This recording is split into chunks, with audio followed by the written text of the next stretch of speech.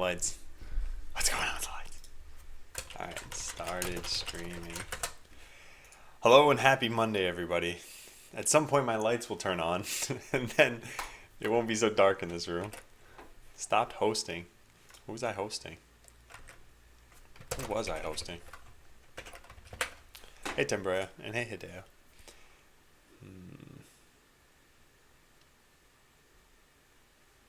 Yeah, that's weird. I shouldn't have been hosting anybody. Weird. Also, I don't think I updated the title of this broadcast. Well, whatever. We're just going to leave it like that, probably. Oh, Starlight's apparently right.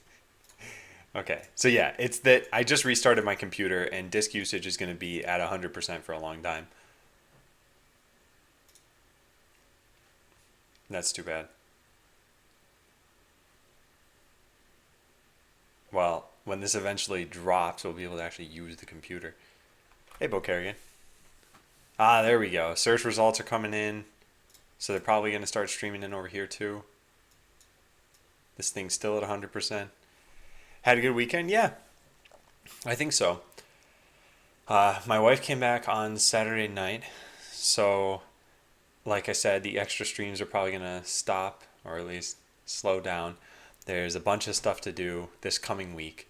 So Thursday, I was thinking of possibly finishing Portal 2, but I don't think that's going to happen. I think I've got a bunch of errands to run. I hate Digitate. No, I don't think the disc is on its way out. This is just a hard drive. This one is the solid state drive, and this one is usually doing pretty well. This one is it's just a little bit slower. Also, I happen to kick off a whole bunch of things that take up the disk. So there's a search that's taking place over here. There were like 6 different command prompts that I opened, and I am about to run all of Botland down too, which, yeah, is running off of that same drive. So yeah, these things will take some time to start. I usually don't have to worry about this because I'll have done all of this stuff on it, the day before or something like that. But not today. How are we looking for this? Oh, there's also anti-malware running over here. Yeah. So this will probably just take some time. We'll just give it some time. Hey, EJ. Okay, so today, edit today, Monday. So today I'm going to be working on mostly just blueprints. So yeah, Adam is going to be working on the flow for blueprints when setting up an attack or defense. There are a bunch of unimplemented features and lots of bugs to tackle today.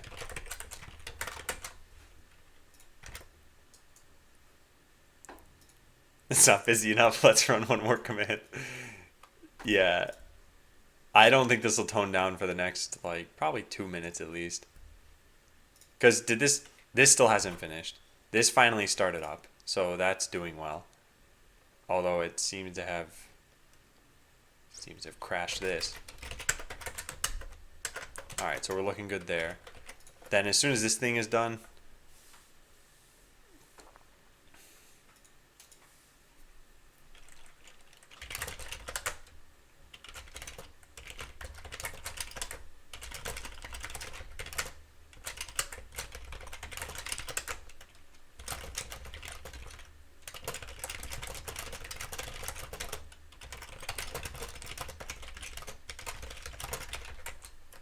hey Wimbles, hey Fade. I brought my tracking site back up again yesterday. Start seeing the chatters again. Channels are clickable.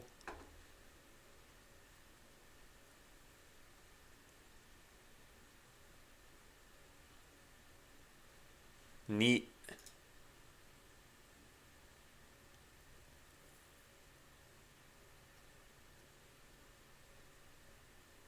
Blank user, what is that? And hey Pettermaster.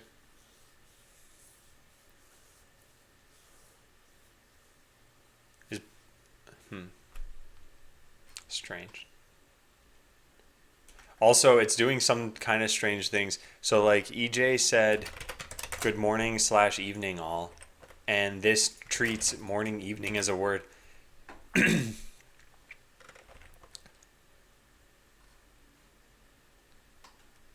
Let's take a look at a bigger channel. This one.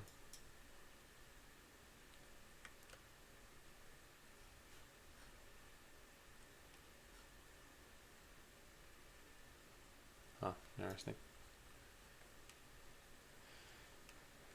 If I'm number one, I'll take a screenshot. Top 10 worst users on Twitch. Oh, I'm number one. Nice. Screenshot that. Let's save it for later. All right, yeah. Disk usage is back down to 0%. Okay, so we're looking good. All right, and I updated that. So yesterday, I did a little bit of work. I updated my to-do list, so I don't need to do that on stream. And I started to take care of some of what I thought would be very obnoxious. And it didn't turn out to be so bad, but it's more of the asynchronous action stuff like this. So now when you update a blueprint, what's really happening is you're saying, hey, update it on the account server if I have to, then update it in Redux, then update it on the game server if I have to. And I don't think this is like super straightforward how this stuff works. I mean, sure, in the end it boils down to an if I should update, then do the update. But there's a whole bunch of like function passing, and I don't know how I feel about it exactly.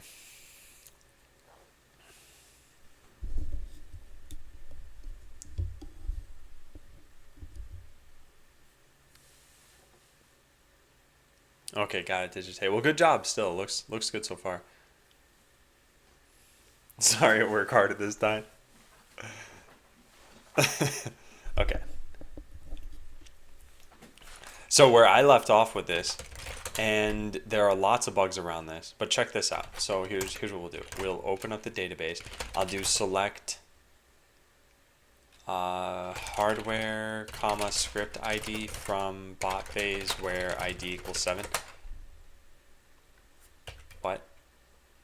What is it called? Hardware config? Yeah, hardware config. Okay, so we have artillery level 1 on this bot. So check it out. Artillery level 1. Makes sense. Cool. Now we go and edit a defense and we modify this so that it has melee level 3 on it, and I hit update. Well, it's not going to update the database because we haven't actually saved our defense yet. There's no way to save the defense yet. But if we were to run the code now, these bots aren't doing anything. Hang on a second.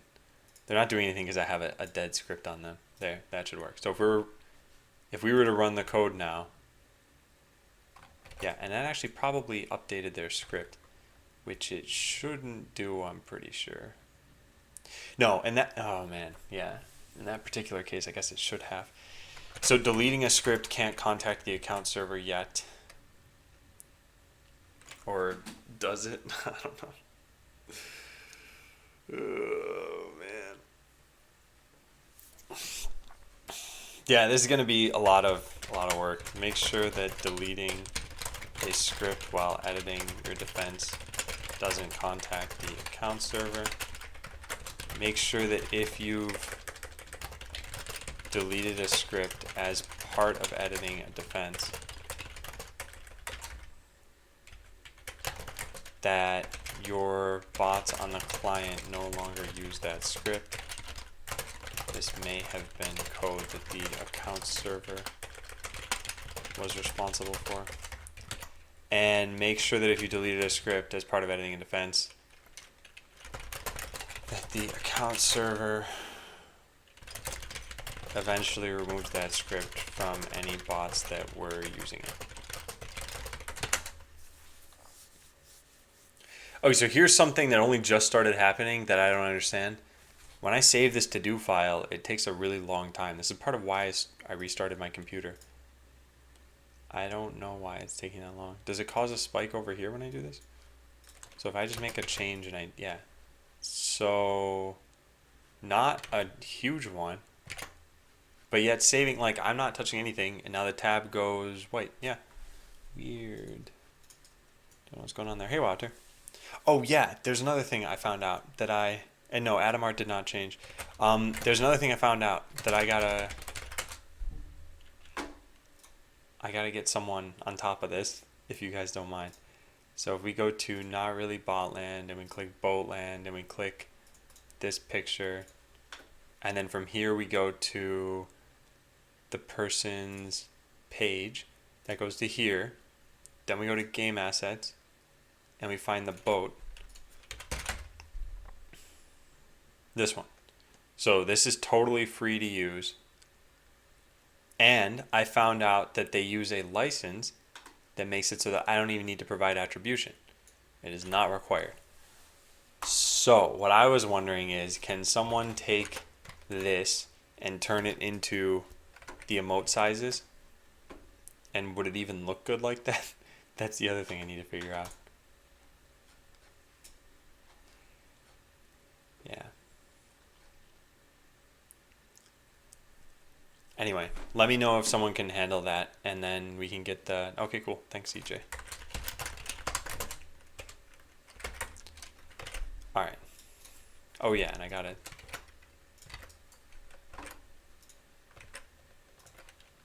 For my advice on the name. All right, so EJ said he'd handle this. There we go. Oh, Digite, I don't think that two people would need to take a look. It's already vector artwork, so resizing it should be very simple. I just need to make sure it looks good at a small size.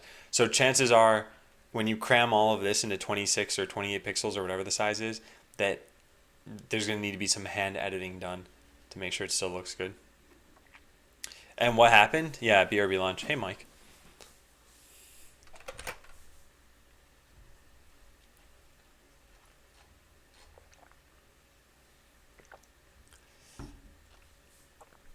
BTTV and Twitch have the same emote size. Yeah, they do. Yeah, 28, 56, and 112. Oh, they have to be square. That's not like a maximum size. They have to be that size.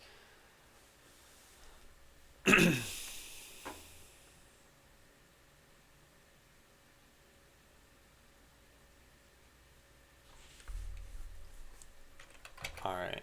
Also, out of curiosity. All right, cool. Nice that that's working. And welcome back, Cersei. Okay, so we need to make this... We need to make this revert. So we need a way of leaving the defense.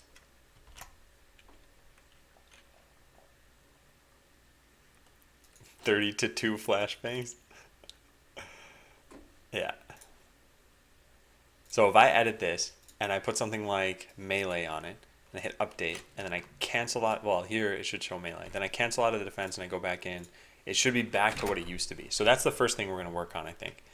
Replace all of your blueprints with the clone backups. And then at some point, make sure that everything that was working for defenses is also working for attacks. In order to make testing easier, make it so that you can leave the attack mode.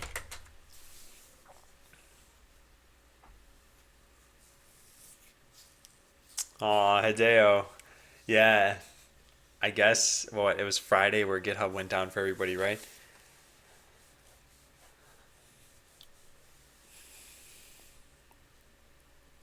Please log in or register to download. Yeah, ej@mailiner.com. Run it up. Whoa, checking for updates. What? No, stop that. I right-clicked it. Where did that just go?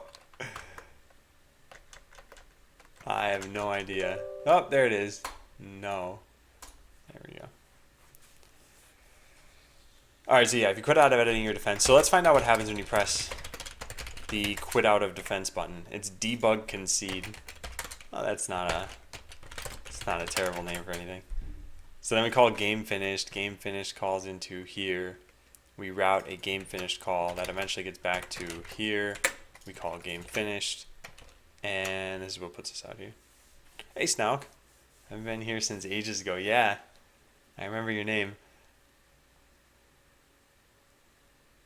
And yeah, what Hideo linked in has to do with all the progress that's been happening. It's mostly been changes in game design. Which one did you want? Green? Well, actually, option is pretty much anything because it's an SVG, right? Do you mind doing a straw poll on what chat would like? Because the way I look at it is chat is the one who's going to be using this emote the most. Now, the ones in the Boatland video, let me take a look. People ask me. Which were the ones in the Boatland video? I think I took all different colors for this. Yeah. Yeah. Goodness. What a silly time. Turn full rotations all day? What does that mean, Wouter? So anyway, yeah, Snouk, what I was saying is this video talks about everything that's been changing. And I think the start of this video was only really reality for Botland as of July, I think. So it's not like you probably saw this version of it. And the version is changing too. You definitely didn't see if you haven't been here for the last like 5 months.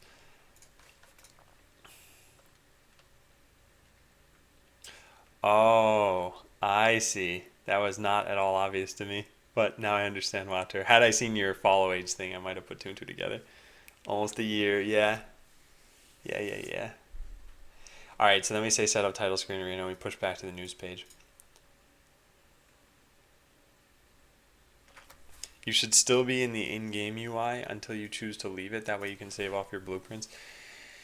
Yeah, that's not how that's going to work anymore. Although you really... you should be in the results page. Because the game finished is not necessarily going to... Yeah, we'll have to... Let's change this. Do I get presents? What do you want, Wouter? So if we go to the news page and we were in a game... Actually, it's really anytime in here. So to do...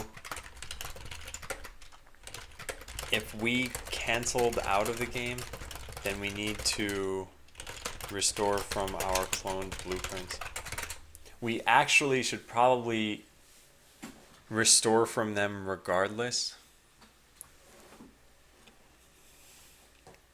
How about no thanks, Wouter? Yeah, didn't even let that joke float out there for 2 seconds, did you? I don't blame you.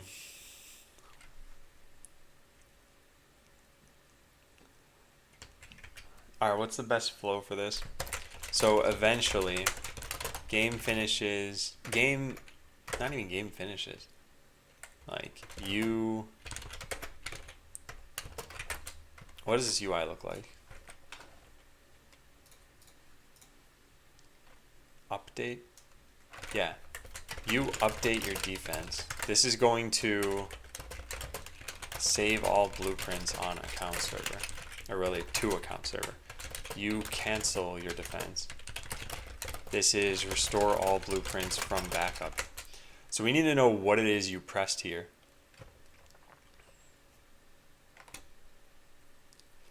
And knowing that... Yeah, I foresee a lot of bugs happening with this stuff. Hey, Pecos. Welcome back. I foresee a lot of bugs happening. Hey to you too, Pawn. But I think that it's going to be tough because there's just code all over the place. So we've got to try to unify where we can. Anyway, canceling out of your defense, there's this debug concede, which just calls into game finished. I guess what we're really going to need to do is put this somewhere else. Probably here. Restore blueprints from backup. And then this should not be a function that's here. I think this should be like a store.dispatch restore cloned blueprints. Yeah, that's how we should do this. And we need to pass in some extra stuff here, almost definitely. So now let's go into the reducer for the workbench. We're going to need to make a couple of things here. Going to need to make... So there's clone, and then there's restore workbench from clone. I guess the names on these things aren't the greatest. Restore blueprints... What did I call it? Restore workbench. Workbench from clone. Okay, so now we have a function here. So we're going to export that function, and it's eventually going to do stuff. we don't have any way for this to work yet.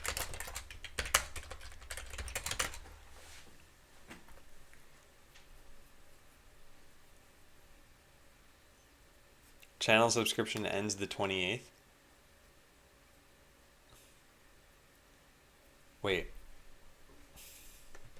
You can resub. So today for you is 359. So Tuesday is 360. Wednesday is 361. Friday is 362. Monday is 363. Tuesday and then Wednesday. So your sub ends on the 28th, which is Friday. I think you have 14 days to renew it and not have it count as a lapse. So yeah, and you only need to take 5 days. 5 calendar days later. You what EJ? An email every day? Yeah, so it should be fine, Wouter.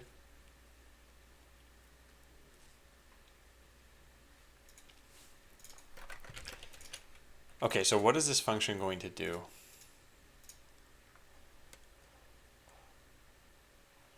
Well, it needs to update the game as well. And I guess this is something I've been leaving to my actions.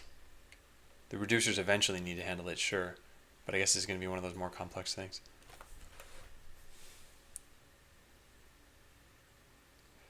Oh, I see. My bad, Wouter. I understand what you're saying. Got it.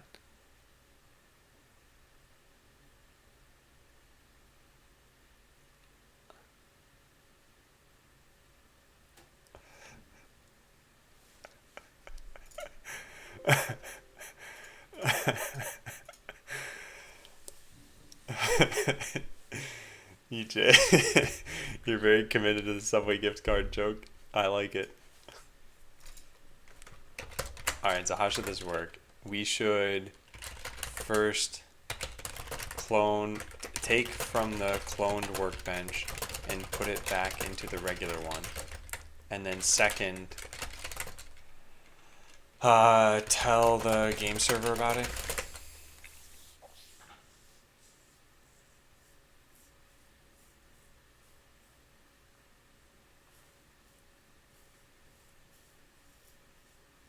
Three days before you have to manually resub?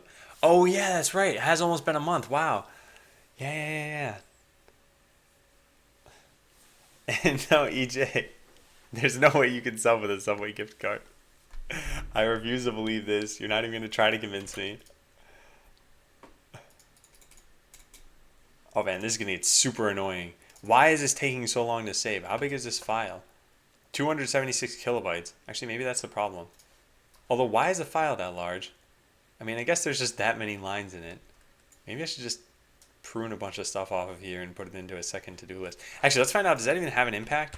What if I just cut this all out and then try saving? Oh yeah, it's instantaneous. So this is just a file size problem. But why did it just start happening? And why is it taking so long to save? Maybe it's some, like, syntax highlighting problem. Well, that's going to be super frustrating. Actually, you know what? It might have to do with this. It might have to do with all the new headers that I have here. Does it? No. Alright, so this is what. Matchmaking is working. Continue UI changes. One of the other things we have to do is basically blueprints. Make sure you can edit attack/defense blueprints. Make sure they get updated when they should. Make sure they're... Yeah.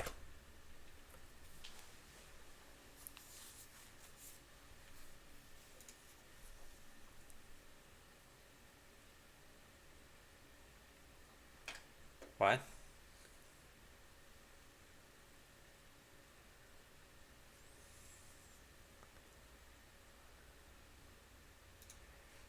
Wait, what? Is it a real thing? I thought the joke was that you're a subscriber, Subway sells subs, sub sandwich, subscriber. Where's Subway here anyway? What? All channel subscriptions bought with eligible gift card brands? See list, get a 50% discount. Okay, to be fair, Subway's not actually on this list.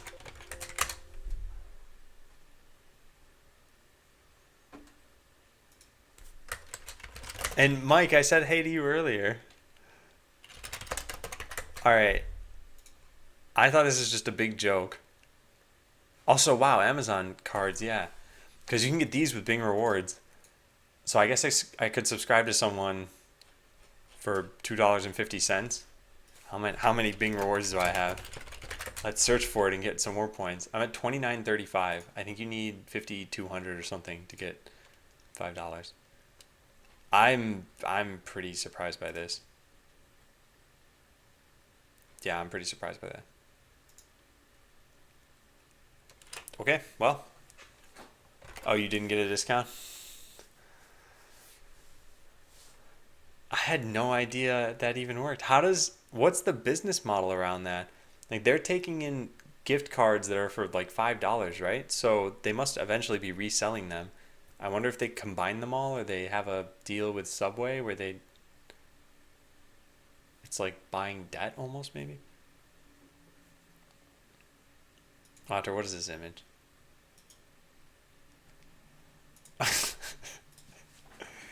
I'm pretty much never gonna believe something from you, Wouter, unless it has to do with the Netherlands. And maybe. Why is EJ getting so many points? The earlier points were because he agreed to help out making this into an emote. And the 5 points were because he was right about Subway gift cards. And I needed to be convinced by like 3 other people in order for me to believe it. So the first one was helpful points, the second one were pity points. Alright. Tell the game server about it's the second part. So this is going to have to work pretty similarly to here. Or does it? Do we just call this function no matter what? We need to update all of these. No, there's not going to be a game server anymore though. Yeah, what am I doing? This can just... Yeah, let me try something. Let me try something really, really basic here. Because maybe this is way simpler than I thought it would be. So we have a clone workbench. We also want a restore workbench from clone. So we take backup information, dot base, and script. And then we just store this here. And that's it. That's all it should take. Maybe this was super easy.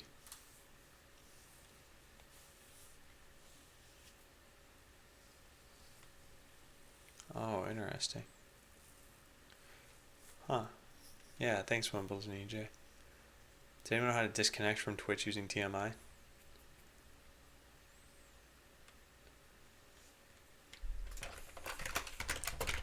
Did they mention something in here about this? God, I can never... Yeah, there's disconnect. Yeah, just call client.disconnect. Okay, so let's try this out. This might have worked. So we go to edit our defense. We should have artillery 1 on here. Now we change it so that it's got something else. We don't really care what. Doesn't matter. So let's put melee on it. We make sure that that worked. Yes, it did. Cool. Now we exit out of here. And everything breaks. Restore workbench from clone is alright. I forgot this comes from workbench actions. There. How did you find that? Alright, so let's try this again. So we edit, we put melee on the spot, we update, make sure that it got melee, then we close out of this, and we go back in and we should not have melee anymore. Oh man, it's working.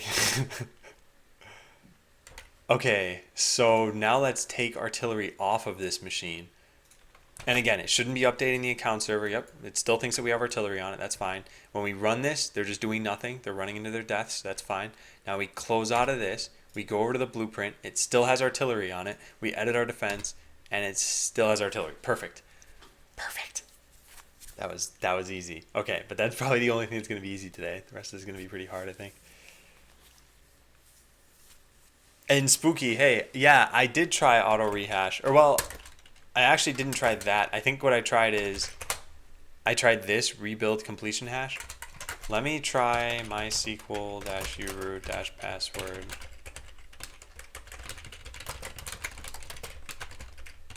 I don't think this works on Windows, that's all. So now what? Describe users? Yeah. I don't think it works. What am I LSing for? Show tables. Yeah, select. Like even select doesn't get auto completed. Yeah, I don't know. I don't know. Spooky HS, do you have Windows? Does it work for you? Hey, Syntonic. Yeah. You know Dutch, explain this joke.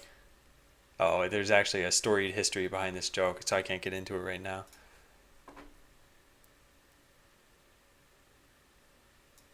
Oh, interesting. It's too bad Strawball doesn't actually make these. Oh wow, that actually looks pretty good. Although, is this... What image is this? Yeah, this is 112 by 112. Okay. But not too bad.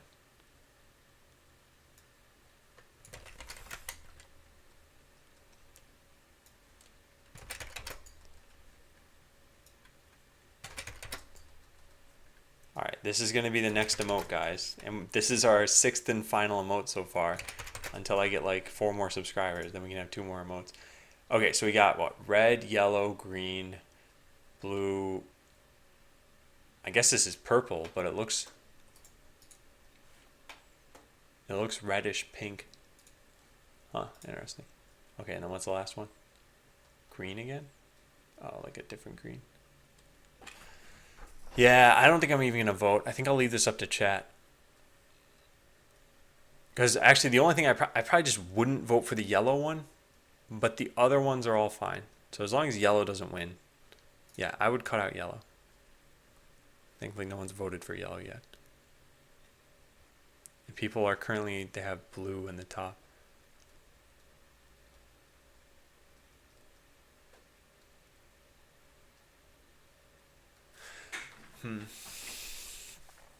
Oh yeah, Spooky, it works for me on Linux.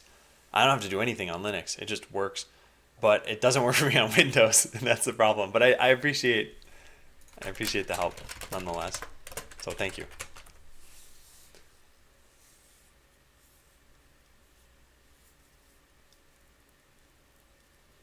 Oh, good point, Hideo.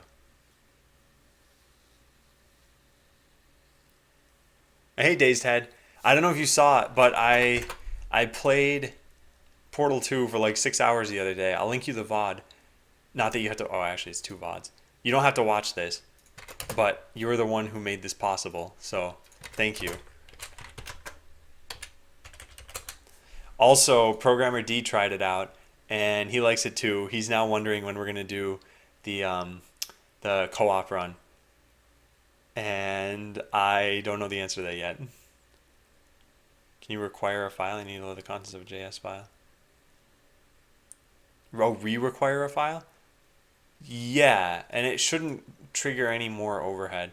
By the way, I'd like it if people could vote in this straw poll. So, like I said, there's going to be a 6th emote. It's going to be this boat image. I found out that I have the rights to the boat image. I actually talked to Twitch Legal. They said that if I didn't find the license that I eventually found, that it's not for them to answer and that they can't give me legal advice, which makes sense. I'm just a partner. I'm not an employee. I think if I were an employee, things would be different. But I was very close to contacting the Creative Commons to ask about this. And then I found a different license. So yeah, now we can use it. People are mostly voting for blue. That sounds fine to me.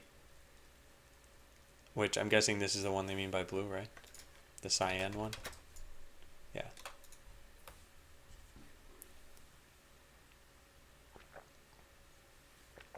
Oh, no, Dazed Head. Like I said, you don't have to watch it or anything. But yeah, I did have fun. And thanks again, definitely. Okay, so I will take whatever the results of this are later. I think we'll give it another... Actually, should we even give it more time? If blue is already this far in the lead. then maybe we just go with blue. Am I happy with it as is, or do I want any modifications? So I'm happy with it, I think. I think the only thing I would do is when you convert it to a 28 by 28, just let me see that image first, because this is using the expanded image size.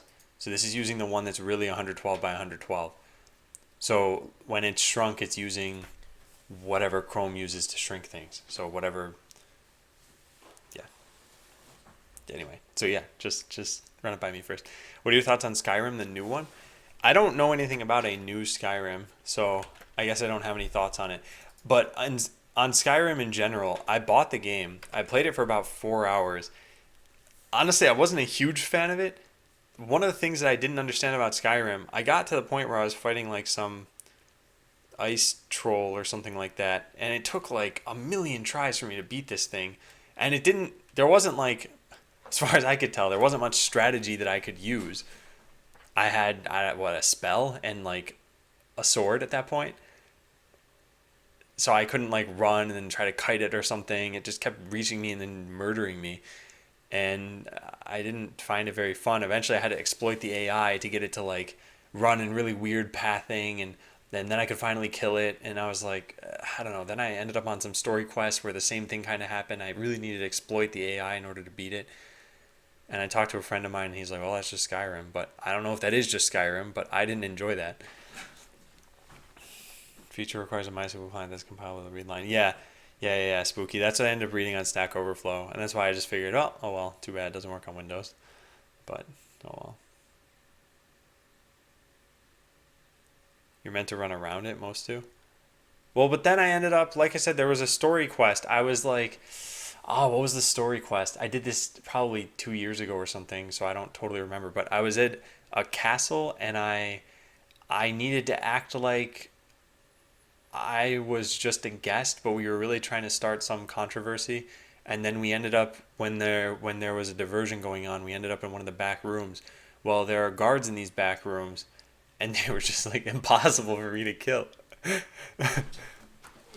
So I don't know if I was under leveled. I thought the way Skyrim worked is that the enemies scaled with your level, so that leveling didn't really matter. But I don't know.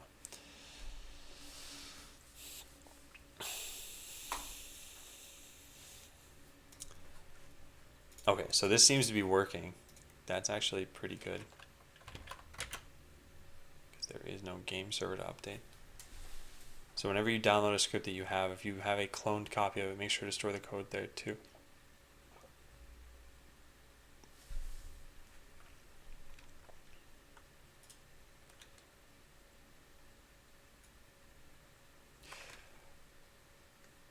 Okay, I think this is something I still need to do here. Make sure this only downloads the ones we don't have, and then make sure downloading scripts that we don't have will also store them in the cloned versions if we didn't have them already.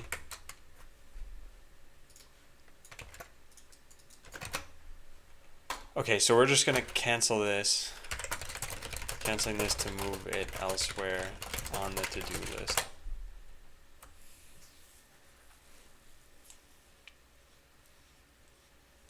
Wait, what did you say? Sadly not with trolls and vampires? What's the... You mean level scaling? Is it only trolls and vampires that scale? Because I'm used to grinding in RPGs. That part I'm okay with, I guess. But in Skyrim, I thought that was pointless, but I'm not very informed when it comes to Skyrim. Maybe it's one of the other games in the series that does that, where it was just pointless to level up. I don't know. Anyway, any changes to this should be staged. That's done. When you're done editing your defense, save them all to the account server. This is going to be the really, really hard part.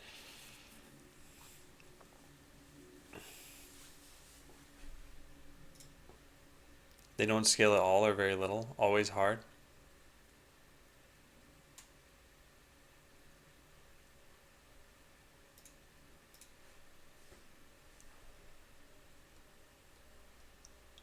I think this looks good, right?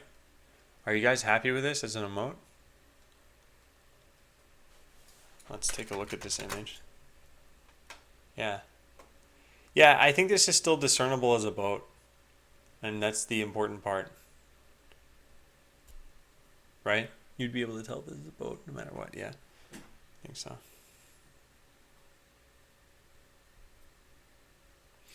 Oh, Hunter, I've seen this meme before. Not the Dutch version, to be fair, but I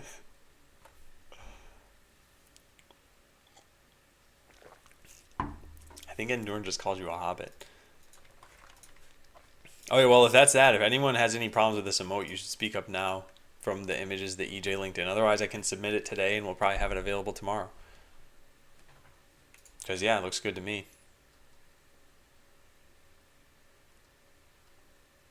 Okay.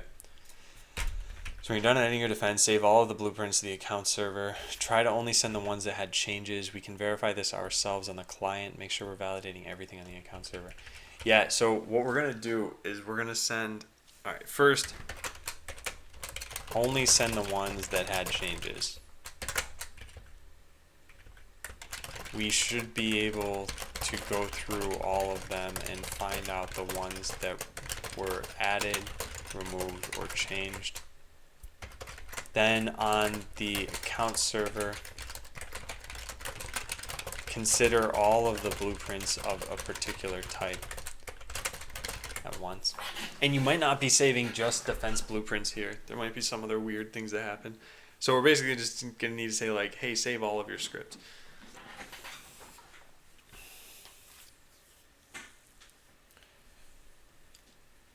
Hey, Zilly. And nice. Okay. Well, thanks for doing this, EJ. I appreciate it. I'm going to go save all of these things. Save. So this is going to be Adam Boat. And which one did I just click first? Oh, yeah, 112. Then 56 by 56. And then this. Then I also want to save the license for this. Where's the license? Here it is. So we click their license. So let's go put that directly in there too.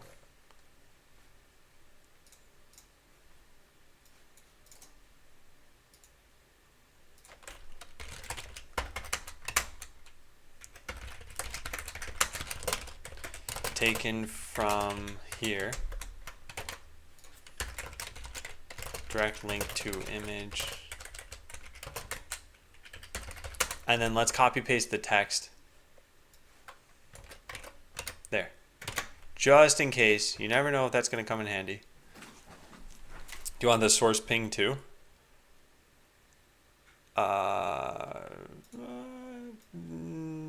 Yeah, sure, actually. It wouldn't hurt. I was trying to think what I needed at all, and I can't think of a reason why, but it doesn't hurt to have it. So, yeah. And hey, VRTXT.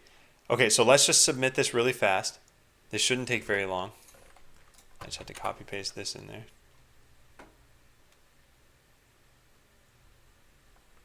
So emoticons, choose file, done, choose another file, done, choose another file, done. Unique code is boat.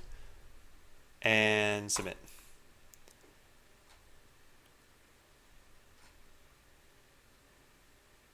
Okay, cool. Also, check this out. There's a thing on here. I can show you part of this.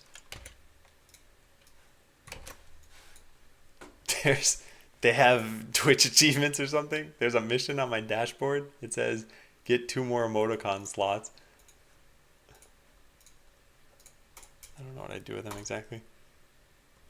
Hey, Adam. Good to see you again.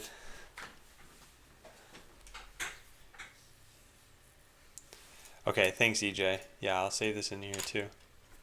Source.jpg. Why is this a JPEG? Oh, well, it doesn't matter. Adam Boat's still not here. Okay, cool. So we got our new emote submitted. So I can write this here. Submitted Adam Boat. Where are the lights? They're just behind me.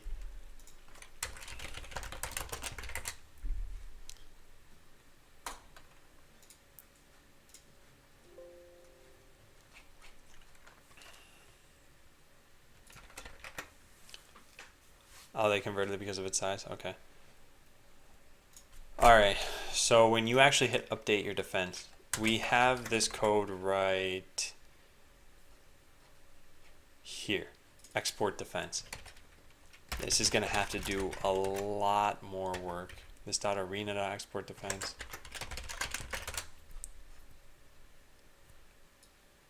All params. We're going to need to save in your blueprints and your scripts in here. Actually, I guess the account server can just figure out what changed. No, that's not how it should work. And yeah, Adam, sorry, that's only a command for subscribers. The sub count will probably drop next month. Yeah, I think so too. But I don't think it'll drop by, like right now we're at very close to 100. I don't think it'll drop by more than 47. I hope. So I won't end up losing emote slots. But if I got new ones like right now, yeah, I'd probably end up losing those. Sell out. So yeah, when we want to save this, we need to go get all of the different blueprints that have changed. Let me think of the proper flow for this. So right now, when you export your defense, what's happening here? We route an export defense call, which, interesting. Save defense. This shouldn't have to pub sub anything out. Yeah, I think this function should have just returned. Okay, yeah, this is a silly way of doing things. So that it's just a direct function call.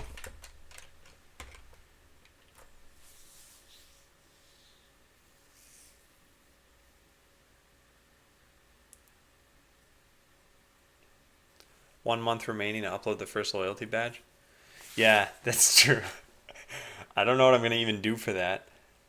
I would need to talk to you guys about that at some point. I'll just write this down over here. Figure out what's happening with the sub loyalty badges. The first one is at the 3-month mark. No, Adam, it doesn't work that way.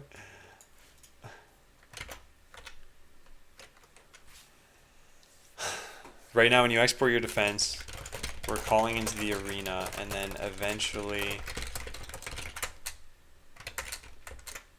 calling this save defense. So we could do this comparison here.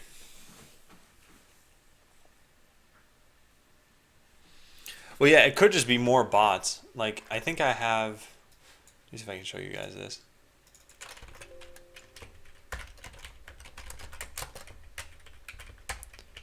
Where would this be?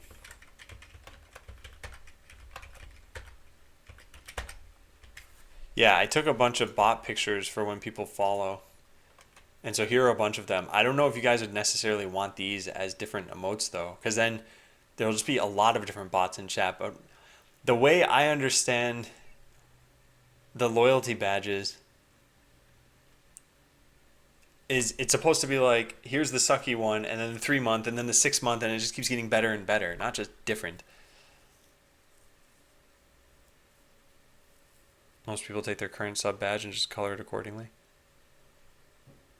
It's not a new badge, it replaces the sub icon. Right, it replaces it, but you'll end up seeing a mixture of these in chat. So there will be people who have the first one, and then people who have the second one, and so on and so forth. I wonder if just having different ones is... Actually, can subscribers pick which one they want to have showing? Because if so, I could just give you the choice of like, yeah, there's 5 different bots. Anyway, let's see how that works. Do subscribers get to pick which badge they want if they're eligible for all of them? I don't know. It's all time based. So if you have 3 months as a subscriber, you have to have the 3-month badge.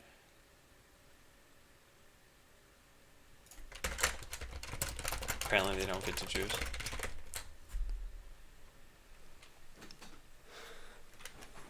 They also grow in size.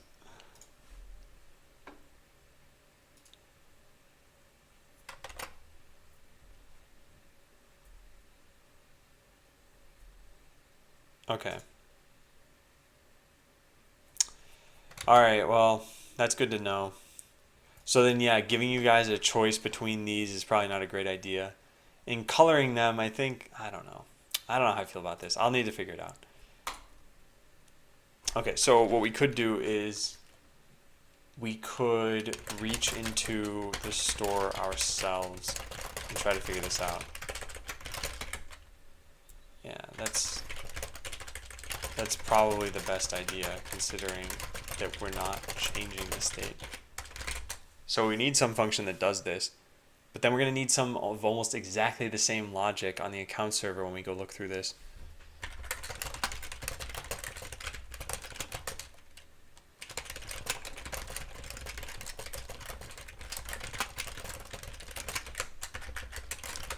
The function is basically this. Look at what you already have. On the client, this is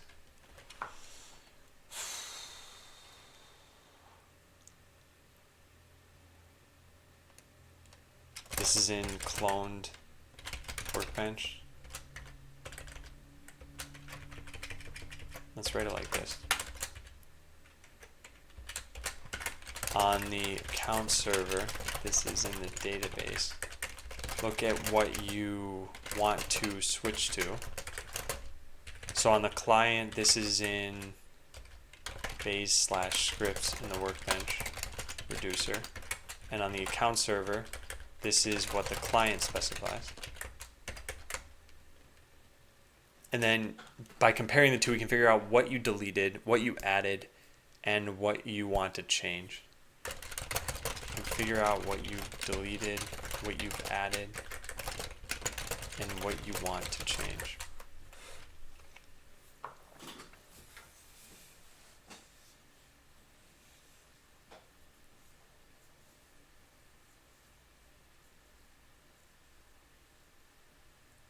Different colors and brightness. Hey Skynet. Kohio Skynet.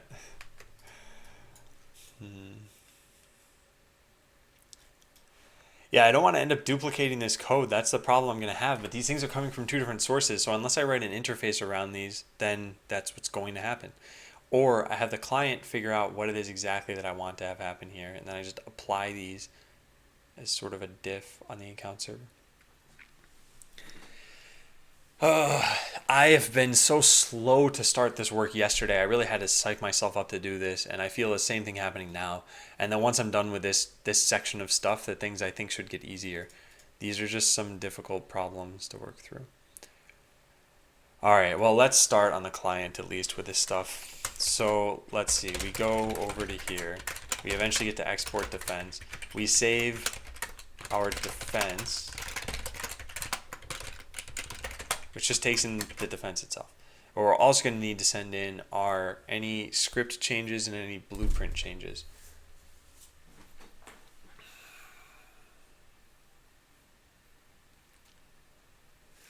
Yeah, this will be tedious.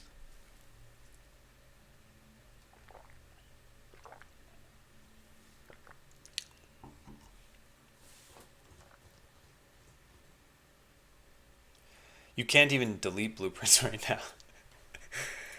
Oh man. Is there even a way in the UI to do this? I don't think there is. Yeah, I gotta ask Jason about this.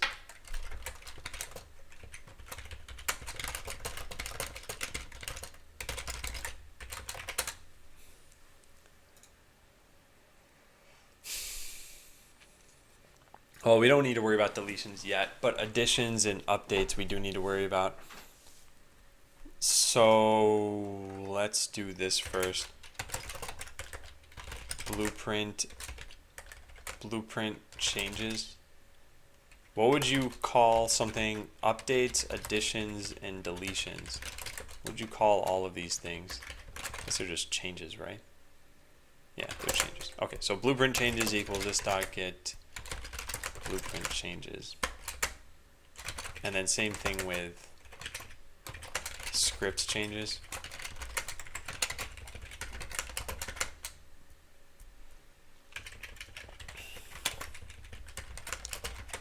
Okay, so we get your current state. So old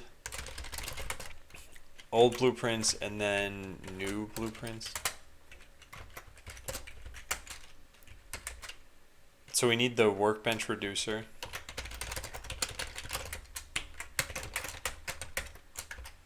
And we're going to get this from here. Backup information. And then here it comes from just base. Okay, so we have the old, we have the new. Now the way that we find out which ones you added, so const changes equals this. Actually, I guess we could do it this way. Additions, null, or additions, an array, deletions, an array, and updates, an array. And then we're going to return the changes. So let's fill this one in later because we don't have a way of deleting this. But in order to find out what's new, we go through all the ones in new blueprints. So for each new blueprint. So if this exists, for each passes in the key as well, right?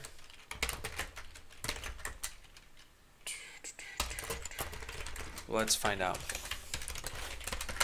So we have something of like hello world, except for that was supposed to be. Okay, let's just try this again. Hello world. There we go. So if we do lodash for each I think it's value comma key. I could just look at the documentation for this. Well, let's log key. Yeah, logged hello. Okay, so we do get the ID here. Blueprint ID.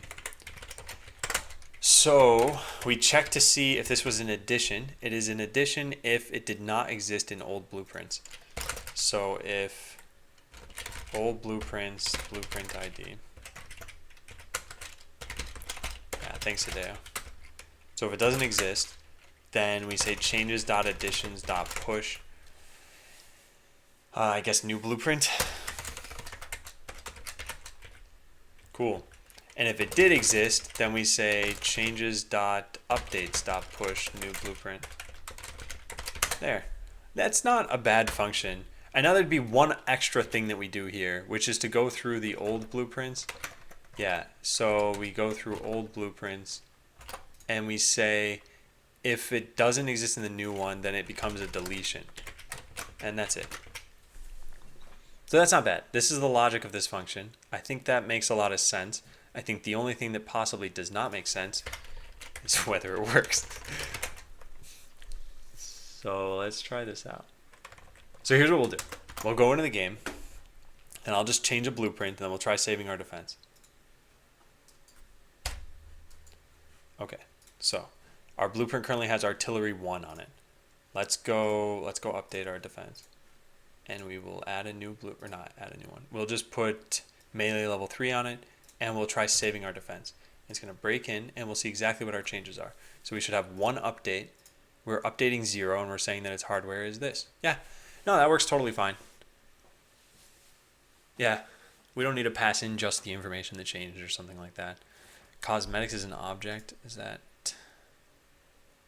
What would this look like if I actually updated the cosmetics? Also, why did it say it couldn't save it?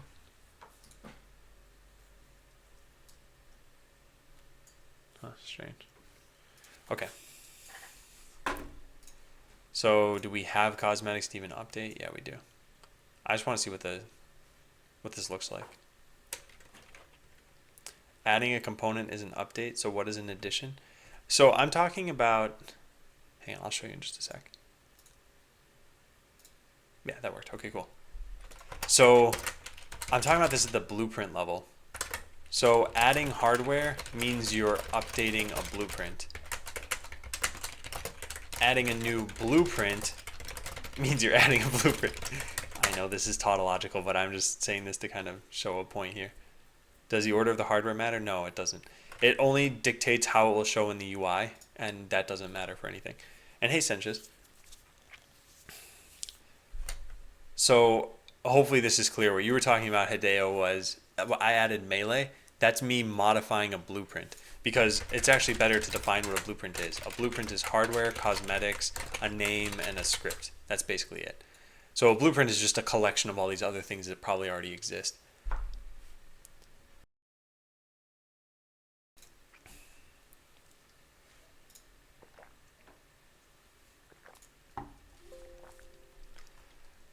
Okay, so that's done. Now script changes. I mean, this is going to look almost exactly the same as this. We're just going to take from scripts. And you know what? We can make this generic.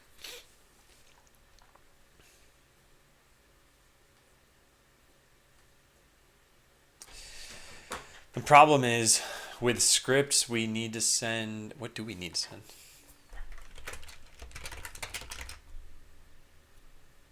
Probably everything. Hey, Bother. How's it going? Nice to see people filtering into chat again.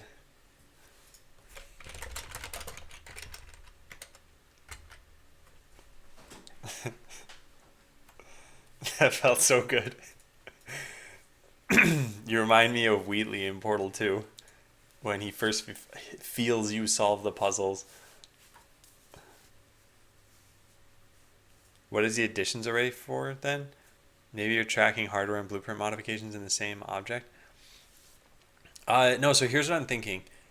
If the client says, I want to make a new blueprint, that's what additions would be for. So this would be for new blueprints, deleted blueprints, and blueprints that already existed whose script / hardware / cosmetics got updated. So this is what I'm considering these to be. The reason why I think it's important to separate these into their own arrays is because you won't necessarily know on the account server whether the client wanted to do anything about a blueprint or whether it wanted it to be deleted.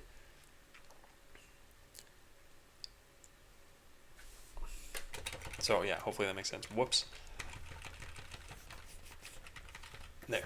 Okay. So get script changes. We're gonna do things this way. Old script, new script.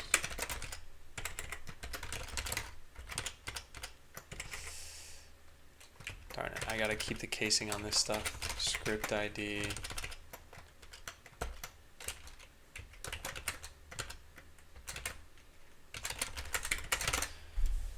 There. Oh no. So Hideo, that is important to know, but that all just falls under updates. Okay, so I have these changes. I guess I'm gonna pass all of these in to the account server.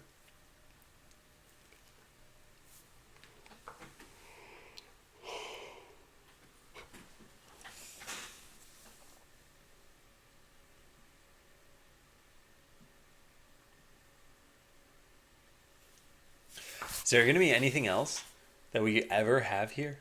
I don't think so. So for now, let's just do this. And honestly, this is not the kind of thing to spend a lot of time thinking about. I wanted to think of, do I want 1 argument or 3 arguments or 2? I don't think it matters.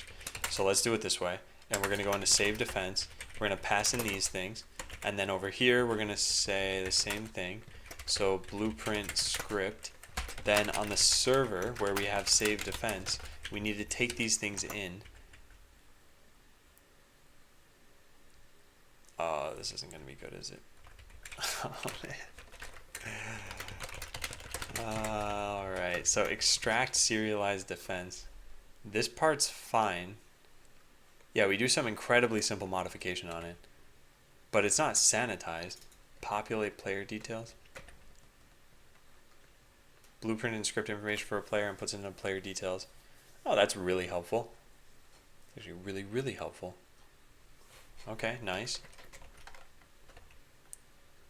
Validate defense is then called. Oh yeah, alright, so that's going to be the heavy lifting function, I guess. Because player details... Oh man.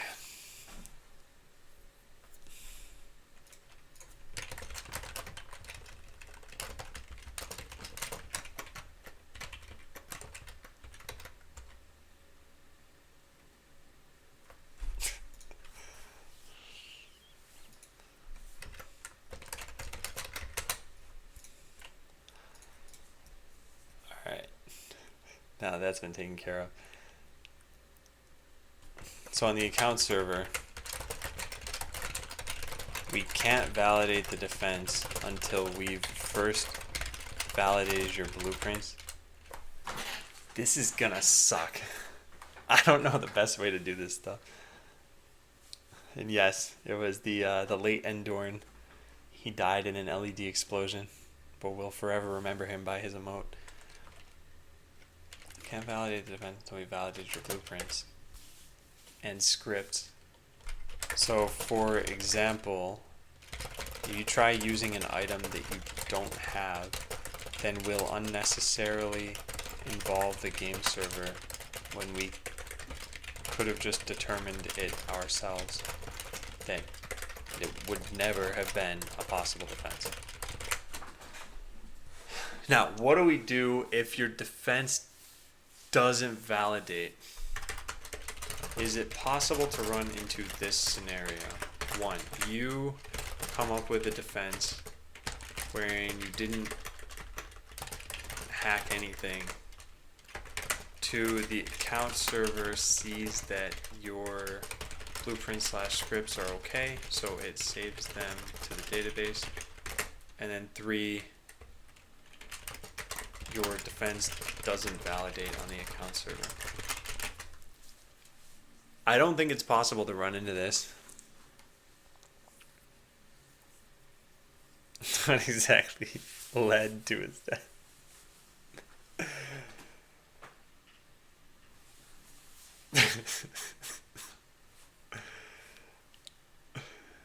Well played, Zilly. Hey, Demon Wolf. Oh, I didn't even think buy token was a command. Wow, I don't remember doing that.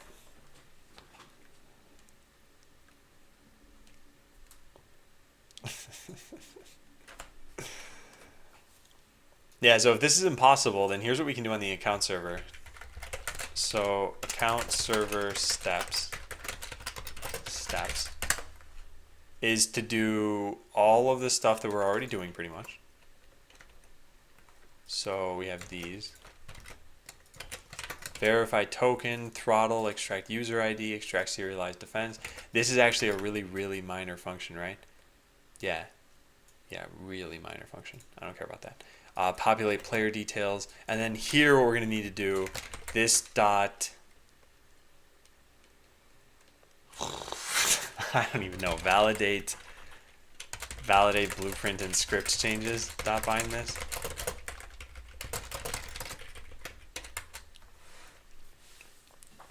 Anything to brighten up my day.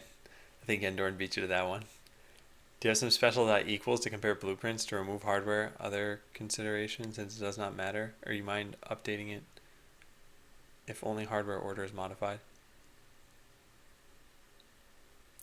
Oh, actually, darn it. No, I didn't even think of what you just suggested. Yeah, I was doing this in a really silly way. Oh, this is the problem. This is a big problem. All right, Hideo, I'm gonna give you a point because I did this totally wrong. I'm considering it to be a changed blueprint, even if nothing actually changed in it. I didn't even check anything here, and I need to check something. So we need a way to make a blueprint. Honestly, what needs to happen is these just need to be serialized correctly. ID, hardware config, cosmetics, loadout name, script ID. Yeah.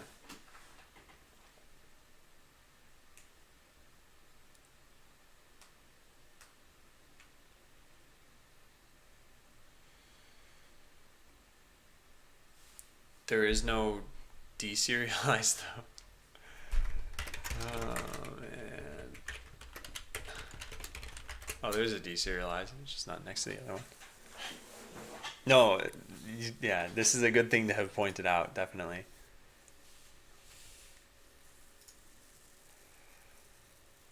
Okay, so what's the best way to do this?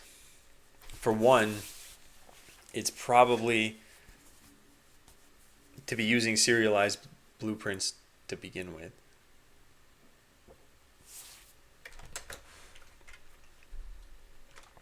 All right, well, this is going to have to happen somewhere. So let's just write this down for now, which will be right here.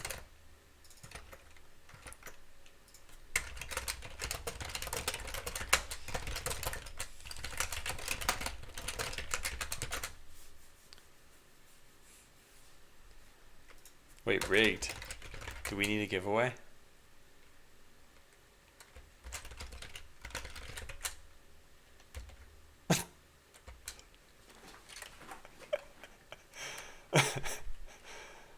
You're looking for a way to differentiate what has changed on a blueprint? If so, maybe look into how Git diffs files. Oh no, so I could do this. I don't think this is going to be... The diffing part should not be very challenging. To find out if a blueprint changed, we just need to compare, did its name change, did its script change, or did either of these things change? Cosmetics loadouts are dead simple to figure out. Hardware slot configuration is going to be slightly different because ordering doesn't matter. Which, did I already write an equals function on here? I didn't. I probably had no reason to do that. Also, we really only want to send the details that changed. That's another thing that's going to be something we would ideally do that I'm just not even gonna do yet. But so let's write this. Equals other slot config. So let's see. These are in no particular order, and it's only valid slots. So we could just sort them, and then figure out whether they're equal.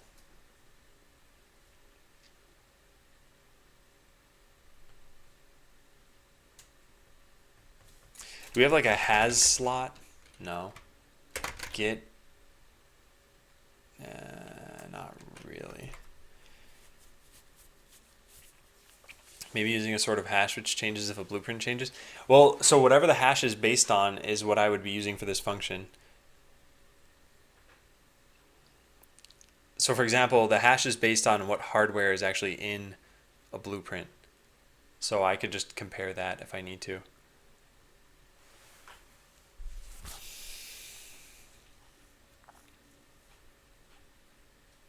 You know what I could do, actually? I have this convert to inventory function, and then I think inventory has a way to compare whether it's equal. It doesn't. Oh, there is. Whoa, look at that. Compares two inventories and returns arrays of items added and removed such that each item will have a positive quantity. Well, that would be the simplest way to do this, that's for sure. Okay, so here's what we can do if we want to write this function the easiest way. We can just say const this as inventory equals this dot convert to inventory.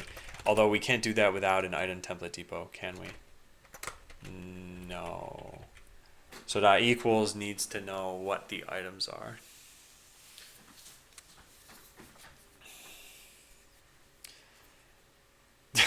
Okay, well, let me write this out. I don't think this is the best way of doing things. That's definitely the case, but other as inventory equals item template other slot config dot convert to inventory, and then we diff the two. Diff equals this as inventory dot diff other as inventory. Cool. And then if items removed and items added is 0, then they're equal. And those are always going to be arrays. Yeah, okay, good. So return diff dot items removed.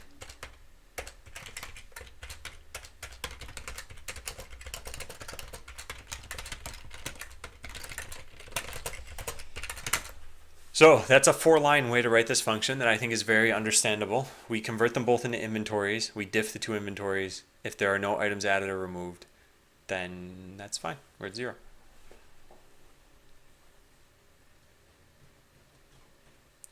Actually, this is wrong.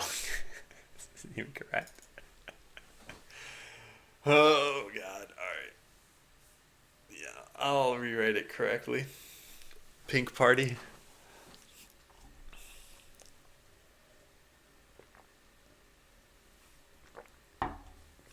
All right, let's do things the real way. So what I should do here is just go through each slot, make sure it exists in the other one with the same everything. So let's just get rid of this stuff because that function would never have worked. And yeah, Enduring. Almost all of my friends use WhatsApp. So we're going to iterate over all the hardware slots we have here.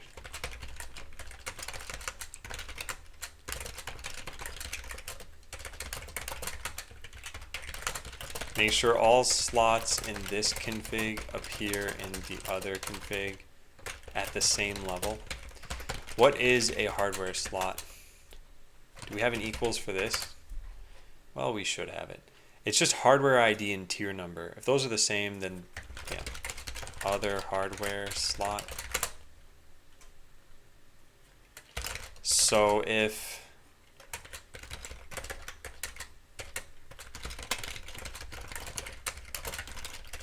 return false, otherwise return this dot hardware ID equals other dot hardware ID, and this dot tier number equals other dot tier number. Cool. Canada.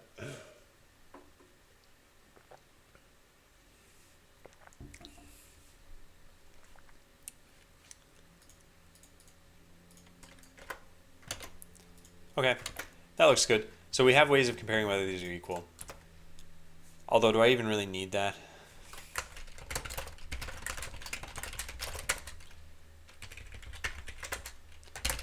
Other hardware slots equals other slot config dot hardware slots.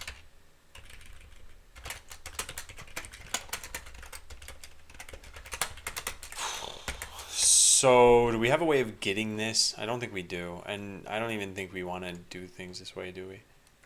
We want to just get a hardware slot by an ID, but this is an array. Yeah, we would need some sort of lookup. And then it says get tier information, which is not necessarily helpful. Yeah, so no, we don't care about that. Get hardware items missing from inventory.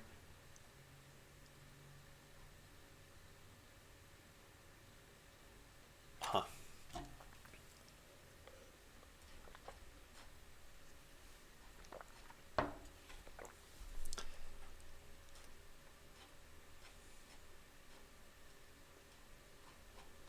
Yeah, okay. Well, that's too bad. So then I've just got to write a function that does this. Okay, so get hardware slot hardware ID. Return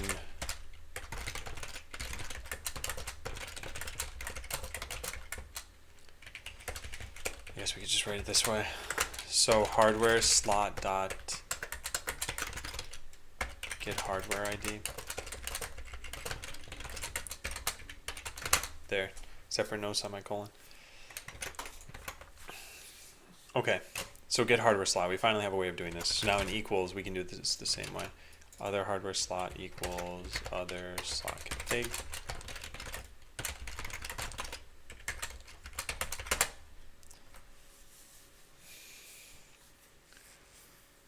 So if it doesn't exist,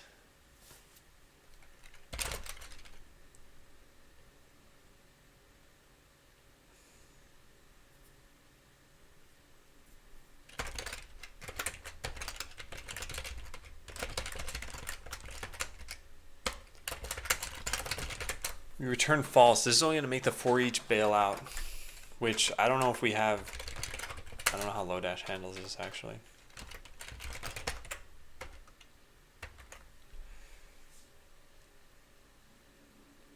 Returns collection, no matter what. That doesn't sound like a good idea.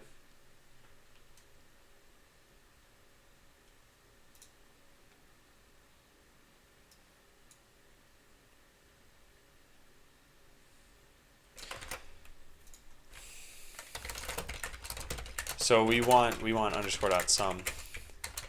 So returns true if any of them passes the predicate check, otherwise returns false. So this would return true, meaning this is bad.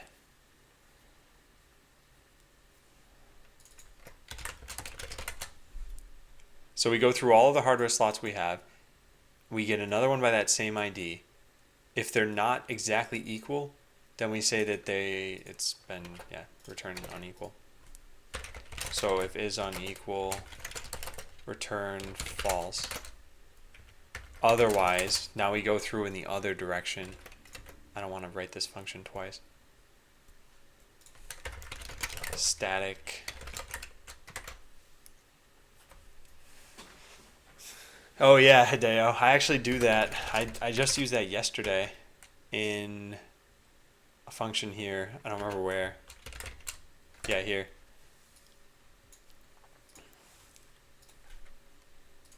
So static.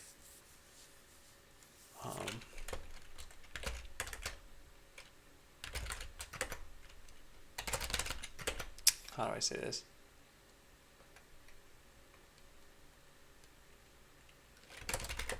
Config has all slots.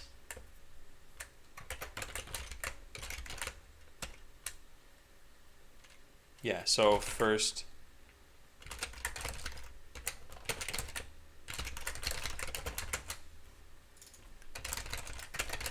container slot config,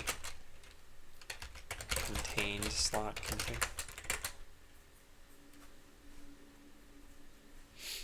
Okay, so yeah, I think this is a better way of doing this. And what we're gonna do is we're gonna return, let me think about this. So anywhere that we saw this, we replace it with that. And anywhere we saw this, we replace it with that. So go through all the hardware slots in the container.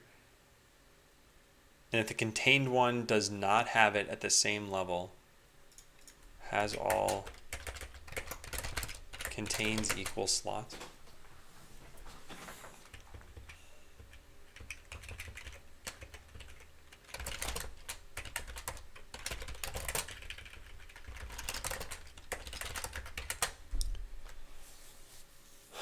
And let's take a look at this. Okay, I think that's good. We'll need to test this though.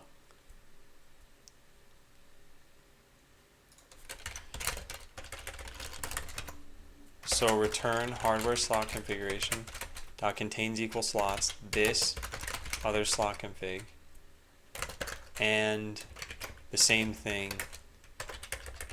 but with these reversed. So this function I think is much more understandable. So they're equal if the other one contains this one and this one contains the other one. This is how set theory works in math. You say that two sets are equal if A contains all of B and B contains all of A. It's not the minimum work we have to do to figure this out, but it's not too bad either.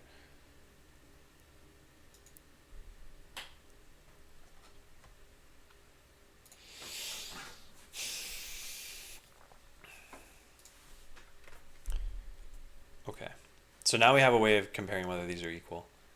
So we need a way of comparing whether this is equal to something else. So if this dot well, how about this? If not util dot exists, return null or return false. Okay, next, if this dot ID is not equal to other bope dot ID, return false. I'm breaking it down like this, even though I can cram all of this into a single if statement if I wanted to, because I just think this is a little bit easier. There, and script ID is the last one that's going to be easy to compare. There. Now, these two are going to be slightly harder. So in this particular case, we say if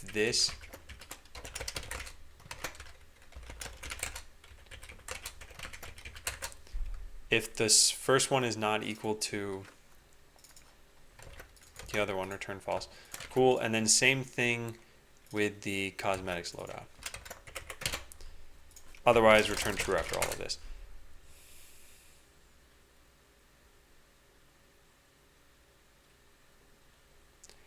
Okay, then finally, we need this on cosmetic slowdown. Yeah, we don't have an equals function.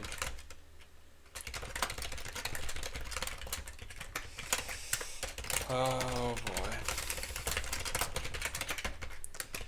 So 2 of these are equal if these 3 IDs are equal. This is very simple, but still, gotta write it.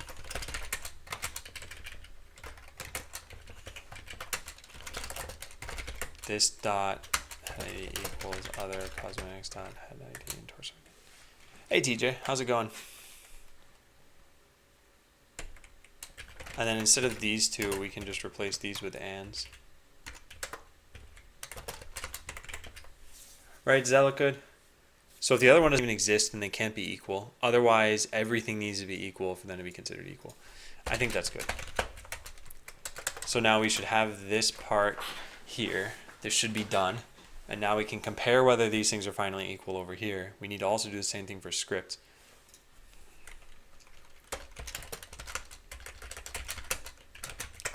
So let's say const.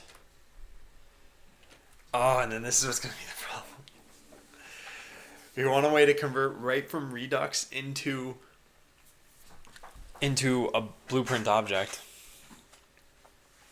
And I don't have a way of doing that right now. So old blueprint equals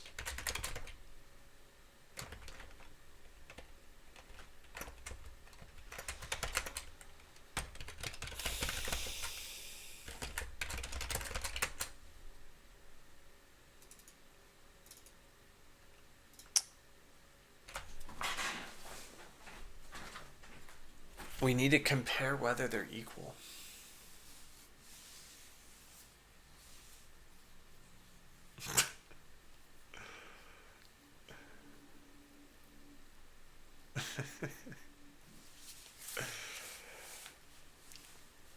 You guys and your hyper emotes. All right, so we're gonna need to go modify everything. Give script and equals function. Modify how Redux stores blueprints and scripts so that it matches what the classes look like. Put a serialized to Redux function and a deserialized from Redux function. Even if they just map to serialized like deserialized.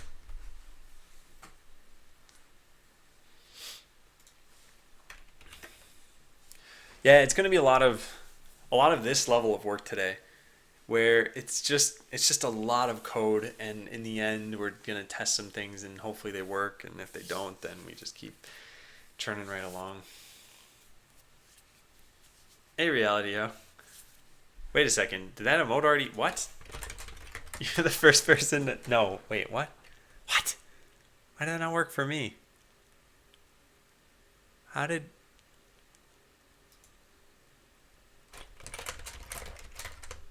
Why can't I see it? Why am I the only one who can't use this emote?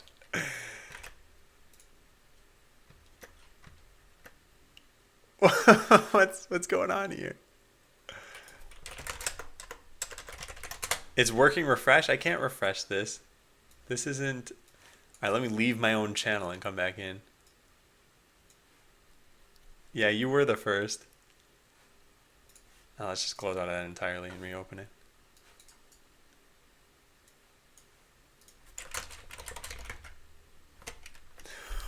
Why is it still not working for me?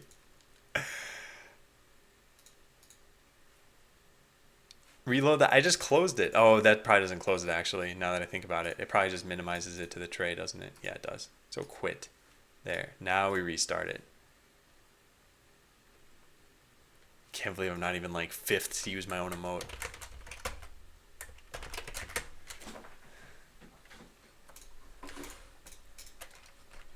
Now I lost. Oh man. Alright, well nice. Alright, cool. So we have 6 emotes. Adam Bro, Adam Boat, Adam Troll, Adam Hack. Whoops, that shouldn't be there. Adam Orange and Adam Art.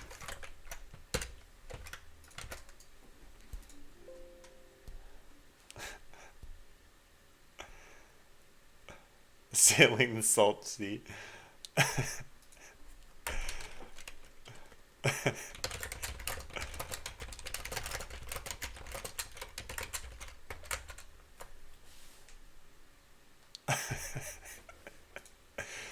Wait, Reality O, how did you even find that out?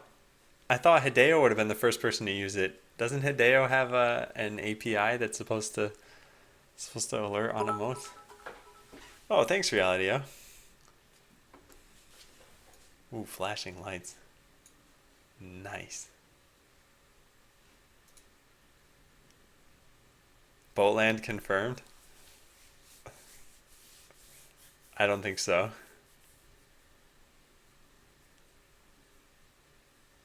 And no, Reality O, I actually do read the messages and I see who cheers. I do appreciate it. Which, by the way, you have that indie dev booth thing this week, right? Is that on Thursday? Are you ready for it?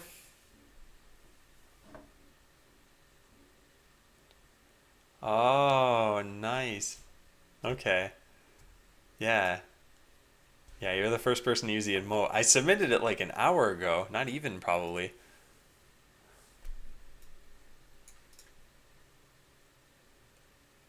And yeah, well, have fun at that, Reality. Hey, Louie.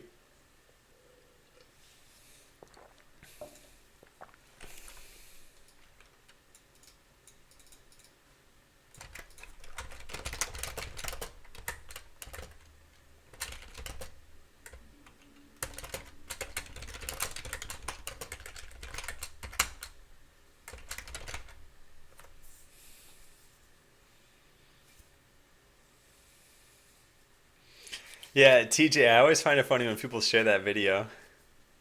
Need to get some business cards? You should just make it your autograph. Hey, Swine. And good, yeah, Reality. I think just having something available, even if it's not totally polished, I think it sounds like it's a bunch of indie devs, so they should be understanding.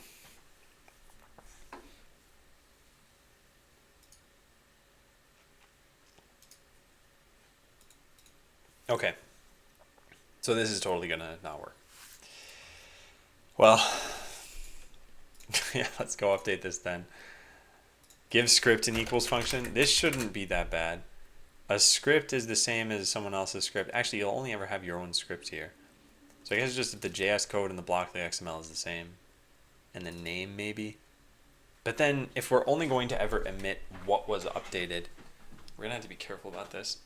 So we'll need to know what changed. I don't think it's worth it right now.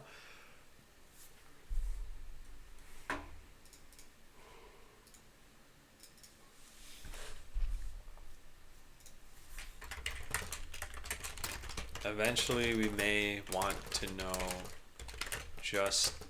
we may only want to include exactly what changed here. Actually, for blueprints, it doesn't matter whatsoever. I don't care about that. But I'll write that for scripts.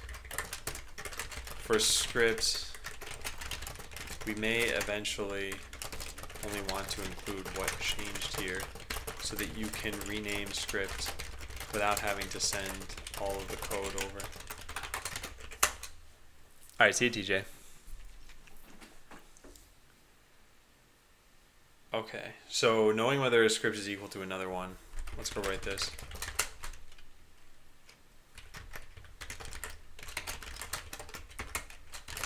If not, if is nil, return null, otherwise return this dot ID. Dot script ID equals other script dot script ID. And this dot name equals other script dot name. And what else? Blockly XML and JavaScript code. Yeah, and then the owner as well. I don't really think that matters too much, but we can include that. There.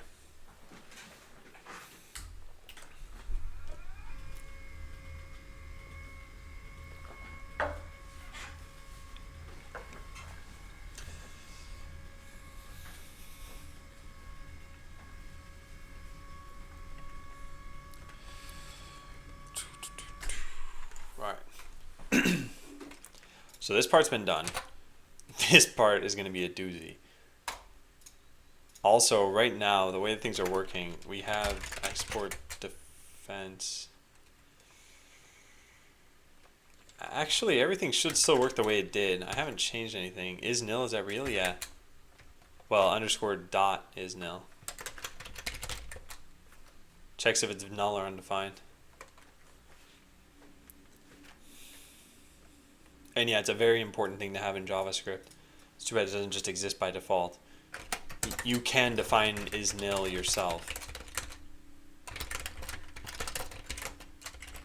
to be like that, but then you're using double equals in your code. It's the one case where I think using double equals is okay. You could also just use triple equals to null or undefined. In fact, you could see how they define it. It's probably a very simple function. It's going to take forever to scroll to it. There we go. Yeah, they do the same thing that I just suggested. They named it value, not val, though.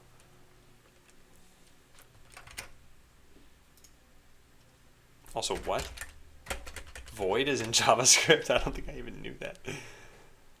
All right, so let's try this out. Everything should be working the same way it used to, and then we're going to make a change that makes it still... Oh, you're saying I forgot the underscore? Oh, or the dot. Yeah, nice.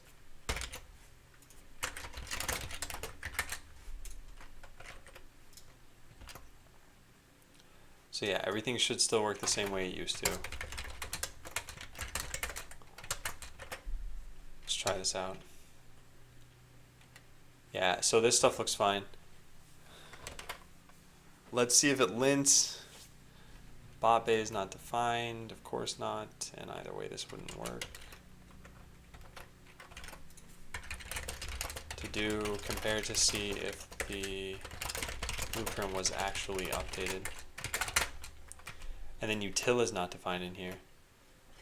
Okay, fine.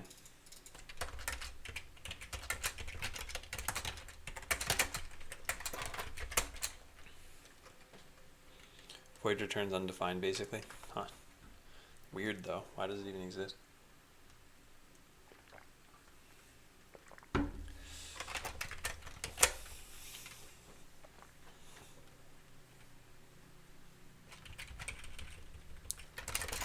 Bot bay.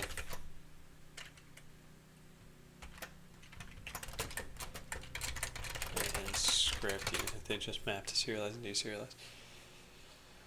The delay is really high today. Oh, I actually have some dropped frames today too. Strange.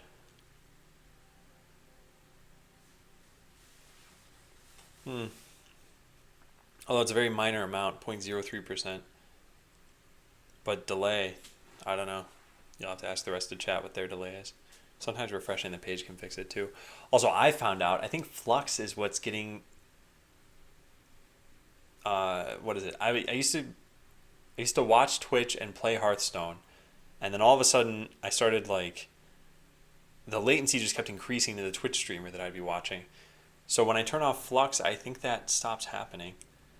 So I think Flux is not playing well with Hearthstone in my graphics card. Okay, this is a big enough change where I'm gonna take my little mini break right now. Just go use the bathroom. So yeah, I'll be right back.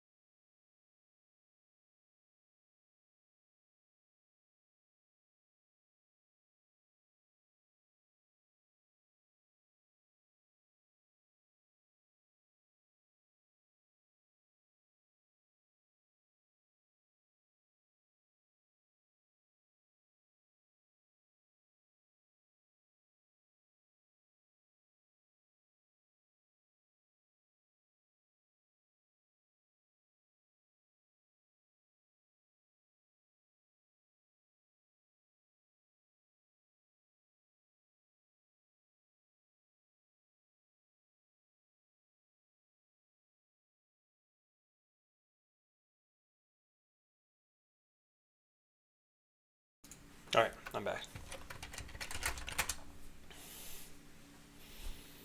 Hey, Surfing Ninjas.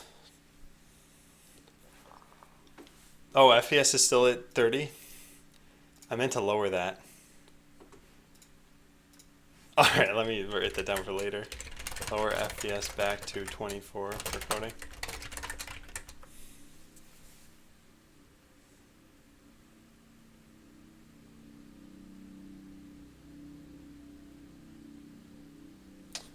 Oh, I see Hideo. Okay.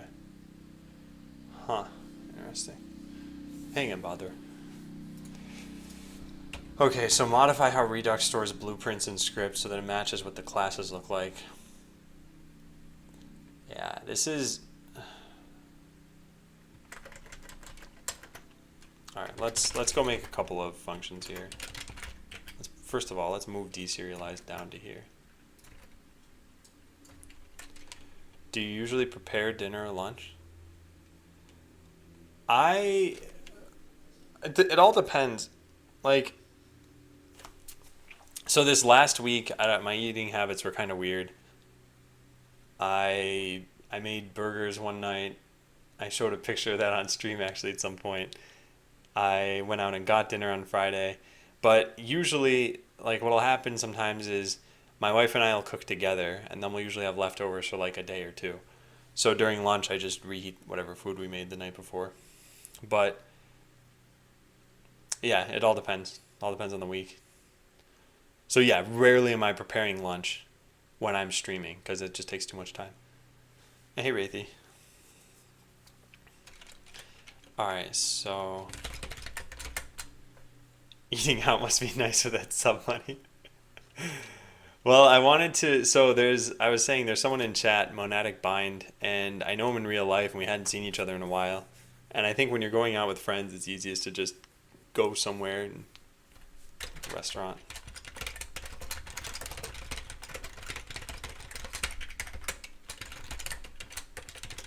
Deserialize from Redux.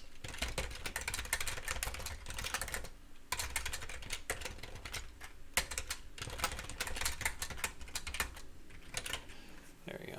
Hey, sick.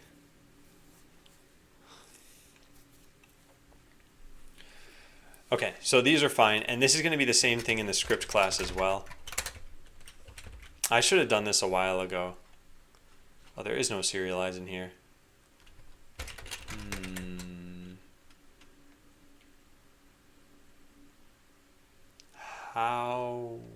How is there no serialized?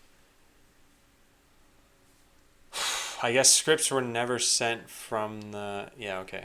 Alright, well, whatever. Fine, let's do it this way. So serialized to Redux. We need all of these things.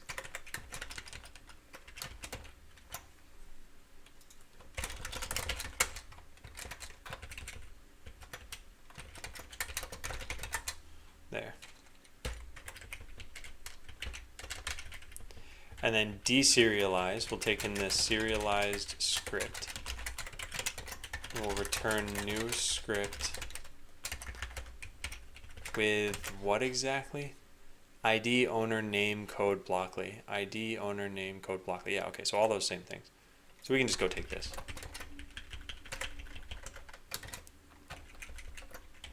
So serialize script dot that. There we go. Face when you never played Boatland. It's going well, sick. I think yesterday I spent about an hour and a half or 2 hours working on Botland, and I didn't stream it. And it was just, the way I look at this work is it's like there's this gigantic speed bump at the beginning of it, and then it should be mostly fine. And so I'm still like climbing the speed bump right now, and then eventually I'll be getting over it. But the first 2 hours of that was just not fun. I don't really like the code I'm working on right now, and that's my own fault. Like, I wrote this, well, yeah, it's partially my fault at least. The code I wrote made sense for how things used to be, but then we changed the game design, so now I need to change the code, and then I don't like how things are interacting right now. So yeah, gotta fix it. So modify how it stores this so that it matches what classes look like. Well, this is going to be annoying because this exists all over the place. We have things like set bot bay. And I think how I'm going to want to change this is to just take in a serialized bot bay. And I can just deserialize it in the reducer if I want. I feel like it's just such a better way of doing things.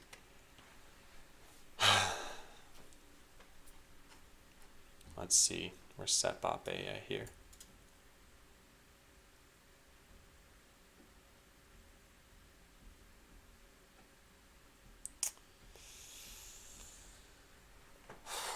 I think I want to check this in before I make any changes. Although what I have right now is not really working code. Let's take a look at what I've changed. How about that? It's a good starting point at the very least. And that doesn't matter. This doesn't really matter. This only kind of matters.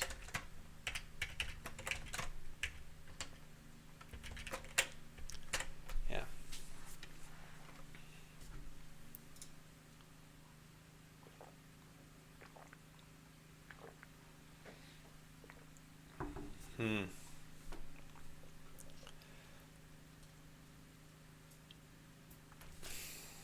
Okay. All right, well, let's think of how this should work then, because I can serialize anything of this and have it be null. I guess it's okay. And same thing for bot bay to some extent. Otherwise, I would need special functions here. No, actually, I don't. Okay, well, that's fine. So where do we get started? I guess any of the functions that we see that look like this are going to need to change. So let's just make a list. So anywhere that set bot bay is called, I guess we're now going to take in a serialized bot bay. Or no, a regular bot bay. Yeah, that's actually the problem here, right? So I got to go take a look at all of the places that this is called. So let's do it this way. So one is here, and this comes from the database. Yeah, so I wouldn't want to have to make... Well, wait, is this even used anymore? Yes, it is. Yeah, so I wouldn't want to have to make a new bot bay just to have to deserialize it for this. That would be tedious.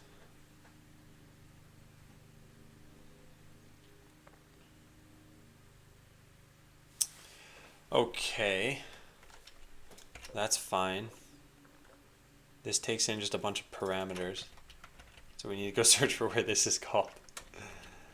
Alright, what else? And then this one.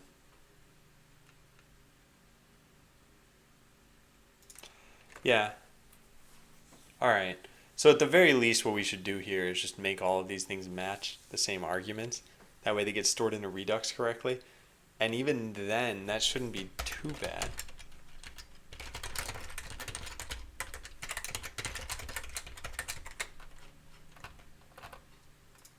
Where is it? Set bot bay, here it is. So we pass in ID, name, hardware, cosmetics, script ID, and is attack. And it's got to match what's in here. Do you use any add-ons for Sublime? Yeah, I do, Wimbles. This talks about all of them except for plain tasks, or almost all of them, the notable ones at least. Just doesn't talk about plain tasks.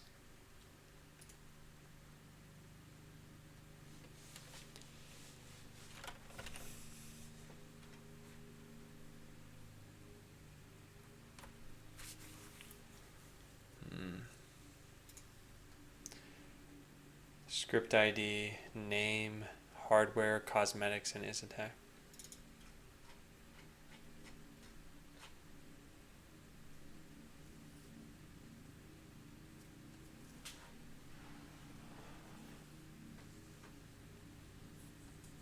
Yeah, okay, let's... Oh, this is gonna work though. Why am I even doing this?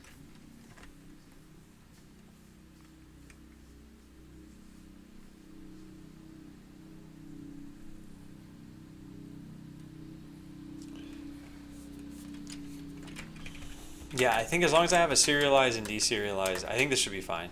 So, all right, I should change this a little bit. We need to just rename certain parameters in here. I guess that's why this is annoying, yeah. So serialize to Redux actually need to go to the proper parameter names. Okay.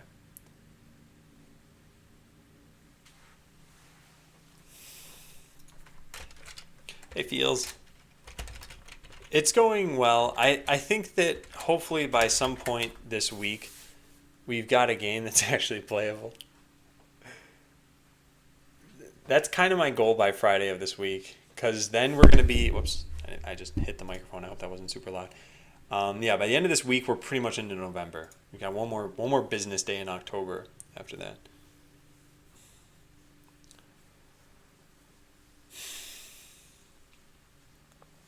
Yeah, so that's my goal for this week. We'll see how doable it is. Today, my real goal is just like get it to the point where you can edit blueprints, save them back on the account server. This will very likely take the whole day. Antimatter tape. A playable game sounds good, yeah. And then I'm hoping for an alpha in January. No, because it's rigged. My sound card just burned. Better that than your ears. So what I could do is just rename. Yeah, this is probably a much better way of doing things here. We just take this. We say const serialized equals this dot serialized. Then we say serialized dot hardware equals serialized.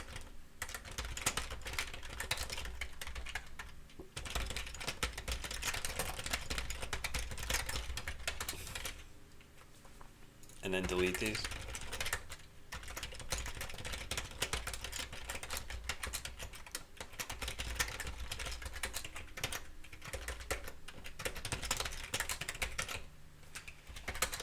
Okay, that's not so bad. All right, now in deserializing it, I guess we do the opposite of this. So we reverse, we put these over here, and then these over here, and then we delete these. Yeah.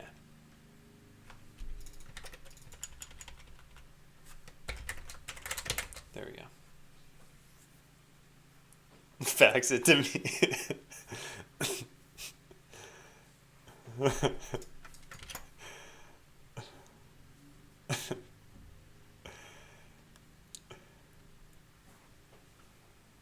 Is it still a problem, MCS Mike?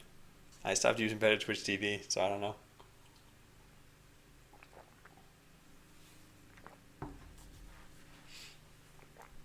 Okay, so I think this is fine. I don't think this is necessary. This isn't necessary because serialize to Redux can just handle the name changes. Yeah, I think that's a better idea. Okay. All right, so what does this do for me? What does this do for me?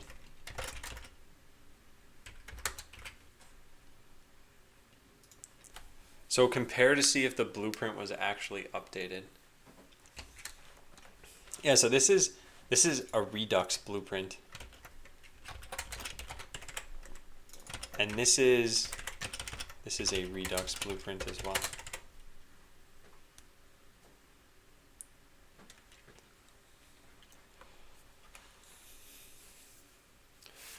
All right, so the way that this would work then is we would say const new old blueprint equals, so we got to do this right.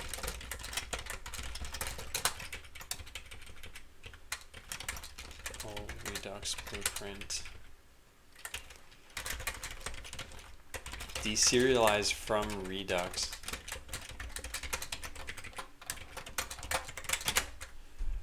Well, there we have it.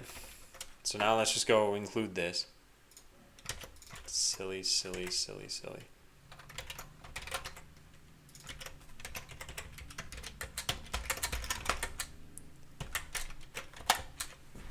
All right. Now compare to see if it actually was updated. So if old blueprint equals new blueprint, then push it to changes. Cool. Yeah, this is pretty annoying.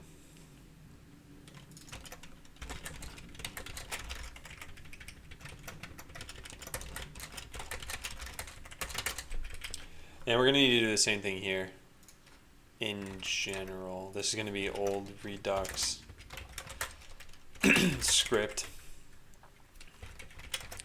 And then if this doesn't exist, then fine. Otherwise, we do the same thing we had here. So the word blueprint is just going to change in a bunch of different spots. Well, that's not bad. All right, there we have it.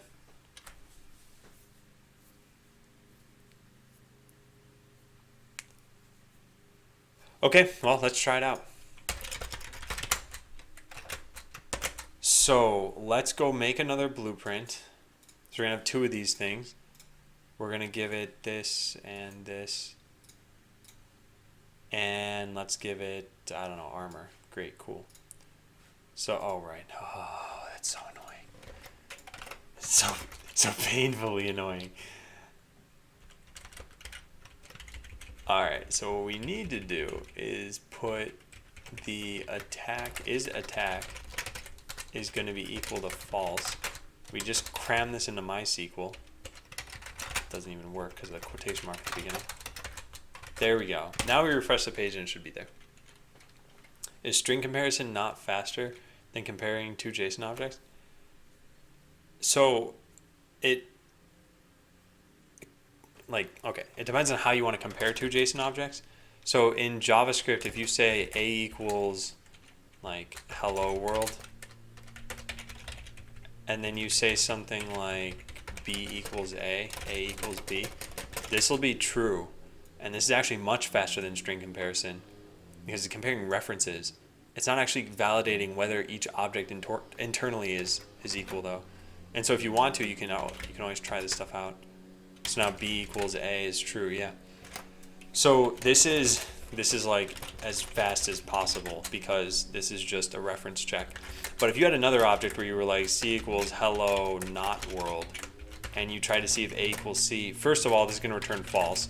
And this will also be as fast as possible because this is comparing their references. But if you want to do something like an A dot equals C, yeah, this is going to take longer probably than a string comparison because you're almost certainly going to have string comparisons inside of it. So what I'm basically saying is that JSON is a superset of string comparisons. JSON comparisons is a superset of string comparison. If you deserialize a JSON string, you get two different objects. So you can't always totally compare things that way. Yes, you're right. You can take a JSON string and compare that way, but that doesn't work necessarily if you have objects that are in a different order. So for example, and this is where knowing whether something is semantically equal to something else is important. Let's say you had, I don't know, a shoebox, and inside it you had an array of shoes. So let's say shoebox number 1 contains red shoe and a blue shoe. And let's say shoebox number 2 contains a blue shoe and then a red shoe. Like, are these two things equal? Well, that's kind of for you to decide as the person coding it. But I'd say like, yeah, these are probably equal, right? They've got the same contents.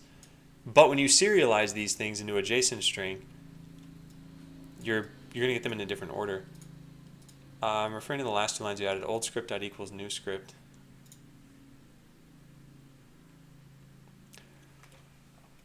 So the thing that I have in JSON is going to be susceptible to this problem that I'm talking about. Not necessarily right now, but perhaps in the future at some point. So I think it's best to use this semantic equals function. Place all head pieces with kappa.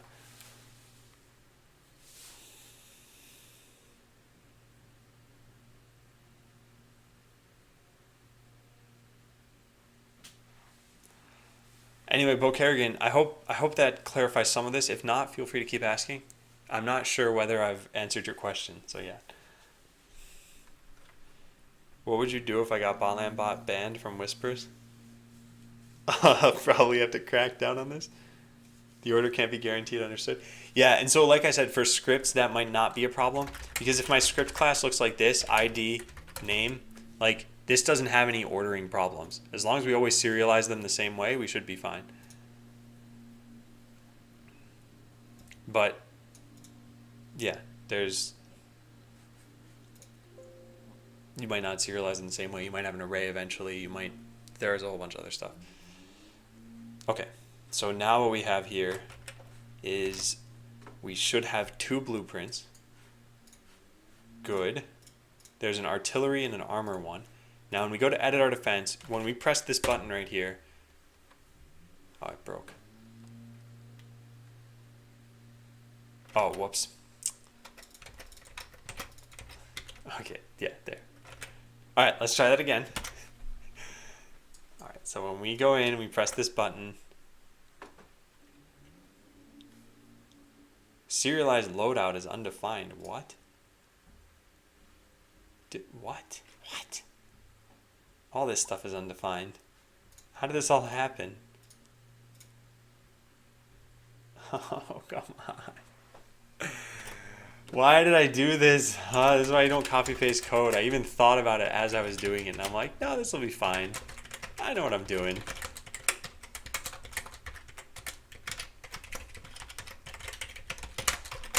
There.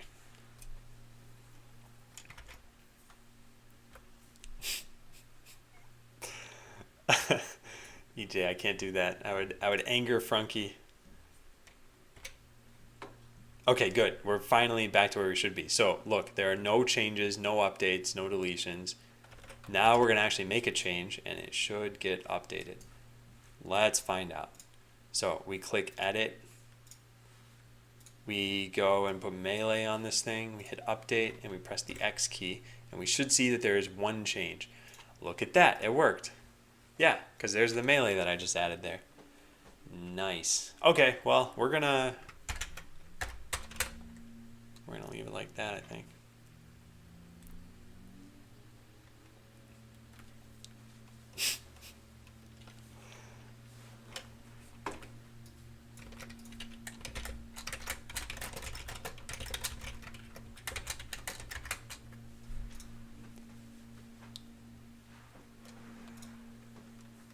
All right, so this is definitely working.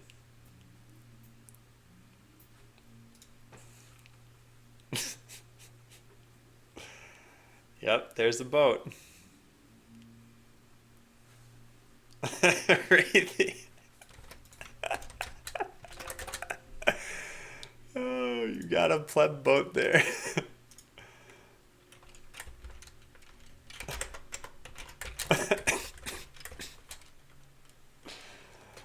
Oh, man.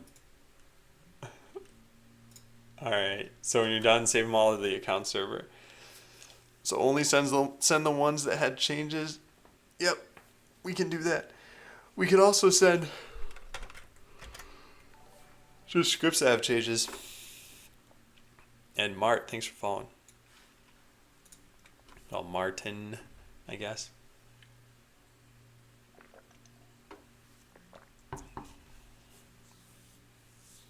So Mike, did you write a script that sends... Did you write a script that's like hyper remote, tag 1, tag 2, and then there's some code here that you wrote and you call it with bro and boat or something? Yeah, you definitely did this. Spot the atom.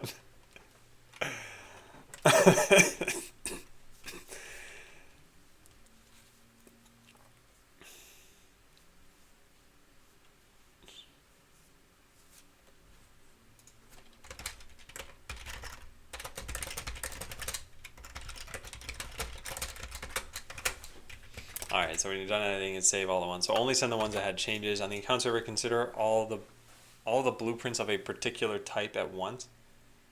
Yeah, I think what I meant here, and honestly this doesn't matter. So on the account server, write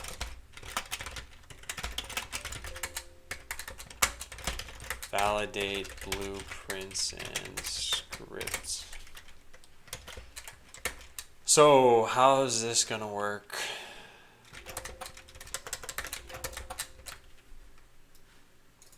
Well, it's going to be a crazy function. So first, all right, let's just take it one step at a time. And yeah, Martin, you can change the lights. So get BL info. This won't have been set in the BL info. Wait. Also check Adam's ES6 function. Oh, you just tagged me in the message, but you weren't telling me to check it. Got it. You know, I think them talking about this in just open chat is fine. Yeah.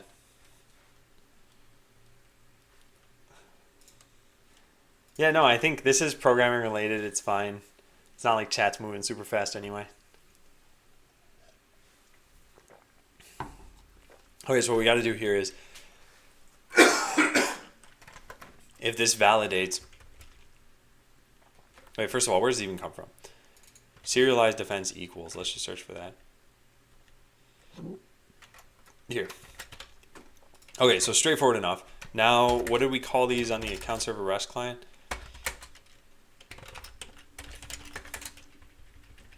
We call it blueprint changes and script changes. So we're just going to paste this in here and then over here. So if either of these aren't defined, then we just return probably. So if not, util dot, or no, if not is array blueprint changes, then return rest.send 400 error blueprint changes and array. So we do the same thing here for script changes. There. That's a very basic right now. Now next, what this function is going to have to do, so to do, ensure that your blueprints and scripts are fine. How is this going to work? What if you type a script that isn't fine? It's going to be saved on the account server. Like, we don't even have a software validator, do we? Not here, we don't.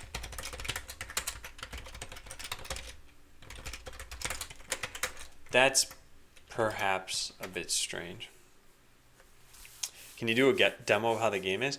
So, Matthias, I don't think it's changed from what you've seen. The game looks mostly the same. You log in just like before. You can update your blueprints before the game is even started if you want. So I can make a new one here that says something. Oh, no, I can't. I broke this part, so I can't even show you that. Then you can edit your defense. You can test your defense. You can attack someone else, and I think that's it.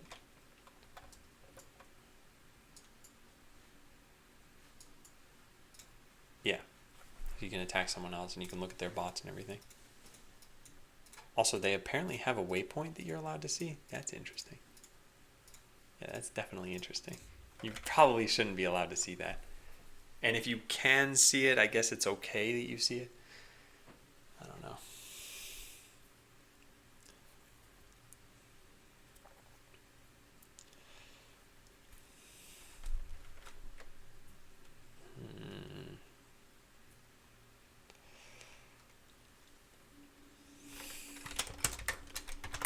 Okay, so make sure that you're using everything that's valid. For example, you can't try to use hardware or cosmetics that you don't own.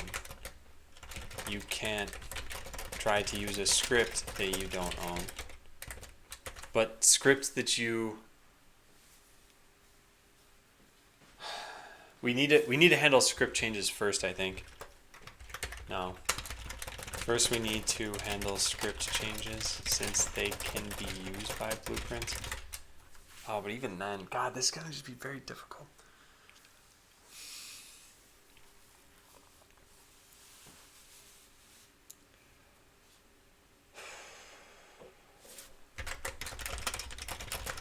And the scripts have to be validated. The account server doesn't do this. It leaves, well, actually, wait a second. Why is this even, this isn't any different from how this stuff used to work. We used to say something like update script here. Here's where I did this. So we would call an update script, which is script slash whatever, and we'd patch to it. So let's go to patch script, update script. So we get the code. We don't verify it at all.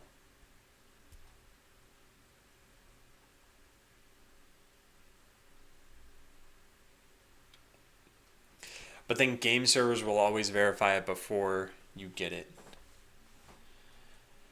Okay. That's probably a bad idea. Yeah, that's probably just a bad idea.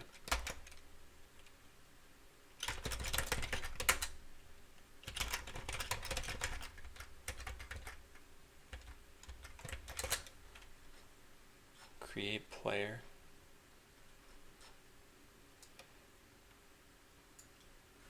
And I wrote right here, we don't need to validate this. That's a big lie. But this should also be done from in here, I hope. Nothing calls is code valid? Something has to.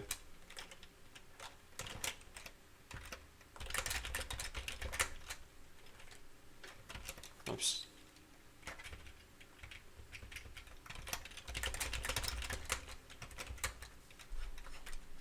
Something on the game server has to.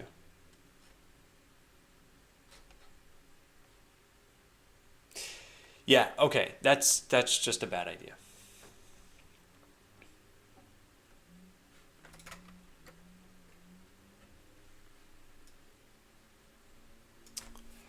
Is valid in type and length. We don't check whether code is valid because the game servers are going to validate it anyway, and we don't want to have to deal with different API versions between the account server and the game server. Yeah, I think this is just wrong. Yeah, I think this is wrong. I think you should be able to have whatever you want in Blockly, because Blockly is never interpreted by a game server. But JavaScript, I think we need to make sure that it's valid first.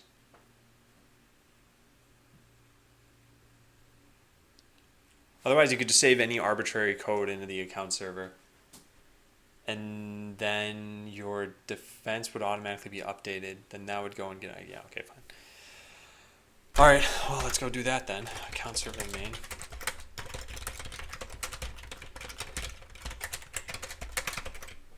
So we never had a software validator until now. Now we do. Now we just need to go construct it. Well, that's pretty easy. Cool. Then we call this from somewhere inside the constructor. Great. And then we pass it into the server, I guess. Seems like a silly idea.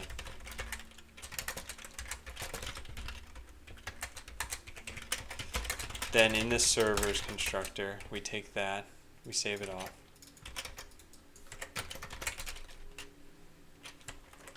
So what would be the solution here? You're adding the validator in the account server? Yeah, I am. I think that if I don't do this, then here's what could happen. Client tells account server, here's my script, and it says something like eval delete hard drive. Account server says the length is okay, so I'm saving it. And then at that point, game server says this code sucks, but I can't do anything about it, so I'll just ignore it. So the game server had validation to begin with, so it would know that you're trying to call stuff that you can't call, but the account server didn't. I think this is a problem because that means that you can get something bad in the database. We should just prevent that from happening. And it's trivially easy to prevent it from happening. We have this whole is JavaScript code valid. So all I need to do here is say if not this dot software validator dot is code valid uncompressed JS code, then that's it. Just return false. Done. So, and actually the software validator probably has a check in it for length. This dot validate code. Does validate code check length? Yeah, it does. So we don't even need to do this. In fact,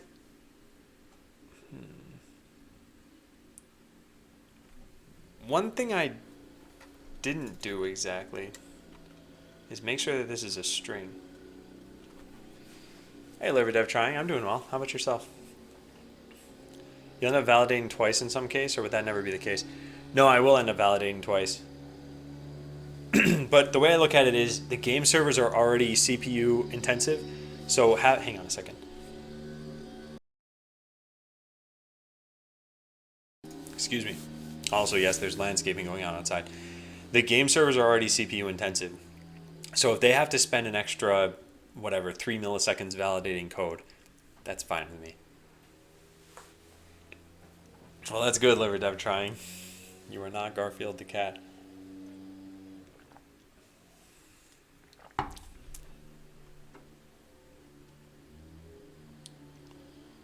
.log level error. This is a weird way of doing this.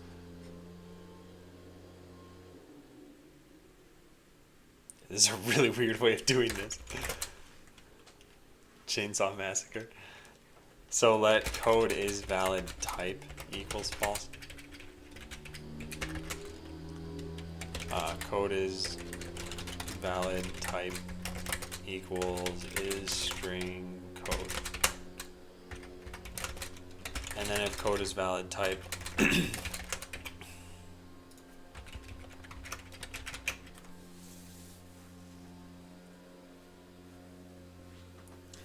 yeah.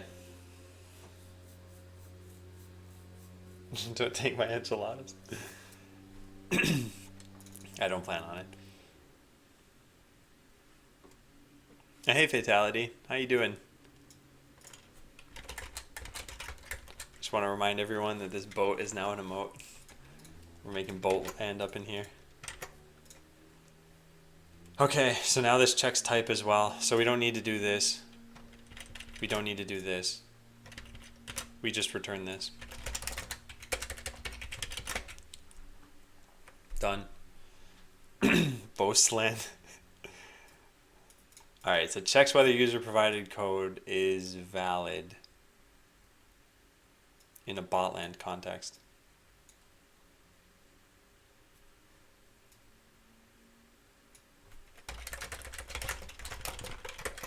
I don't want evil code to ever make it to the database, even if it never gets evaluated. Which is why I'm having the account servers perform this validation, even though game servers should also do it. Oh, nice. Thanks, Endurin.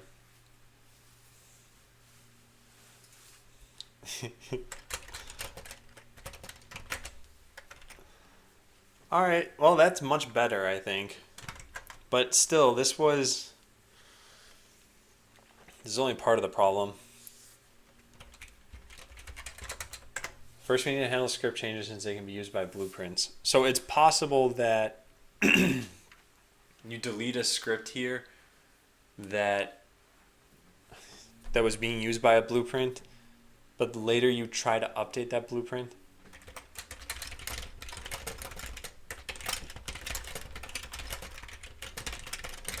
Used by a blueprint. Then later you pass in that the blueprint should use a new script. But that doesn't work for some reason, and then your blueprints are in a bad state. So ideally, this would all happen inside of a transaction. I think this is just going to be a lot of little edge cases.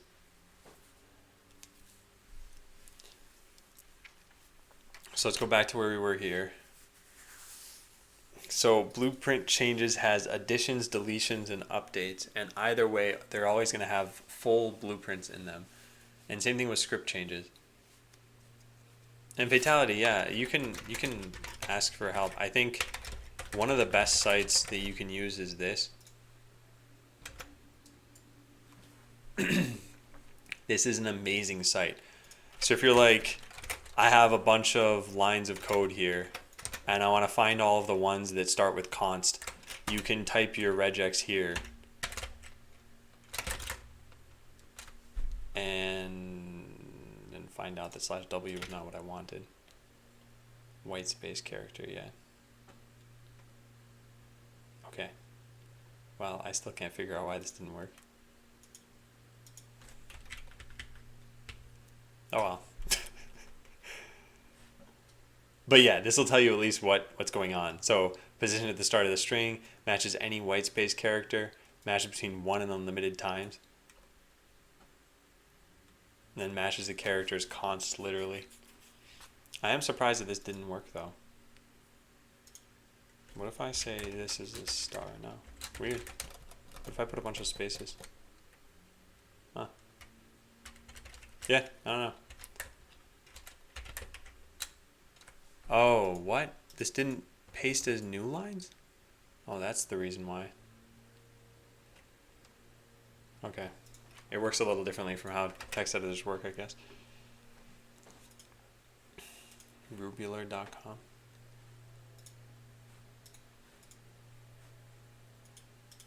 Yeah, I think this regex 101 though does a lot toward helping you, and it's even got things like a regex debugger, which I don't think I've even used here. But they've got they don't have Ruby here actually, but yeah, regex debugger. It's crazy.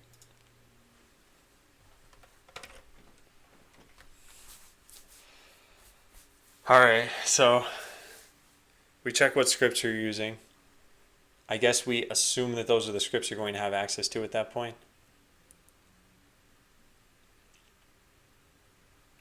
Are there any weird race conditions that can happen here? And do they even matter even if they could happen? You're using like a script or hardware that you had access to but shouldn't anymore. I don't think that really matters.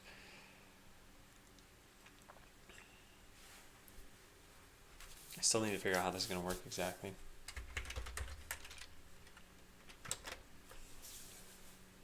So, and we have all these APIs too for things like delete script. And this already goes through everything and deletes the script and gets rid of any blueprints you had that use the script. However, this should all happen in just one... Oh, man.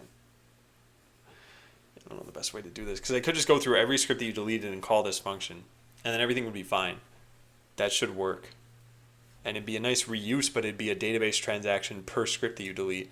So if every single time you edit your defense, you're actually deleting like 8 scripts, then you're calling into the database a lot. I mean, it's not really any better. It's not much better if we only do it once. You're still doing a stupid thing as a user, and it's got to get saved somewhere. And Xeon, thanks for following. Are you using any framework, or just the whole game is plain JavaScript? I'm using a bunch of frameworks, yeah. I'm using Node.js for all the server code. I'm using Babel as a transpiler to put it into usable browser code, and I'm also using Webpack. I'm using Pixie.js for the rendering. I'm using a bunch of code parsing libraries. Wait, Fatality, what? You never answer the question, like, what are you looking to do? Is this dentist story going to work its way back to regex somehow? I find that very hard to believe.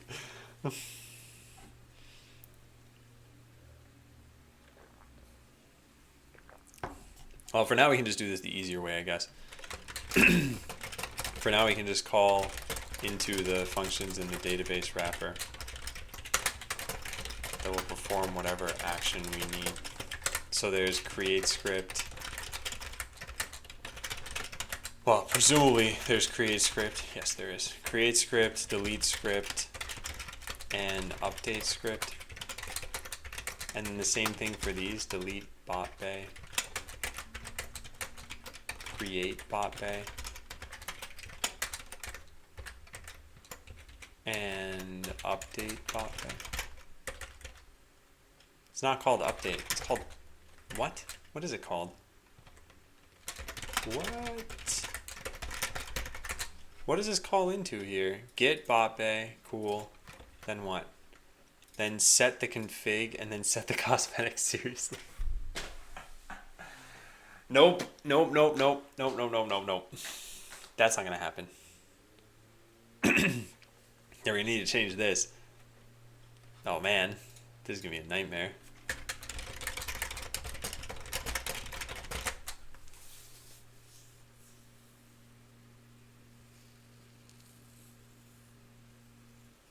You need to get regex to match text if someone says something like, you have 100 viewers.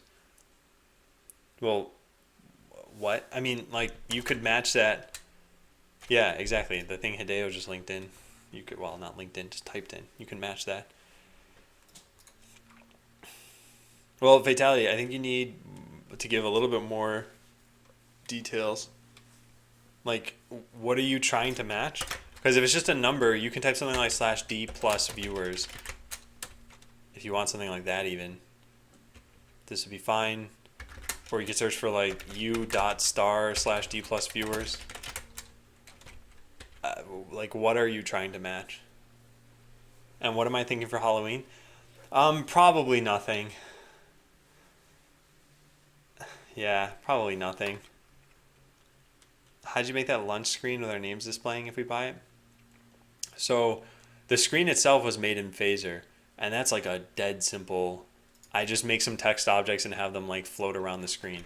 And for anyone who's curious, I'll just say example. So this is the screen. It's just got some BRBs floating from the top of the screen. You can actually drag this text around, and then an ETA. So the timer is just a countdown, like how much time has elapsed. There's some text floating. These all just got a random color and font size and go in a different direction. And that's it. Then there's the lunch part of it where people can subscribe to be on the lunch BRB thing. That is my bot just adding a name to a file. And then eventually I check for the unique names in this file and I add them one time to my lunch BRB screen. Gonna wear a null costume. It's a good way of looking at it. No, I like the idea of costumes and everything, and I was thinking, oh, maybe I should dye my hair or something just for Halloween, but I don't know. I don't know if that's gonna happen.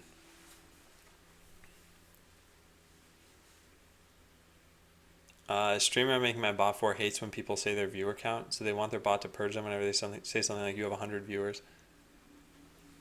Well, but Fatality, so one of the things that Twitch chat is incredibly good at is getting around these sorts of constraints. So if you say something like you have 100 viewers, you can make a regex for that. But then what happens when someone's like, oh, I'll just type it like this. You have 100 viewers. Like, the streamer will still know what this means, but then your bot needs to correct for that. And like, what if someone says viewers, or what if someone makes a typo and says something like that? Like, you need to catch kind of all of these things.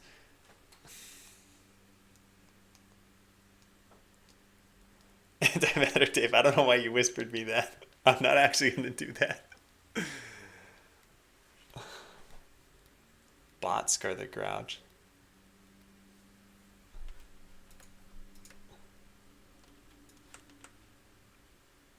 Hey, Godik. Yeah, so anyway, Fatality, I think you can make a best effort. You can do something like this.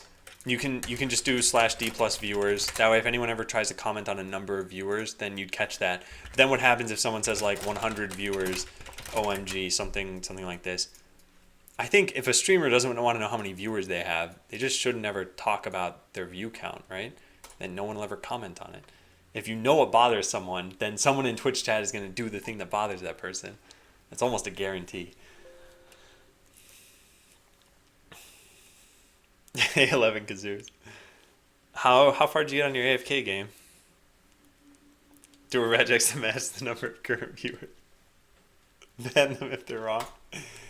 Yeah. Yeah. Well, no, but Fatality, that's what I'm saying, is that you can't really match a regex to this necessarily.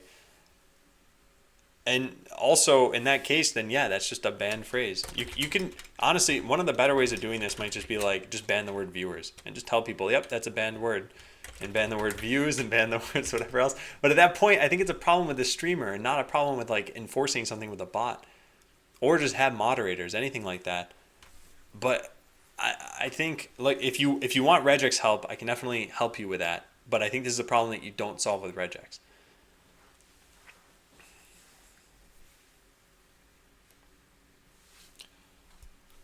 Okay, so we can go through all these things that we created. I need to figure out the order. Hey, Draclin.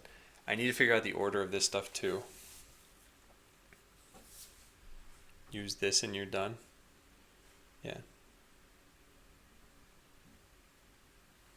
You'll get a list of not banned words. This reminds me a lot of the.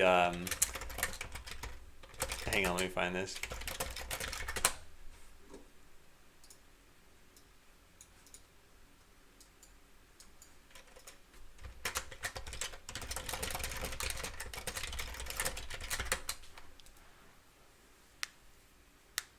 All right, see you later, DevTry.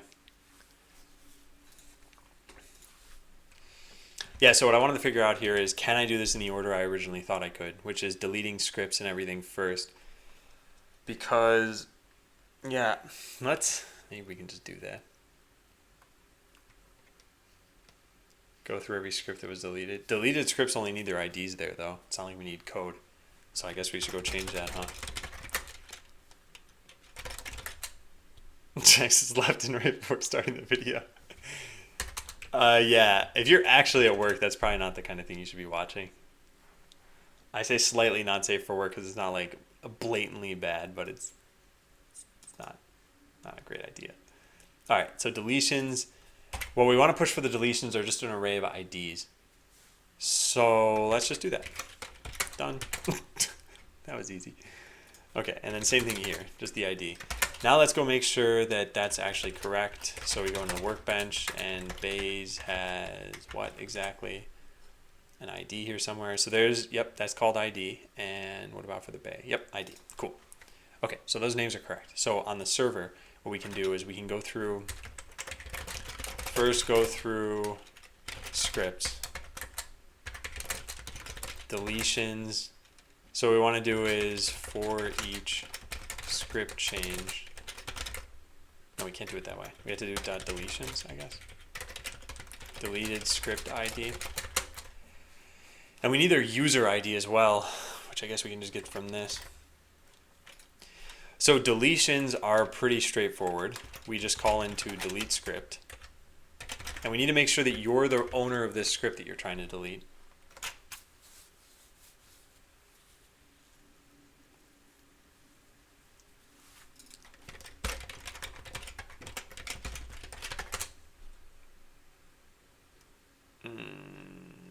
Let's see, lock the user row first, where user ID equals that. Then get the Bay using that script.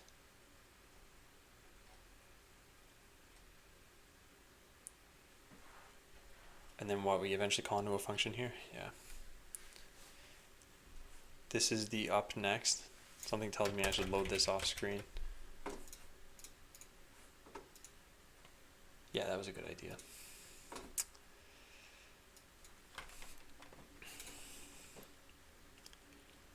So validation is done before this. Man, this is going to be really annoying. For all of the above, make sure to check everything possible. E.g. that you're the owner of the script that's being deleted or updated. What did I just watch? I really like Britannic. I think they're a good comedy duo.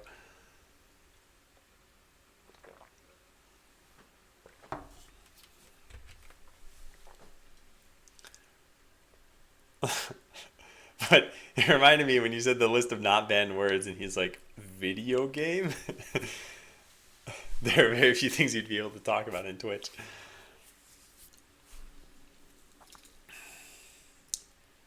Yeah, so it can't be as simple as just this. We need to have some function that, I guess, does both of these things. So token payload and then authorized token payload. What does this even do? Just make sure that you're the user you say you are. So the only way we can do this is if we get who owns the script. Or we have the database do this for you. Oh, we do have this happen that way. We get the script so that we can get the user from the script. So that we can check to see who can do this. Well, that's definitely something.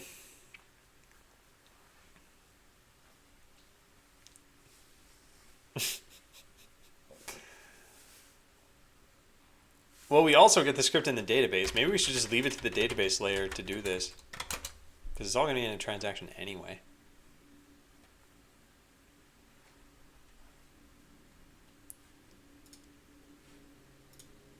Yeah. And we actually send error.message along. I don't think that's a good idea.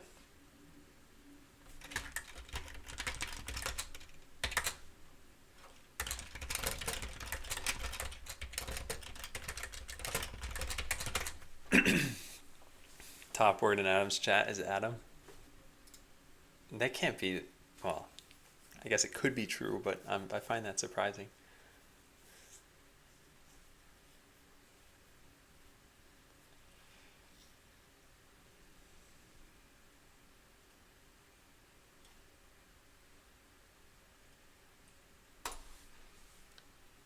So we're selecting everything from scripts. We don't even need to do that, do we? Do we use this at all? No script found to delete. Let's just select, let's select whoever the owner is. Describe scripts. It's called user ID.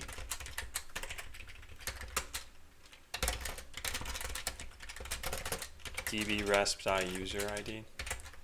I don't think that's gonna work. That needs to be different.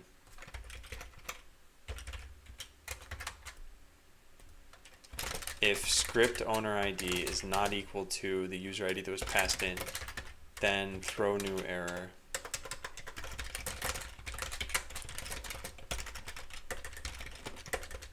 User not authorized to delete script. Owner ID equals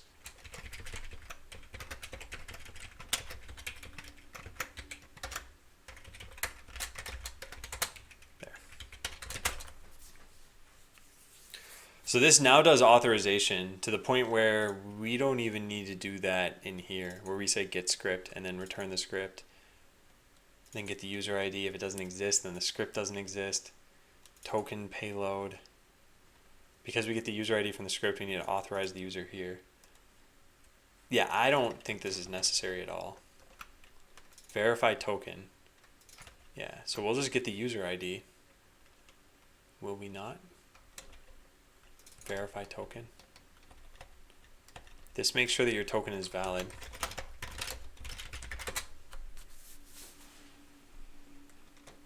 This does not do any authorization. Yeah, so we need to actually have it perform authorization. Is the error displayed to the user? If so, information leakage. It was, yeah, and probably still is actually. I haven't finished that yet. So here we could just say error, internal error. We don't even need to include that actually. We can just say this. But yeah, the data leakage part is something I'm gonna have to fix later. For right now, it's really helpful for testing. But one thing that I need to fix now is that nothing is validating as user. So this gets it from the script.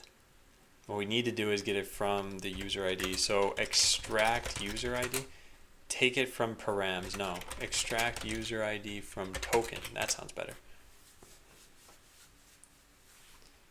Yeah, cool. So let's put this on delete script.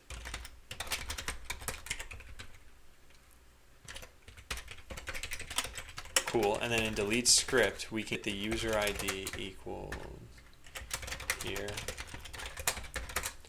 Great. Now we don't need to do any of this stuff. So we don't need to get the script. We don't need to check if it exists. We don't need to check the token payload. We can just do this. There. That looks much better. And this is never used as middleware, so let's just delete that.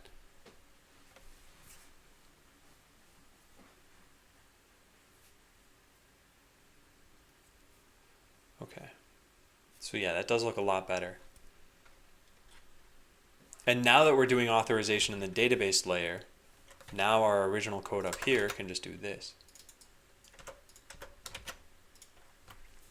Does it matter what order we run these things in? Probably not.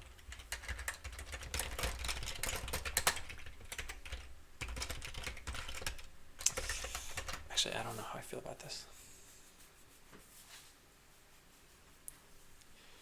Because yeah, all of these things are going to have to run. This is going to trigger like, I don't know, potentially 15 promises that need to reach out to the database for a single user. We can eventually make this a little bit better internally, but I don't think that's necessary at first.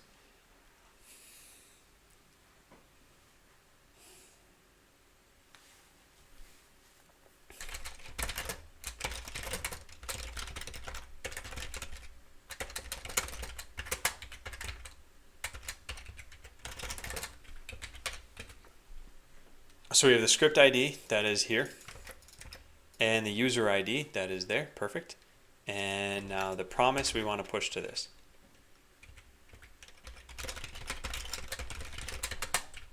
So return promise.all promises.then next .catch error logger.error in validate blueprint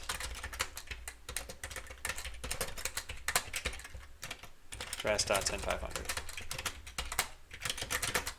There we go. Hey again, Yukoko. Welcome back. It's the second time in a year. Can I use code protection in JavaScript? So like Packers? Spoon, what do you mean? Packers. And code protection. I'm not sure what you mean by either of those things. I'll just say this, in general, your JavaScript code is very likely going to be used, or it's very likely going to be viewable wherever it is going to be run, unless it's run on a server, in which case that's true of any code. If the code just never makes it to the client, you won't be able to inspect it at all. So in that sense, you should expect your JavaScript to just be in plain text. Now, whether you obfuscate that plain text doesn't really matter, because a dedicated enough individual is going to figure out all of the secrets you've hidden in your code.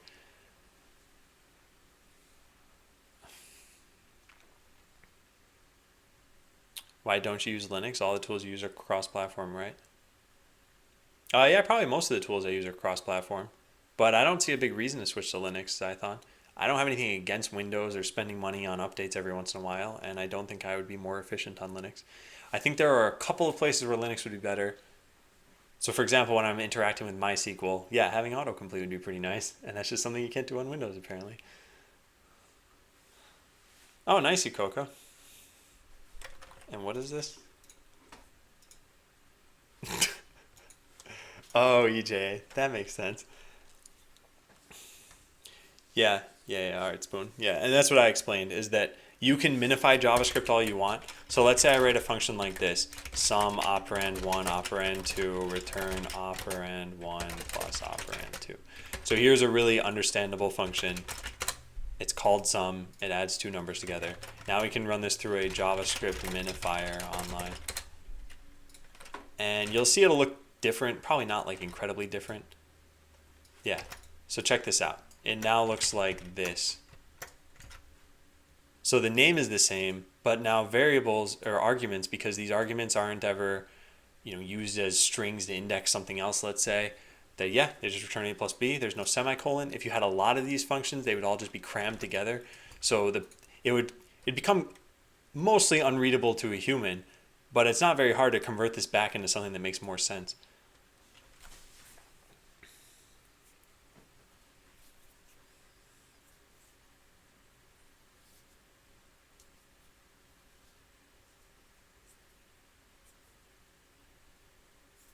Changing to Windows from Windows to Linux. Yeah, no, I'm not actually going to do that. I'm just saying there are certain benefits I would get. But in general, like Zython, out of curiosity, what would you suggest as my reasons to use Linux?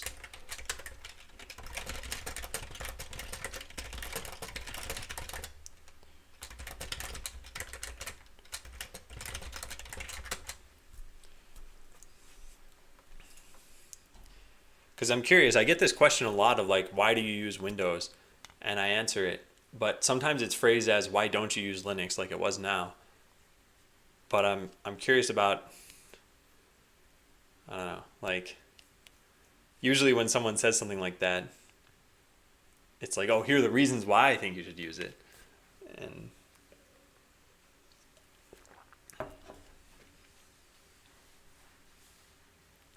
you can use brackets and other non-alphabet. Oh yeah, sure. So I forgot what that's called, but anyway, with 6 characters, brackets, an exclamation point, I think equals, I think a comma, and maybe a period. With these 6 characters, you can make any valid JavaScript program. And this is not a special language or something, it's just JavaScript. But yeah, that's still just obfuscation.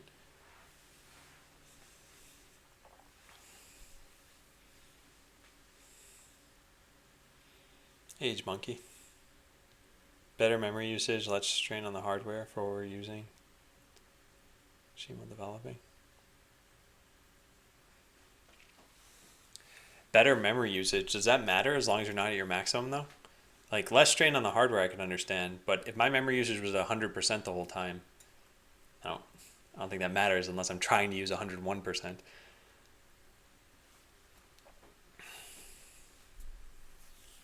Why don't you use Emacs? And no, because it is not that. Well, okay, I guess if you put plus plus after it, but it's still just JavaScript. So anyway, here are deletions. So that should be fine. Now what? We have to go through really all of these things. Creation, updates. So let's do this. Script deletions. Script creations. Script updates. Blueprint deletions. Blueprint creations. And blueprint updates.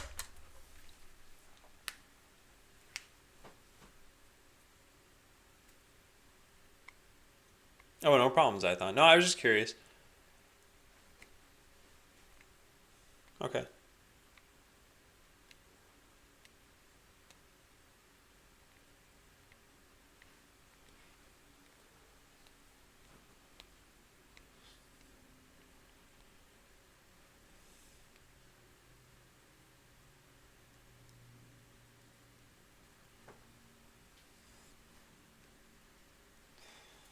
All right.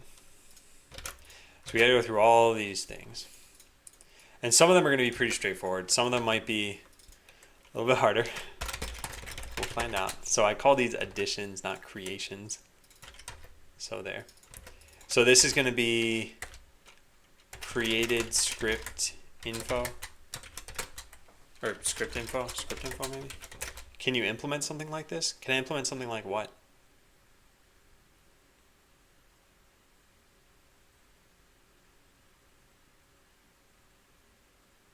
I mean, what Godik mentioned?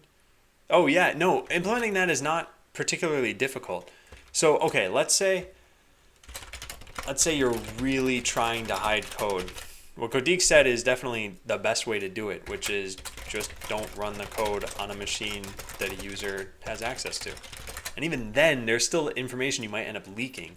But you have your own computer. Sure, whatever. Okay, so I haven't learned the shortcuts for this yet. So you have your own computer. This is like you. And then you have a machine over here. This is a server somewhere. When you say, hey, create a user for me, you're probably passing in some data here of something like name, Adam, I don't know, like class wizard, something like that. So imagine if you're playing a game and you do something like this. You don't care what the server does exactly because you don't need to care. It's probably saving it to a database. It's probably updating other servers, or it's probably like looking up what level you should start at or what your stats are. And then in the end, you'll get some response back. Well, hey, all that saving to the database code is something that really, really should run on the server. If they trusted you, the client, to just save things directly to the database, you'd probably be like, yeah, I'm level 4,000 and I do 1,000,000,000,000 damage every time I hit something. So that's just in general, yeah, if you want to protect code, there are some things you can do on the client to try to make it harder, but you'll never make it impossible. Hey, Orphoria. Hey, Dig Down Deep. You're a wizard, Adam. If a user develops a really good AI, the user could be afraid that its functionality could be stolen. Are you talking about in Botland? Or in general?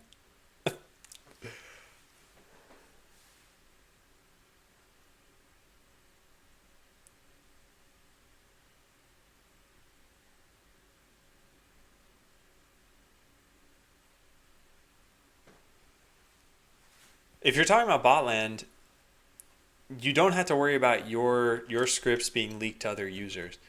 I mean, unless I made a mistake in my code, then sure. But then you have to worry about everything, I guess. But assuming that I'm doing this correctly, which I planned for this, you will never be able to see somebody else's code. Now you might be like, wait a second, how does that happen? Because when I go to attack someone, like I log in, I can obviously look at my own code. Here are my bots. When I hit the play button, it's going to randomly match me against somebody else who's about my skill level. And now I can see their bots here. I can see they've got melee and cloaking and reflect. And when I put down bots and try to play against them, I can see what they're doing. So you might be like, well, doesn't that mean you have their code? And the answer is definitely not. No, you don't, because all of that you just saw, at no point does their code enter your machine. And when you put down your bots and you say, okay, I want to play the game now, what's happening is it's sending the entire game state to a game server. The game server knows what their code is. It's executing all of that and then sending you a journal of what actions happened.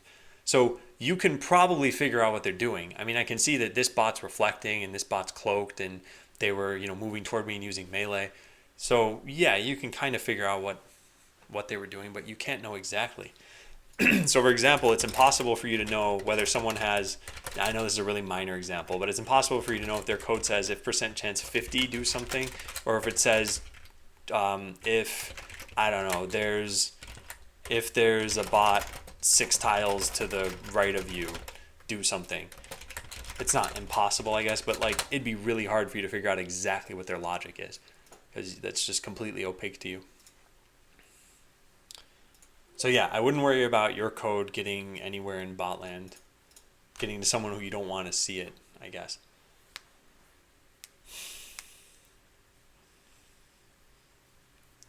All right, so script changes is gonna have to get updated too. Okay, so I am gonna go use the bathroom again, and then I'll come back and I'll start to work on this function. I think I'll probably spend about an hour and a half working on this stuff before I go to lunch. We'll see how hungry I get. I'll be right back though.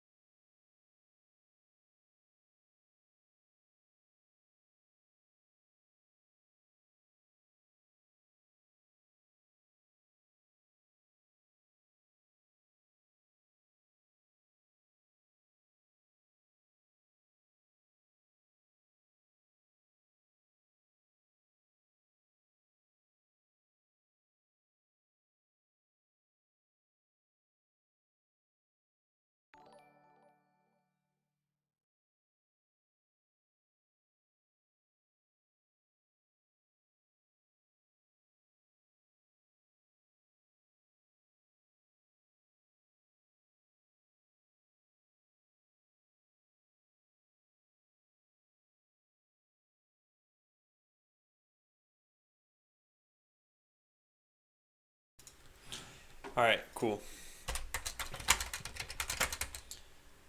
And Sporky, thanks for the follow. Did I miss anything in chat? Yeah, okay. All right, so script changes.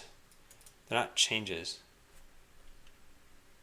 They're additions, but what did I do here?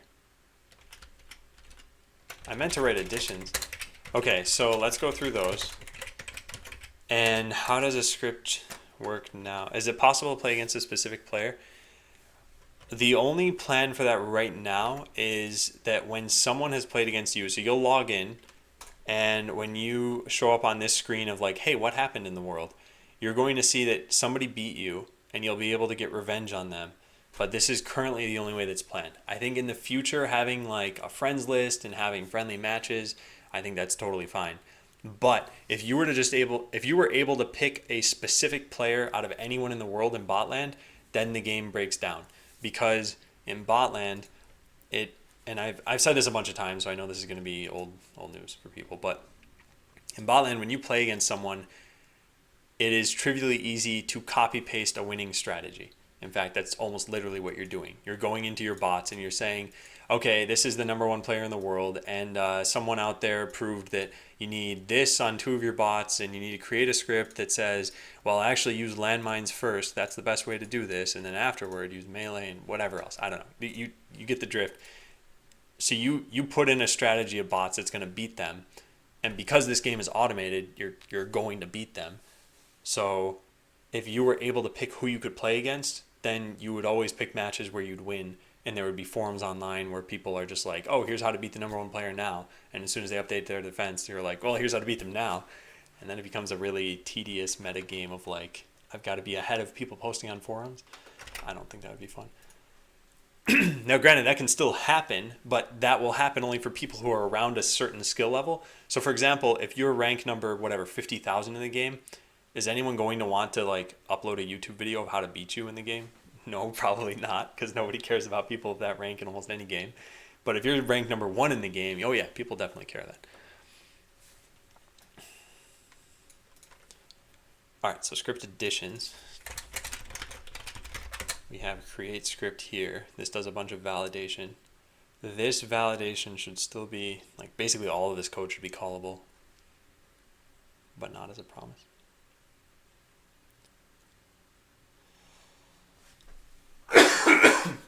Excuse me.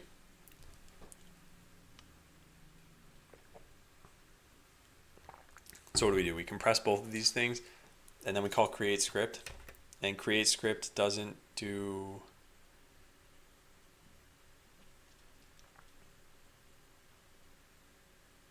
It doesn't do any validation, probably. I don't think there's any validation to do other than that you have a free script slot. Do we? Num empty script. Okay, this is not correct. I'm pretty sure this isn't correct. There's apparently nothing stopping you from just creating infinite scripts on a user. Let's go find out if that's true. Is it possible to do an unbeatable script? No, so the way I look at this is scripts are just a way of inputting actions. So can you come up with an unbeatable script? Well, if there was a set of actions that was unbeatable, then yes, you could. But the goal is that that's not possible. So the way that's going to kind of be mitigated is you only have so many... I mean, this is like another game. So imagine in StarCraft, is there an unbeatable strategy? You'd probably be like, no. And if there is, then that's a game design problem, right? Not like users can just be unbeatable and that's allowed. Dynamic pricing, components that are used heavily in winning strategies slowly drift up in cost. Yeah, I think that's very interesting, Godeek. I don't want to have to do something like this because I'd rather... One thing you run into when you implement a system like that is that now you have another thing to explain to users. And if this game is going to have any sort of success, it's got to be pretty accessible to people. So yeah, we'll find out how that works. But I'll write it down. So thank you for sharing. Since it's all web driven, it'd be cool to have a social aspect. Hang on a second.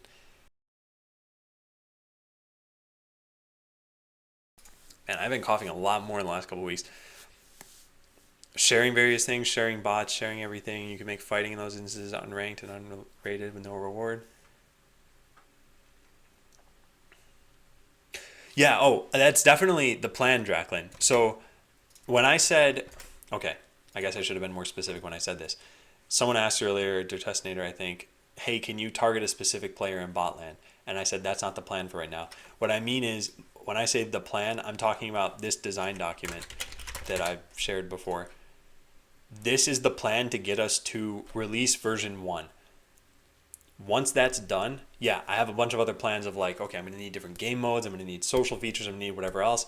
But this is the plan up until about like July of next year. So will those things ever exist that you mentioned? Yeah, probably, if the game is popular, but not at release, I think. But yeah, one design beats all is not what I'm worried about, by the way. What I'm worried about is if there was ever a way for someone to specifically target a particular player, then it's not one design beats all, it's that one specific design always beats them. That might be harder. Hey Pickle, hey Stuart. And it's going well. I'm working through some, well, pretty annoying code to write actually. So what I'm doing, I'll explain this to anyone who's new to the channel here. So Botland is a game about automation. You make bots, you write scripts for your bots. That's essentially their AI. They work based on the AI, and then you defend and you attack. So that's kind of how the game works. Well, when you're editing your defense, any changes you make to these things, so like I have artillery level 1. Well, let's say we swap out, instead of artillery, we put in melee. So now my bots are going to use melee instead of artillery. So now you'll see them get closer to enemies before they start to attack. Cool, that works. Well, I haven't actually saved this to the database because I'm still just testing out my defense right now. When I finally eventually hit this update button, which you guys can't even see, when I eventually hit this update button, that's when it would save everything. So that's the code that I'm working on right now. And hey, Magician's done. Yeah, I've had this sub button for almost a month now. And we have 6 emotes. We just got the 6th one today. So yeah.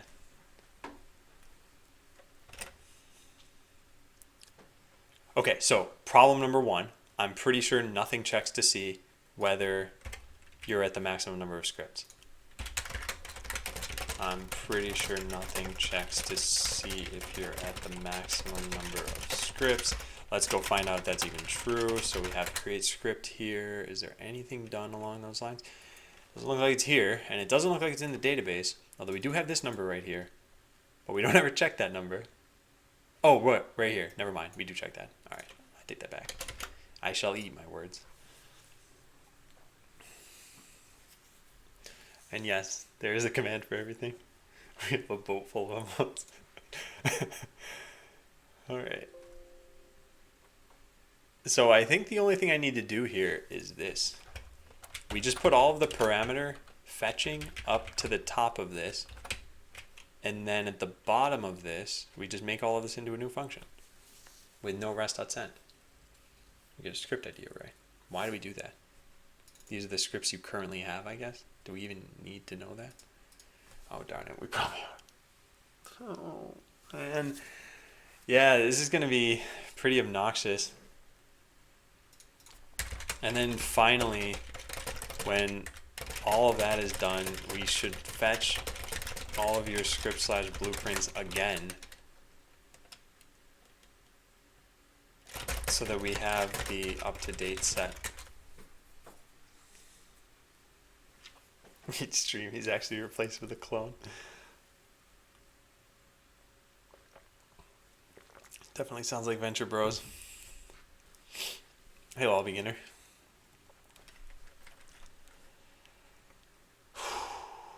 Okay. So this is create script, the route essentially. We need something like create script. I don't like how this is called, but I'm gonna need to change it at some point. So let's take in, actually user ID is not really necessary, is it? Should we even take in the request? I suppose we could, and I guess this is the whole point of having middleware here, but I'd rather do it this way, I think. So we'll take in user ID, script name, uncompressed JS code, uncompressed XML. And what else?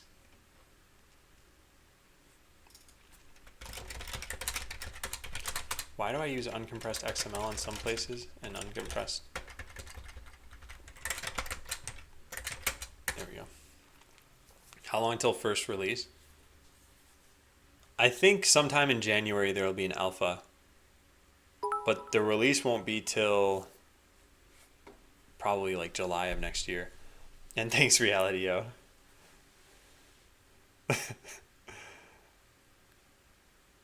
And wait, what? Bot stopped working. Oh, no.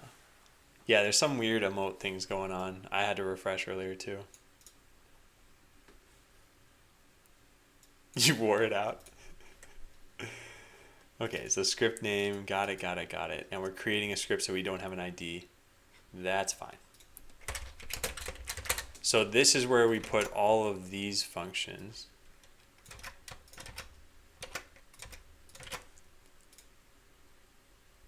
Yep.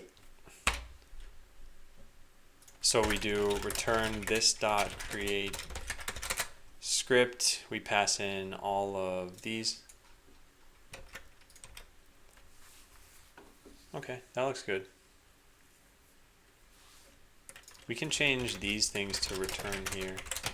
Makes this a little bit easier to read. We sunk the boat emote.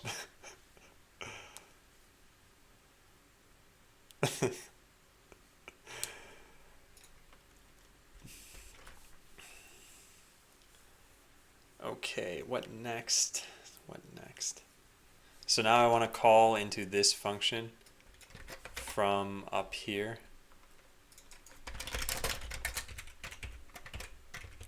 So we take in user ID. So this all comes from what exactly? It should just be a script. Yeah, I don't like this. I should serialize it. I should take it from its Redux form and put it into a form that can be understood by the account server. Otherwise, these are just going to be arbitrary values. Yeah. Yeah, and I wouldn't want that. Okay, yeah, let's go find out. Fine.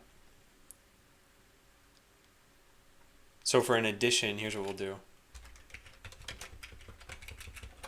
We'll take this and we'll just serialize it.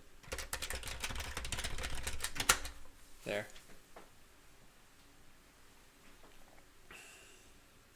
Which means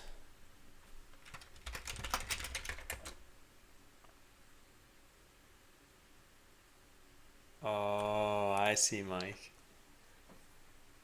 Well, bonus points to you for figuring that out. So the only way this can work is if I have a script class here. So script equals script.deserialize script info. But we don't have, yeah, we don't have a script. Well, I can put this here for now. And then in here, we want the user ID, which we have, cool. The script name, script.getName, presumably, just name. I'll just write a getName in here.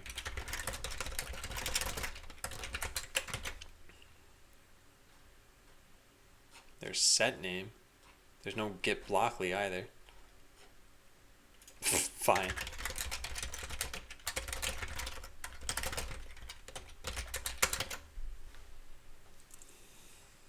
That might use Linux too. Oh man.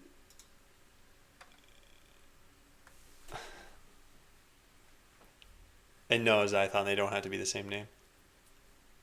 They just typically are, and I think it's a good convention to follow. But they don't have to be. So script.getName, script. So this needs to be uncompressed code.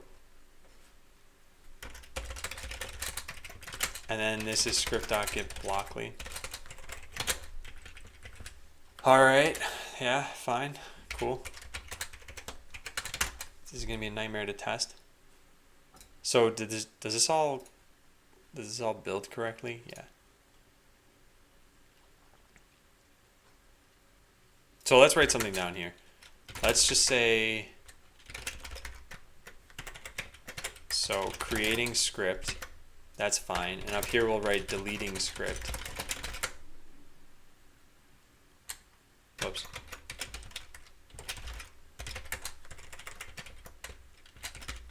Deleting script ID, yeah. All right, so now we should test just these things. We can create a script and we can delete a script. Why do I have a feeling this isn't going to work? Because it's not. Well, that's a great answer, Adam. All right.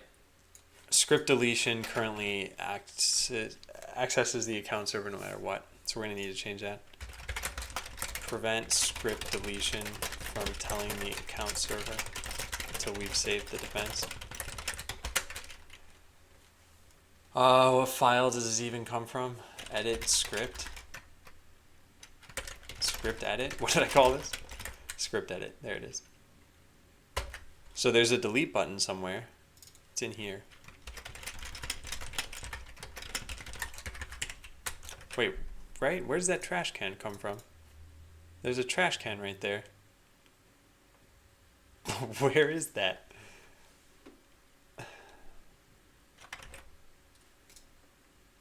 Well, not here apparently.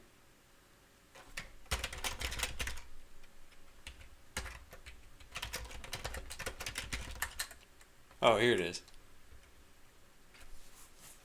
Yeah, so on click it goes to delete script. delete script just immediately routes it. Yeah. Yep. Well, this is why this is going to take another 5 hours to do. I wonder if I can even get this done today, actually. But either way, I'm going to keep working on it. We'll see. We've got 5 hours today. Whether or not that's enough time to finish this, I don't know.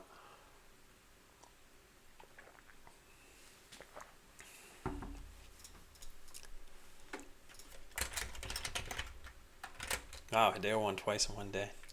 Something must be rigged there. If only we had a picture to describe how rigged it was.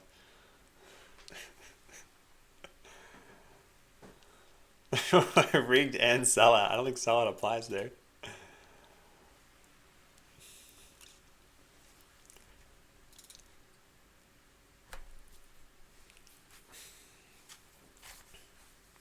Okay, so this is the kind of thing that you can only delete the script that you're editing right now. So let's go find out what's going on. It only exists here. It calls into client main delete script. Whoops. Accidentally hit the wrong key there. So that calls delete script and then it fetches everything. So just like when you sell an item, deleting a script could cause any number of other bays to be updated. It's easier to just ask the server again for all the details than to form them ourselves.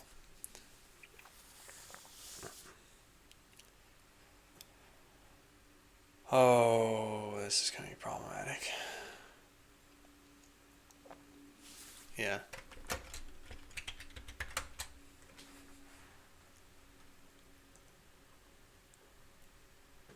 Laughing so hard at the second sellout picture. I like this one. You can't just welcome people.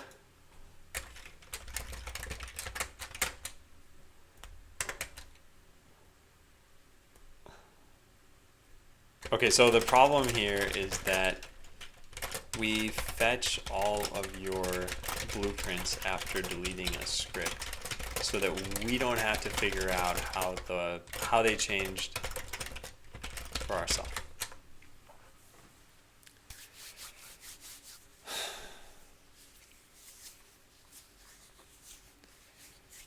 So I think the ideal way to do this is have the server perform this calculation the same way that the client would. But there's got to be a better way to do this. I guess any bot bay that just happens to be using that script. Actually, yeah, this is probably just like 3 lines of code. So I guess we can do this ourselves. Yeah, this shouldn't be too bad. But it's something the reducer has to do. And either way, yeah, this is going to be a lot to juggle all day. So on delete script calls into... So this is really delete script on account server.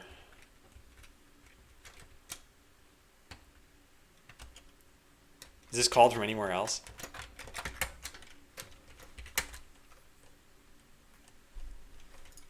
Oh, are you looking for... Yeah, there. Endoran just did it.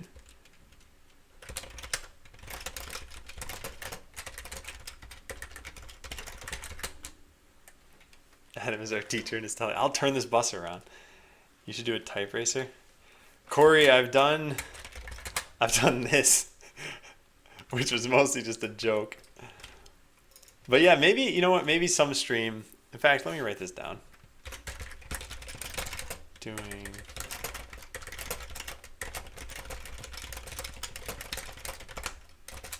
What was Antimatter Tape? What was the name of that? You guys linked a typing game the other day, and I tried it out. The URL was only 5 characters, I think. Oh, there, yeah. Okay, I don't need to type this out anymore. Yeah, thank you, Antimatter Tape.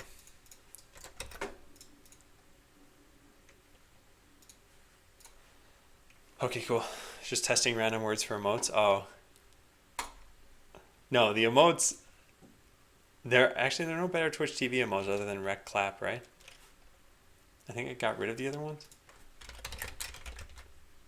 Yeah.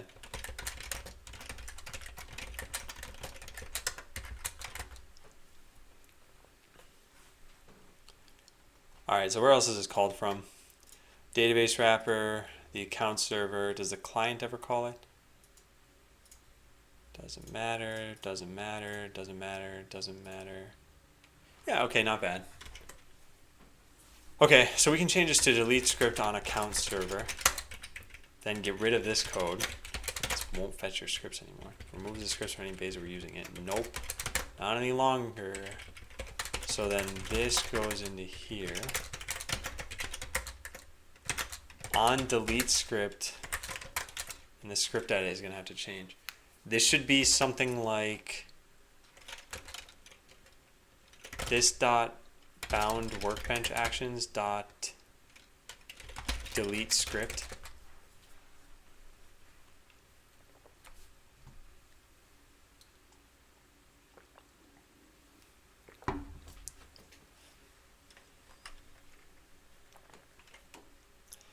Okay, well, let's find out. So actions workbench, we have a delete script in here. Do we? Yes, we do.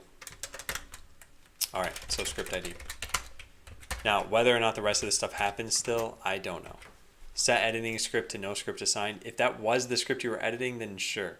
So I think this can all be put back there. I think the go to last page, that still needs to be done here. So now this is also gonna have to pass in this.props.route. Delete script on account server. All right, yeah, this isn't going to be insanely tedious. So now delete script. This needs to do a bunch of things. Figure out if we should delete it on the account server. Delete on account server function. Oh, I'm not going to be doing a type racer thing today. I'm actually not going to tell you when I'm going to do it, if ever. Gotta have some mystery. Alright, so figure out if we should delete on the account server. Then update any blueprints that were using it. And excuse me. I wonder if this is really the role of my Redux actions to be doing this. Thursday, I'm going to have to run some errands. I don't know if I'll be able to stream on Thursday. I'll have to see. So update any blueprints that we're using it to do delete your editing script via this. Should be moved here. And then delete the actual script.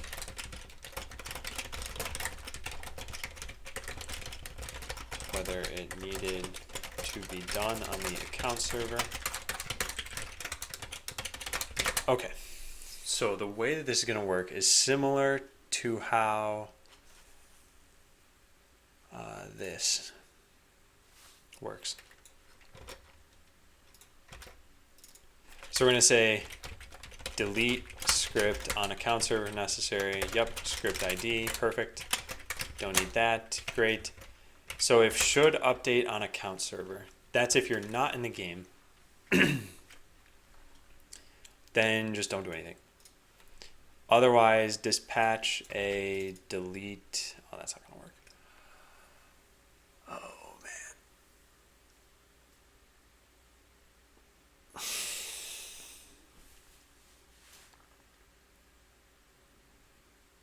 Well, also, they should probably be called delete on account server.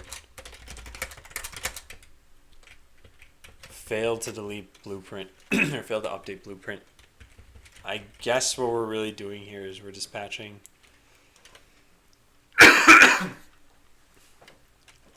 a delete blueprint. I don't even want these things. What do I care? We can just do that for now. And then here with delete script. So at some point we're going to need to delete it using our reducer. So we will need to dispatch an action there. How did I do this with anything else?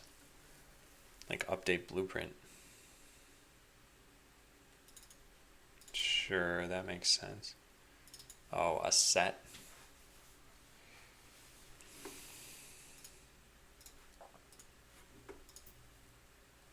Hey, good job, Fatality.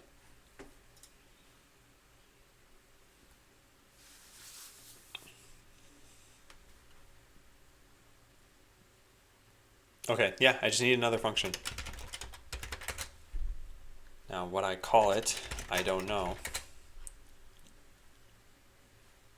I guess we call this like remove script, and then there's a delete script one that still works the same way it used to. Or somehow this does both. Yeah, we can. Okay, yeah, we can kind of have it do both. Let's try this. Okay, so first, what we need to do is this. We take this up to here. So this is going to be delete on account server if necessary. We take in the ID and then delete function. Perfect. Then afterward, we're going to dispatch this there. And then what do we do? So figure out if we should delete on the account server. Done. Delete the script. Done. Delete your editing script and update any blueprints that we're using it.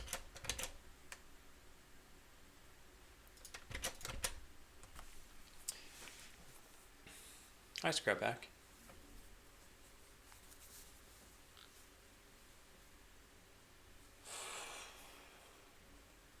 The problem here is that the game server is going to need to know this too. And yeah, wow, that sucks. And thanks for following.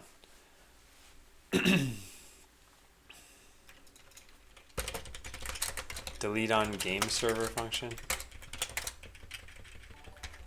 Yeah, I don't think I like this.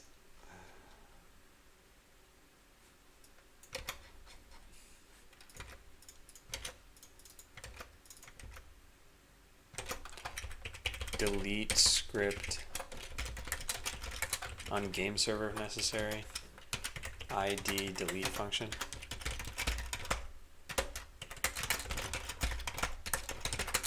So it'd be this function up here.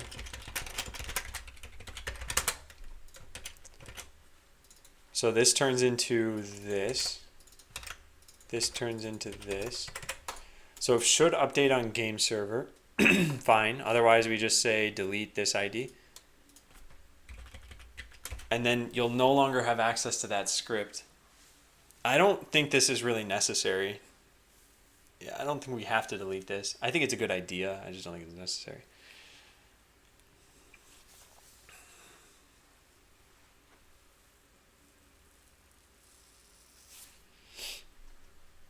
Anyway, we don't even have this function. So this will need to get passed in at some point. And it doesn't exist. So how's it going to work there? I guess any blueprints that we're using it need to be updated, and those blueprints might have already been in the game. So that yeah, when you go in and you delete a script, it's gonna be annoying. Make sure the game server gets updated when you delete a script. Meaning a blueprint's code should go back to figure it out. Yeah. I like yogurt. And favorite flavor? Probably raspberry. Thanks, antimatter tape.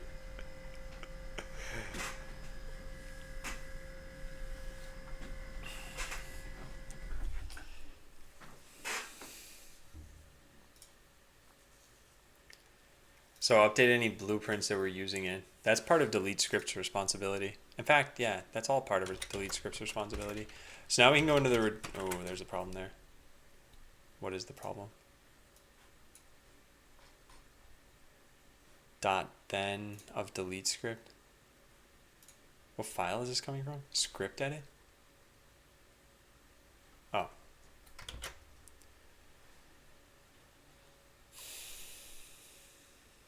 A hacker that uses Windows.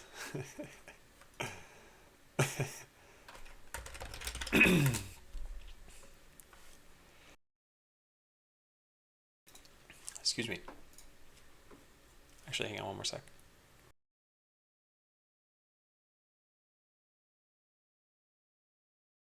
Okay. Well, I'm coughing and sneezing all over the place. At least you guys aren't like in this office with me. Okay, so in the reducer for Workbench, when you go to delete a script, this is going to have much more logic than it used to. Delete your editing script via... Yeah, so if you're editing... Let's see, editing script. So if this exists and the ID of it is the same one that you have set. So const editing script ID equals get editing script ID. If util.exists editing script ID.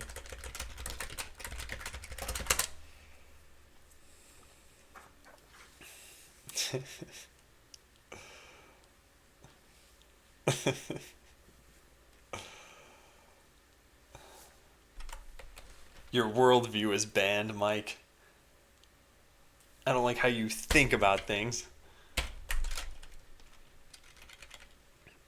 So if this exists and it's the same as the one that you're deleting, so if editing script ID equals action.id, then we need to set this to no script assigned. This is actually something that I think would be better performed in the action rather than the reducer. Yeah, in fact, we have set to no assigned. Where does this come from?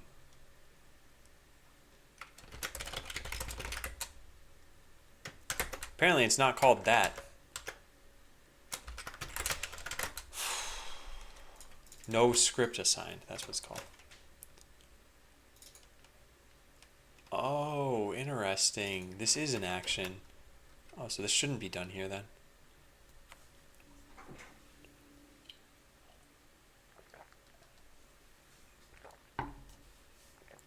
And update any blueprints that we're using it. Okay, well this should be done over here at least.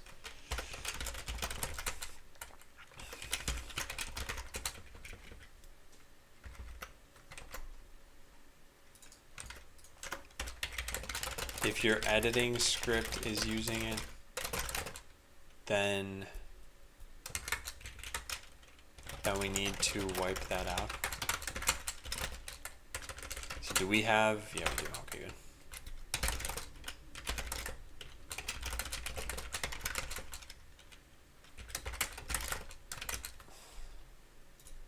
So I feel like there should be a function up here that does this. Delete editing script if necessary. ID what? State? Where does this take it in? Yeah, here.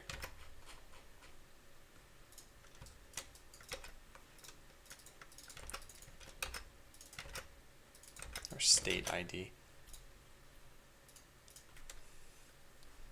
Okay, so this can go up here. Get this from state.workbenchreducer.editing script ID. If editing script ID equals ID, then at that point we're going to do a it's store.dispatch. Oh my god. Fine, let's just do this here then.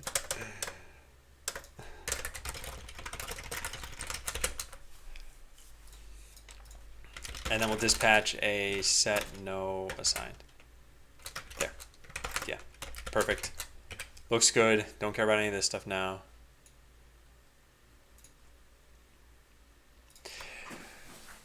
So the only thing left to do, don't show on stream. Don't show what on stream?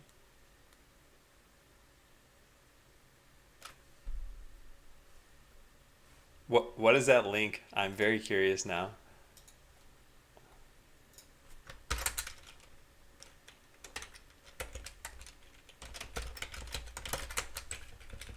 So update any blueprints that we're using it. Is this something that should even happen here?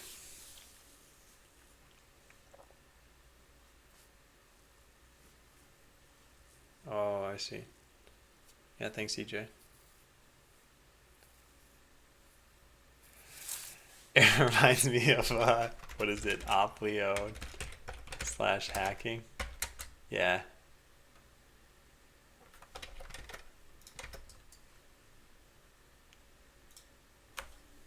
This is a real hacking website.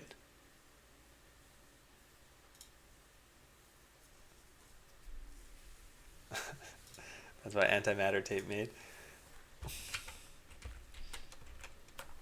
So should this happen here or no? I feel like all of this comes from actions. That way we have discrete actions and delete script isn't always doing this. Yeah, I think that's fine. So let's do this elsewhere then. Action workbench.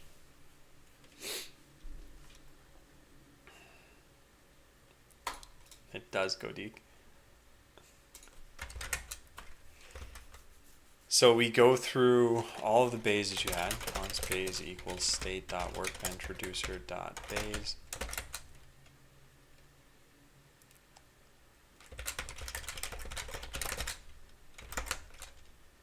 Bay.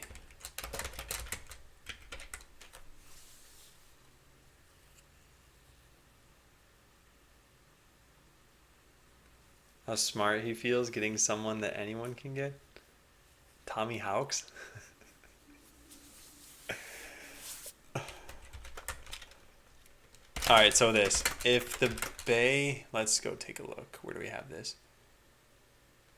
So in set bot bay, I guess.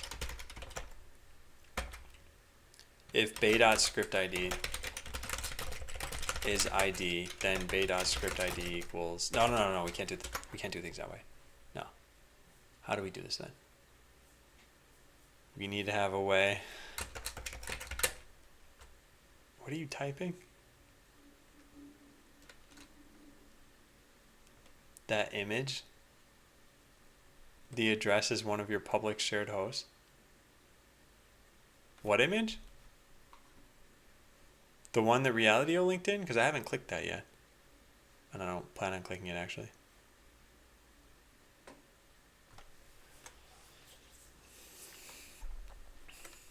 Like drunk off honey again.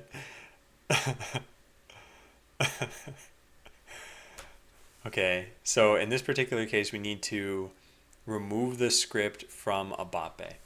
Now, that shouldn't be too bad. There's delete from bot bay. Yeah, I'm gonna need to make a new one here. We'll say remove script from bot bay.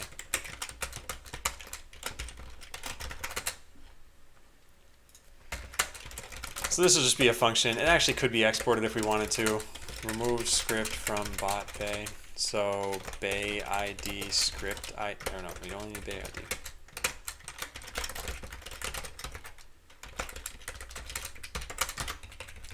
There we go.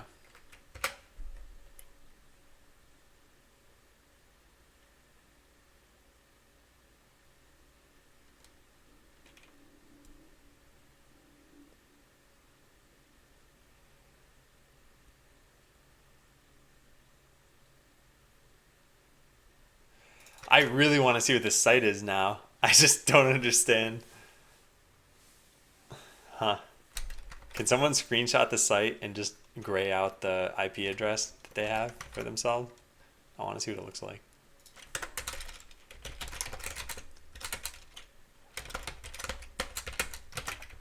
Okay, so now we need the reducer to handle this.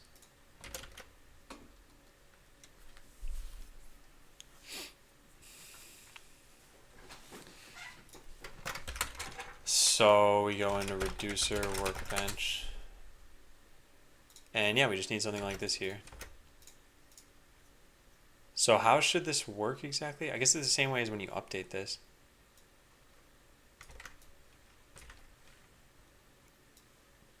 And yeah, Scrap Pack. I hope you had fun. It's something when people follow me. What's this? Secure and private temporary image hosting.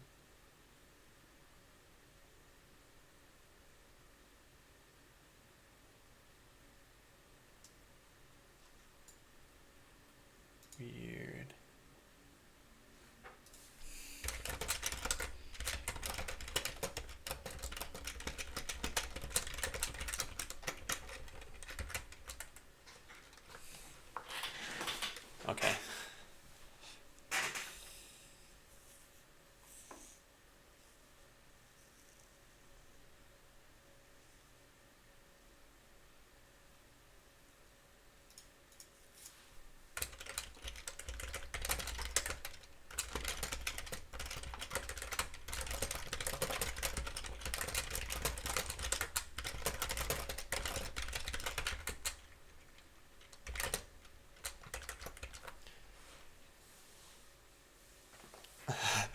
Is there any other content on the page you linked, or literally just IP text?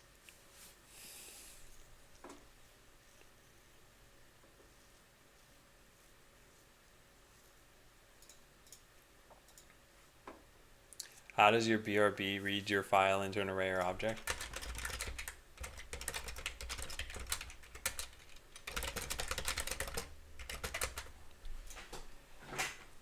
Okay, so the way that this has to work, remove script from Bay, we clone the entire state that exists there, and then we have an ID in here. Bay ID is what I called it.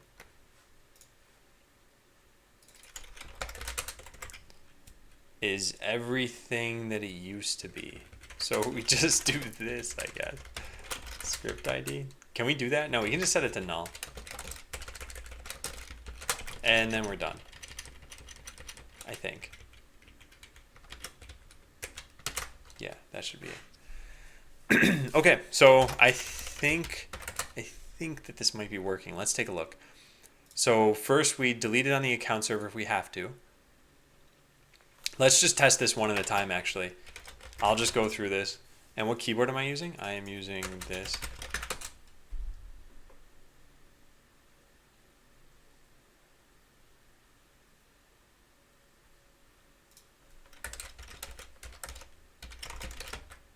Does that work? What is it? Why is that still a command? Alright, those are fine. This is probably fine. Yeah, we'll leave it there. Params is not defined. That's an issue. Script ID. Yeah, that's fine now. And then ID is not defined.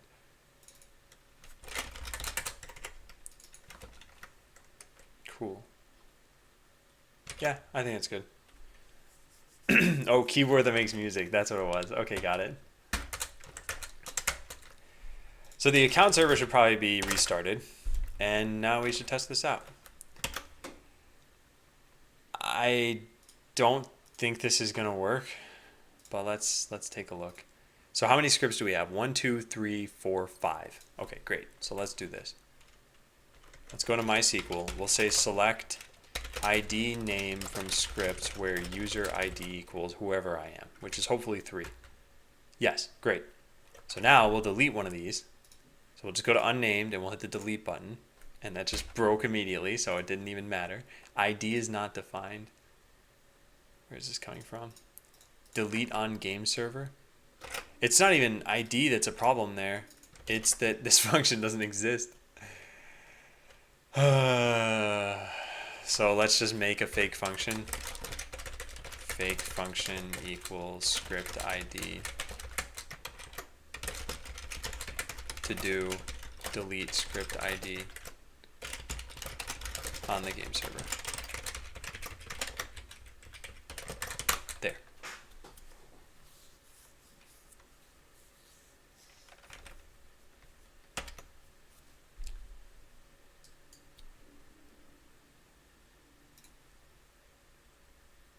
Hey Nowzy, new camera.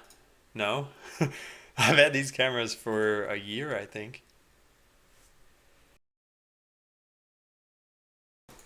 What seems new about it, Nowzy? Is it the quality looks different or the positioning or something?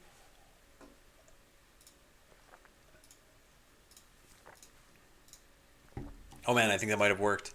Well, only kind of. Yeah. So the problem is that it didn't delete it from here, or it got set to something totally different. So when I hit delete there, no, it's still set to move left.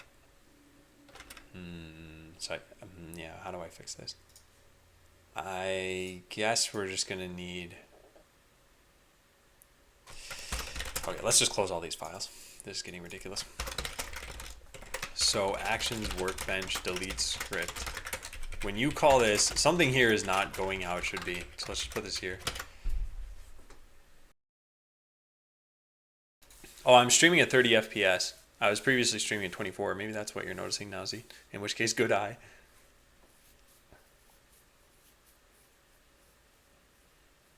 I got debugging turned off, but this should work now. Oh, are you just tagging me so that you can test your word count thing? Because you know it highlights those messages for me. Can you guys try this with a word that's not Adam?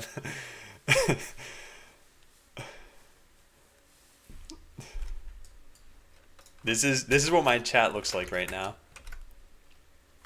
Oh wait, I just got a whisper. I can't show you this.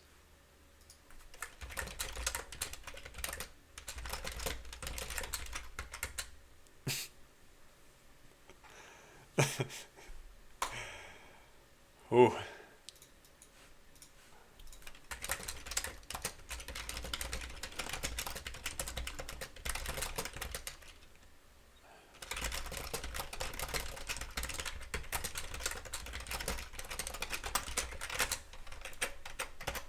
Okay, let's try this.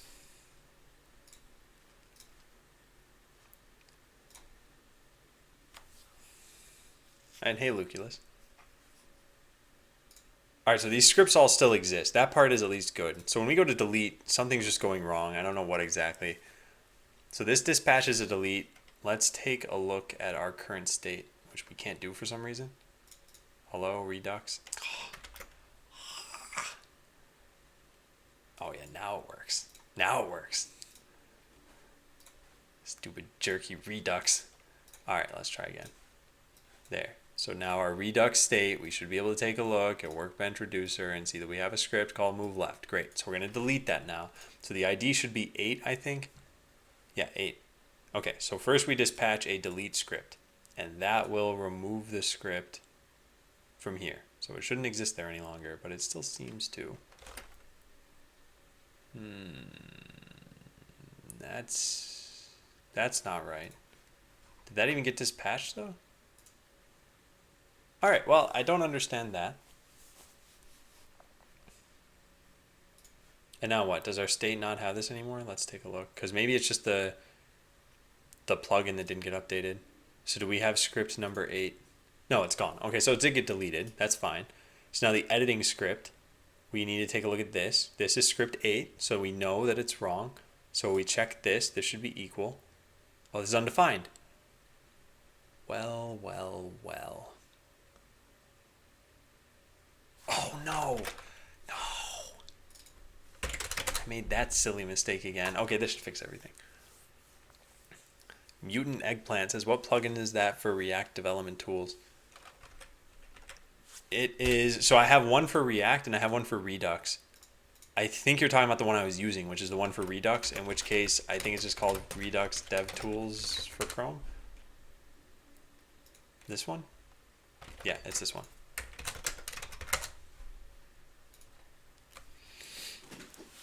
You had to change the state you're displaying in Redux Dev Tools?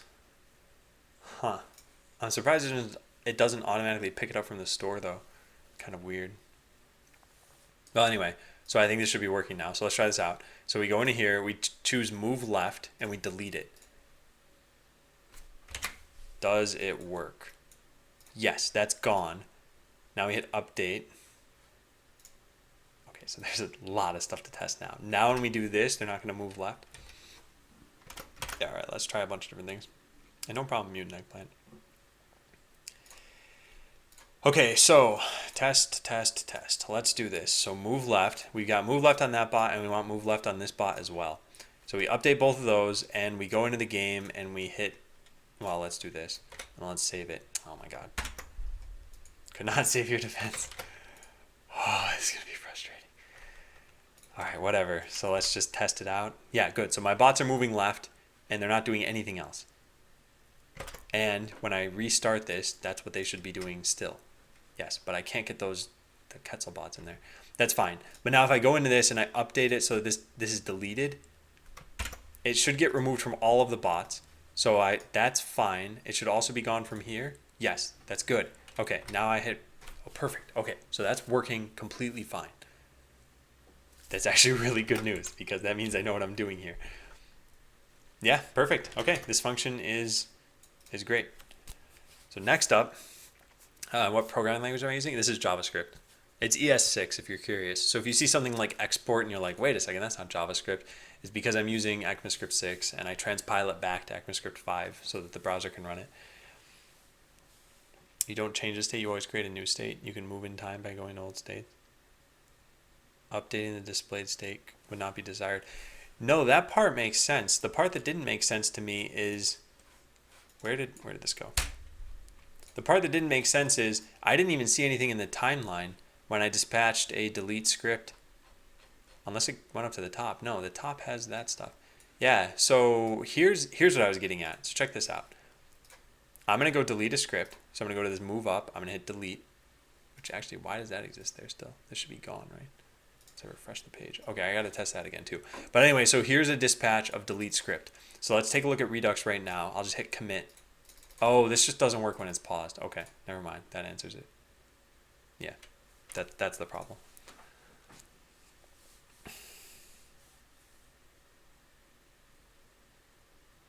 Okay. So what was I going to test? Oh yeah, that's right. Did I refresh the page or no? Because I don't remember, and I think there might be a problem actually. So these have the script move left, and this should too move left. Yeah, perfect. And so if I put these down, they're just going to move left. Great, cool. Now we go delete that. Done. We hit update, and now everything moves left. Oh, that didn't work. Oh, wait, no, that did work. It's these that didn't work. Oh, I'm not telling the game server. That's why. Darn it. Okay. There's just one minor thing left to do there, right? And this is still broken.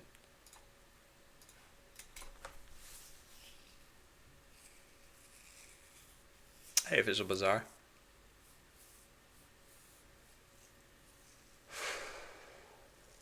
So I got to update the game server, and then there's also a bug. When you delete a script that a bot is using, it somehow makes its way back into the UI. Where does that come from? Editing script, fine. Yeah, no, all that makes sense. Huh. So this is not working how it should be.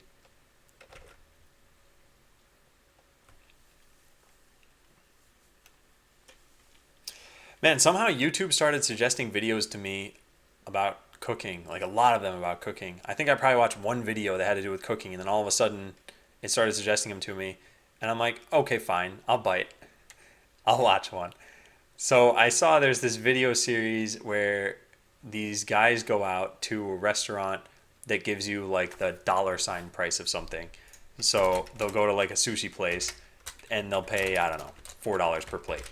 And then they'll go to the $ place where it's like $10 per plate. And then they'll go to some like insane place, it's like $50 per plate or something like that. And I was going somewhere with this. Oh yeah, pizza. So at one point they tried like $120 pizza, and it was just 4 slices, like a relatively small, like a dinner plate sized pizza. And they said, "Oh my God, it's so delicious." I wonder how that tastes. I wonder if that's really worth $120. There was like a $700 burger that they had. There was some sushi they had that they loved. I wanna have that experience at some point. Hey, Respirato. Chess with a cool theme is a good game idea, but you went with war. Is this like objective indie? What, Godly? I don't know what this message means.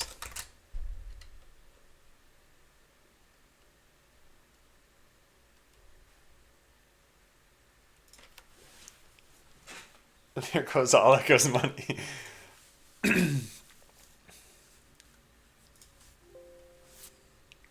I'm not getting better at your name. I didn't roll any of the R's because I feel super embarrassed when I try to do that.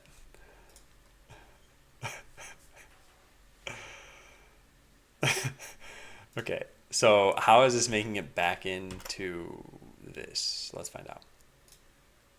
So I go to edit my defense. This has the move left script. This has the move left script. We edit it. We delete it. Cool. Now it's gone from this list. If we went to create a new script, we don't see it in here either. Great, fine. We don't even need to hit update here. Just hitting cancel is good enough. And now, yeah, the script is gone. Now we go back to edit and it's somehow, no, what? What? It's after testing the defense. I think that's what's going wrong here. Oh, that's why everything's happening. So what happens is I delete this, and then it's gone, and then I test the defense. No, it's okay, never mind. It's pressing C that does this. All right, that's not a bug. This is not a bug. I was pressing C to terminate the defense early, but that counts as restoring from my backup. I only pay $120 for a pizza if I can get a refund if it's not worth $120. Yeah, I don't know if... Okay, so I don't ever think, unless you had a ton of money, that you should be buying $120 pizzas every time you eat pizza. But I think it would be quite an experience to try something like that, because people are apparently willing to pay that much. Godly says, I'm just wondering what your game is supposed to be, an objective indie game. And your game reminded me of chess, so I just said chess with a theme would be a good game idea. I don't know what you mean by an objective indie game, though. What does that mean? And if you saw the video, then that does a pretty good job of explaining it. You can check out this too if you want. Was it pizza with Kobe beef strips or something? No, it was some kind of like white truffle, super rare, like $600 for a small amount, and so they just shave off these slices, and that apparently is worth $120. Botland is a cookie clicker game.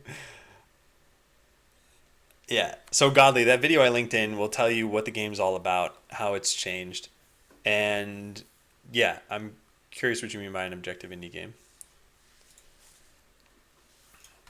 Is this cookie clicker? I don't think that guy ever came back, did he? Let me check.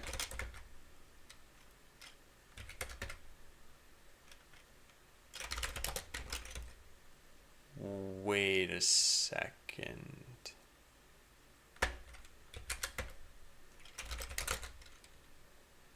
Yeah, I don't think that guy ever came back. Huh. Did that guy ever reply to your apology? No, I don't think so. Eat that pizza on stream. I don't even think I could get that pizza. I don't think it's in Washington State. Also, hi Tomkins. I don't know if I said hi to you before. But yeah, and 100 subs might not happen actually, given I didn't realize this, but yeah, the month is going to end in 3 days, the subscriber month, and I'm not at 100 subscribers, and once it ends, there are going to be people who don't resubscribe. Yeah, fatality, yeah. And what guy? There was a guy who came into the stream, and my title was Professor Glickman's Glicko Glicker that day, and then in parentheses I put something like Botland Day, whatever it was. Well, I guess he saw this and he's like, oh, is this a cookie clicker kind of game? And I thought it was hilarious because I didn't remember what my title was, so I didn't know that he could possibly confuse glicker with clicker. And yeah, it just caused a bunch of confusion. And then he left like immediately afterward, and I felt really bad. So I sent him a message saying, hey, I'm sorry. Okay, so the bug is actually pressing C when testing a defense shouldn't restore from backup. So when you type this right here, this needs to do something that's not that. So if player is testing defense, yeah, that's what we're gonna do. Let's just call into that. That's fine. So if this .simulation server .arena .player is testing defense, well, they're not testing defense, I guess.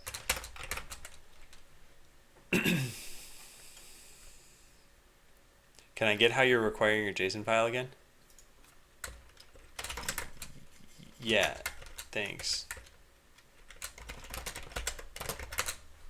Because I actually can't just press up to get back to that message. So I appreciate that. Okay, so this should fix that bug that I just ran into. Let's try it out. So we go into here, we edit this, we go into here, we delete that, we hit cancel, we run the defense, we cancel it again, and this should not be set back to what it used to be. Perfect. Okay, so that's working. Now if we were to cancel back out and come back in, we have move left again. That is also perfect. That's working exactly how it should. Also, I just dragged my nails across the microphone. Again, I hope that wasn't super loud. Hey, D-Rocks. Okay, yeah, this looks fine, and now it's working again. Yeah, perfect. Okay, so that stuff is fine. Do we have a reason to tell the game server? Yeah, actually, this has nothing to do with... Wait, does it have anything to do with that? How does this work?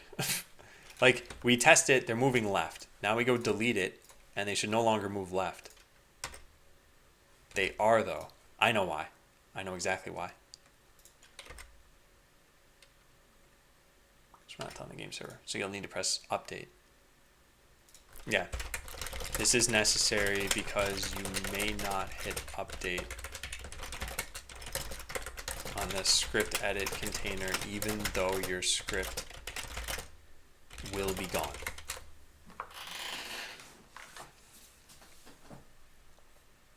Alright, Walter, and yeah, if you can't, don't worry about it.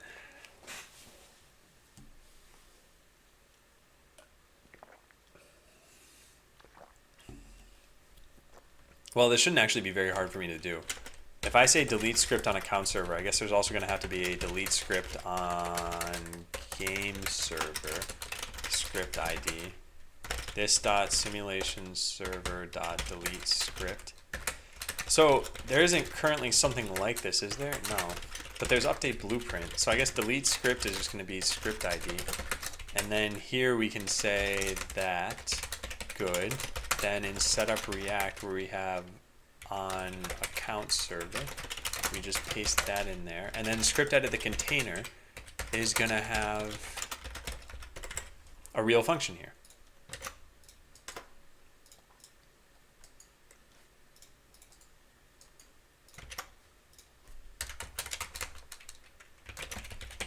Cool.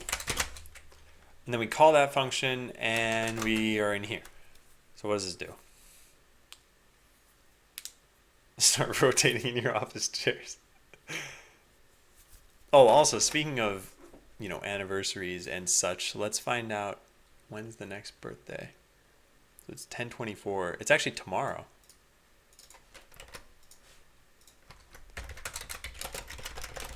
I won't share who it is unless they actually show up in chat, in which case I will wish them happy birthday. And Tomkis, it's all about, like, there are some relatively basic shortcuts I use to get around quickly.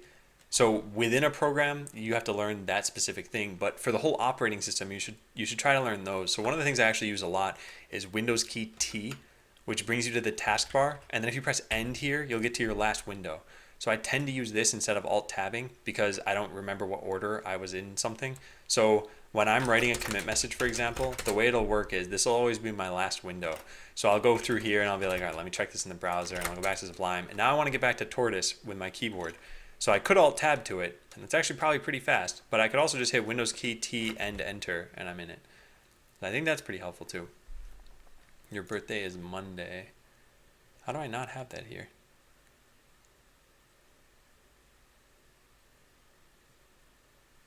How do I not have that? Huh. Alright, I'll write that down, fatality. Oh, congrats, Louis. Congrats.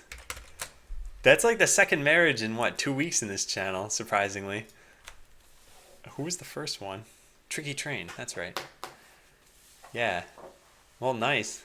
Any tips from a presumably happily married geek? I mean, yeah, sure, but that's not the kind of stuff I would probably share. Not, well, I don't know. Here's the generic stuff I can share. Is communication is everything. And that comes down to your marriage, your friendships, and your professional relationships. So if there's ever a problem you have with someone, you should go to them and talk to that person. And that also applies to your marriage. So just keep that in mind. That's it. We've all had problems with friends and with coworkers, I'm sure. And we solve those a certain way. I don't see why that shouldn't apply. Just in general, obviously, communication. I'm sure how you communicate will be different. And also there's something else. Well, no, I'll stop there. Yeah. Ask what's his name? Echo? All right, so delete script here. What we need to do is remove this from your player object. So do we have a delete script? Do we have anything to do with scripts here? Oh, we're going to. Delete script.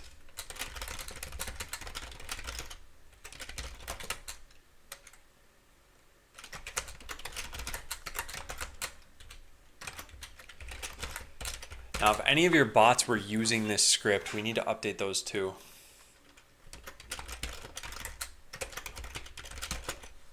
Bots deployed. No, wait, no we don't. We need to update the blueprints, not the scripts. Yeah, here. So for each this dot bot base, if bot bay dot get script ID equals script ID, bot bay dot, I don't know, remove script, set script. Is there a set script?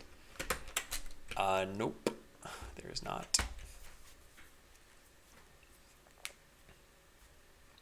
Hey Dave. Here I thought all Americans solved their problems with a gun duel. Well, we used to, but that kept having our population. Hey Bioame.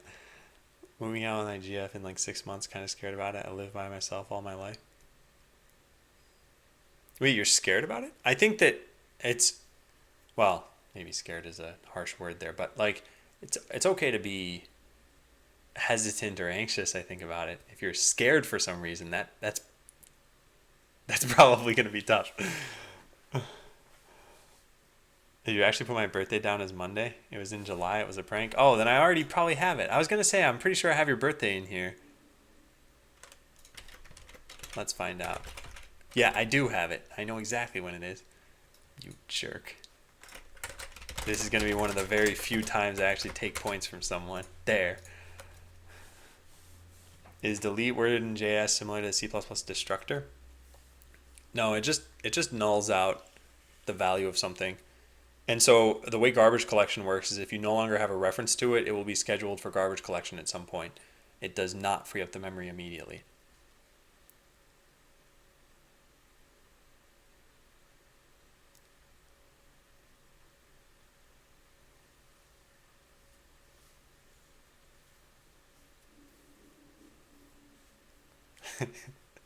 Godeek has solved the marriage puzzle.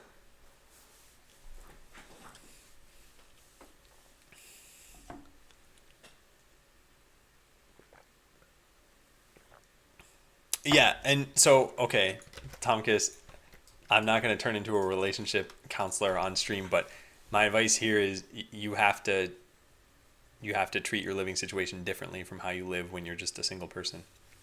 I think a lot of people expect their life to go on with no sort of collaboration or compromise with another person, and that's not how it works. Even if you just had roommates, that's not how it works. Like, you can't just, be the same level of messiness or anything else that you were when you were living alone. Unless you lived alone as kind of a perfect roommate to yourself. Okay, so here we need some way of setting the script ID to nothing.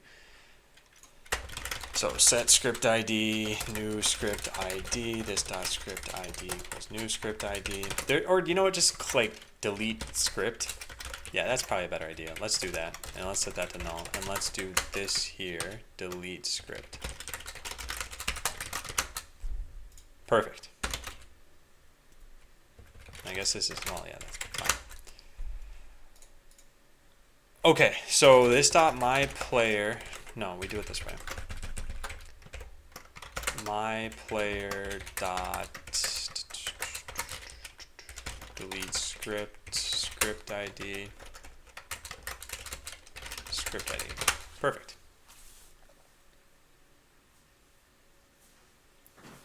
So delete is just a hint, right? Garbage collector would delete it anyway. Not necessarily. So the short story of this is garbage collection is based on reference counting. So if you say something like A equals hello world, then the garbage collector would be like, okay, that's one reference.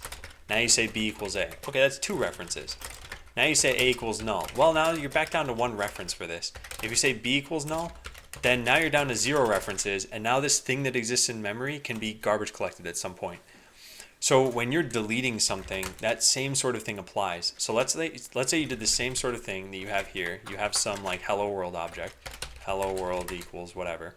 So now you have one reference to it. Now you store this inside of another object. Object equals, I don't know, maybe there's like name, Adam, and then you store the hello world thing in here. Well, now there are two references to this. Now, let's say hello world goes out of scope in JavaScript. So let's say this was defined as a var and you were inside of a function here, function foo, whatever, and you return this object at the end of this, return object. So there's still going to be one reference captured to hello world. So if you later said delete, let's say you said obj equals foo, delete obj.hello world, now there are going to be 0 references to this thing and it can be garbage collected.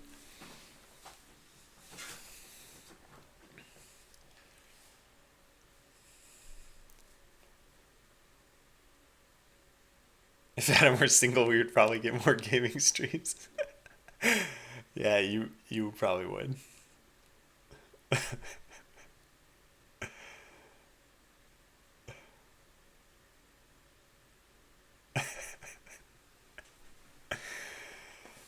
Oh man. All right, so Nowzy, hopefully this explains it a little bit more. Delete is not, it's not a hint. It's actually doing something here. It's nulling out what you have and it's causing it to be undefined again. But that doesn't mean anything to the garbage collector until there are no references to that thing any longer. So I hope that explains it a little bit more. As for me, we need to test this out. So how do I test this? Make sure this knows that when you delete a script. So here's how we test it. We go into the game, we make sure that these are moving left, good. Then we go edit it so that the script no longer exists, but we hit cancel on this dialog. And now they should not move left anymore. Perfect. Perfect. Okay, that's pretty good. All right, good, Nowzy. I'm glad. All right, done. And that's done. And that's done. That took a long time to get through all that. Whew. All right, so I'd like to be able to check in at some point.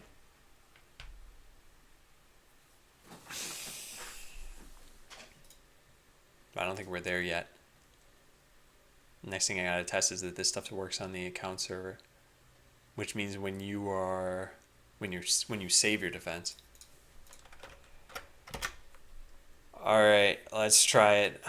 This is gonna be really annoying to test all this stuff out because the nature of testing deletions is that means you need to re-add them at some point. Otherwise, you can't keep deleting stuff unless you have something to delete.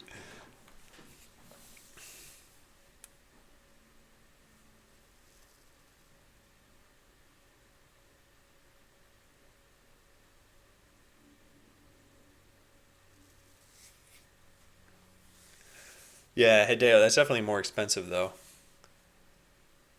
But yeah, I think those sorts of things can be helpful. I think a lot of I mentioned this about workplaces, but almost all of what you do is going to boil down to perception. If someone thinks you're a good worker, you'll probably get promoted over someone who they don't think is a good worker, but is actually a better worker than you.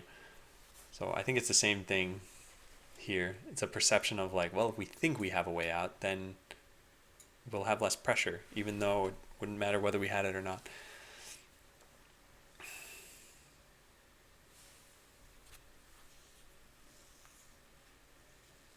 Okay, so what we're going to do is we are going to delete this script and then actually save it to the account server. I'm pretty sure this is going to totally fail. So let's try it. Could not save to the account server. Did it actually not save? Yeah, it didn't save. But why not? I didn't see any bugs here. All right, we're going to have to write this down. So when attempting to save a script deletion to the account server, the client is getting an error, but the account server isn't printing anything out and also isn't deleting the script. Okay. Hey, Q.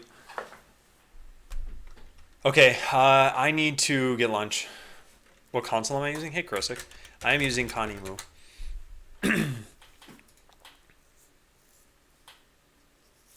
Yeah, I need to get lunch. I'm going to be back in about half an hour, and I'll be back for 3.5 hours or so. So we're still going to have a lot of coding today. But, yeah. And did it get removed, Adam Boat? It's still there for me, but I actually am not a good judge of that because I would need to update chat, right? Or refresh or something. Hey, Wasabi. Okay, yeah. So it is lunchtime. You guys have approximately 3 seconds to type in BRB lunch if you want to. 3, 2, 1, and cool. So we happen to get T-Blot on this list. So in case you guys are curious what BRB lunch does, it just shows something like this. Thanks for the support. All right, cool. I'll be back, like I said, in about half an hour. I know this says 45 minutes. I overestimate. And I'm going to be gone for, or I'll be back for like 3.5 hours after. So thanks for watching, guys. See you in a bit.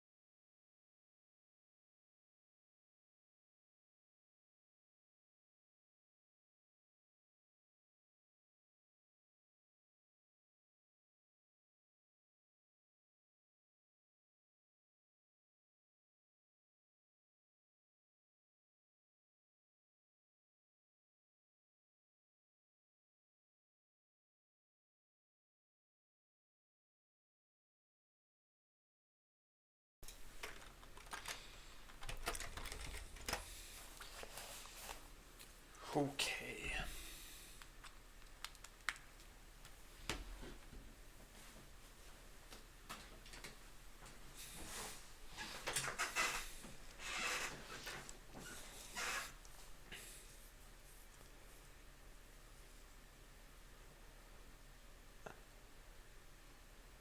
All right, let's read chat.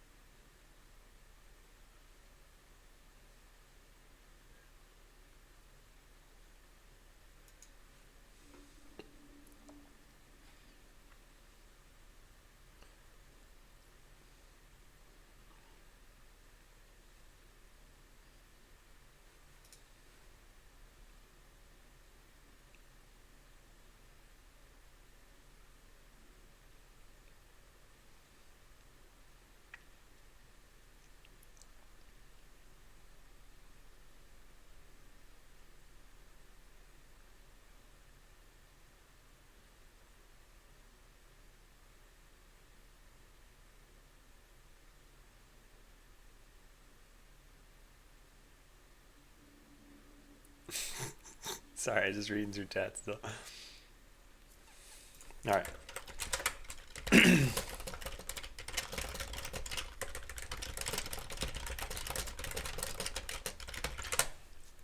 All right, yeah. Just want to find out if Zilly got the answer. Okay, so where we left off.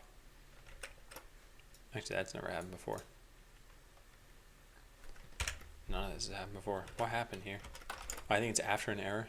Okay, well, we don't need to worry about that too much. So when attempting to save a script deletion of the account server, the client's getting an error, but the account server isn't printing anything out. Yeah, so let's take a look. It's not even delete script, it's in save defense. And so there is now a new function here, this, and at the end of all of this, which is called next, perfect. And we don't even see any of this printing out. So there is no deletion, there is no creating script.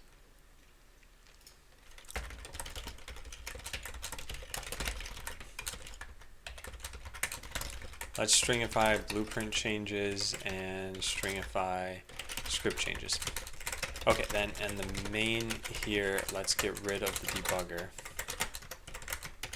And then let's go restart account server and try this again. What database do you recommend? I'm thinking I'll try Mongo. I would probably just start with MySQL and Connects. In fact, you can start with SQLite if you want to. But I think Connects is really helpful for this stuff.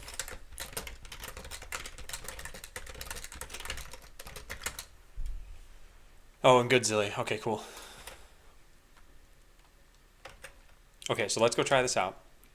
So what we need to do is delete a script and then try saving our defense. So we delete a script and then we save our defense. And it says could not save. And it also says that it's not even doing anything. What is going on? It's not even getting into that function. Something is very messed up here. What is it? What is it?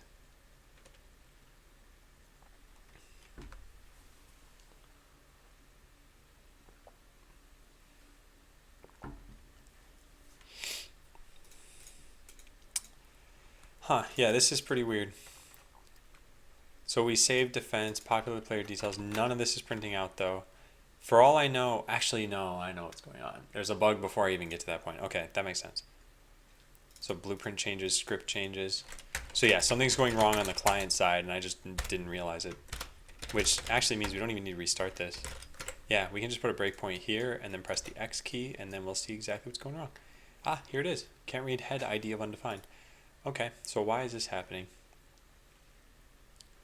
This has no cosmetics loadout and no hardware config. Probably because I deleted them from here.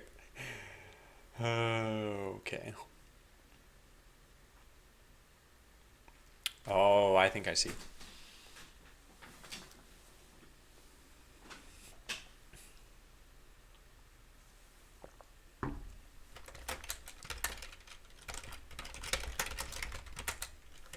So we need to serialize and then clone what we've serialized.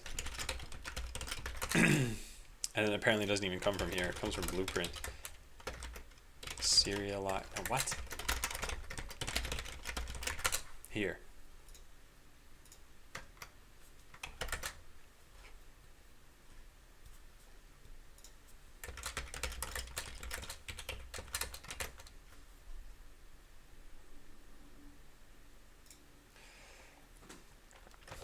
Let's try this. Keen.io. And there's so many of these different services out there now. I have to look into this stuff eventually. Also, what was that? Did I just see that correctly? Oh, neat. I always like it when they do cool stuff in the background here. Well, that's apparently where their cool stuff stops, because you can't highlight over any of those. What was that site again? There was some like Ansible Galaxy. Is that the site that had all the... Well, it definitely has cool stuff on the background, but there was one that had some like crazy thing. Oh well.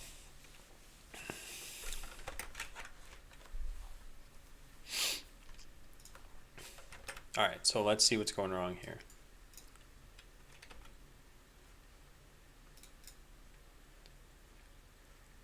.400 blueprint changes is not an array.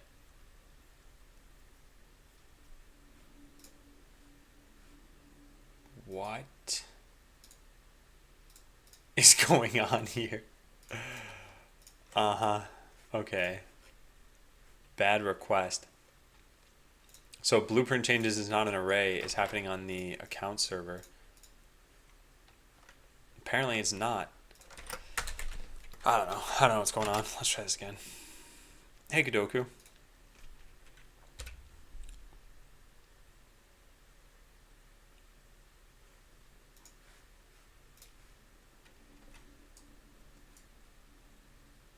All right, so there's no changes to any of this stuff. Then we call into this function.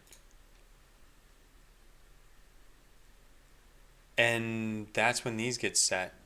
Oh, they're not arrays. They were never supposed to be arrays. They're supposed to be objects that contain arrays. But since this is coming from... Okay, so these should be is object. And then everything inside of them should be arrays. Yeah.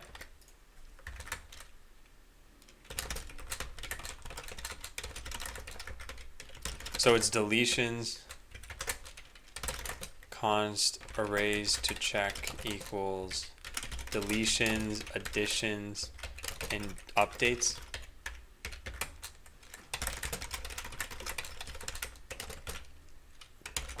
Blueprint changes and script changes. All right, yeah, this is going to be a little bit tedious. Hey, Abion, what are we doing here? I'm working on a game called Botland, and I can show you briefly what it is that this is all about, but it is going to be the brief explanation since I end up doing this a lot of times every day. So Botland's an online strategy game about automation. You make bots. So here I've got an artillery bot, and then if you want to, you can write AI for them. So here I've got AI that is just for testing. It just says move left. I mean, obviously a bot that has move left is never going to do anything very useful. So you could change this to as something very simple like, hey, fire artillery, and if you can't fire artillery, then just move around randomly. So here's the AI for this bot.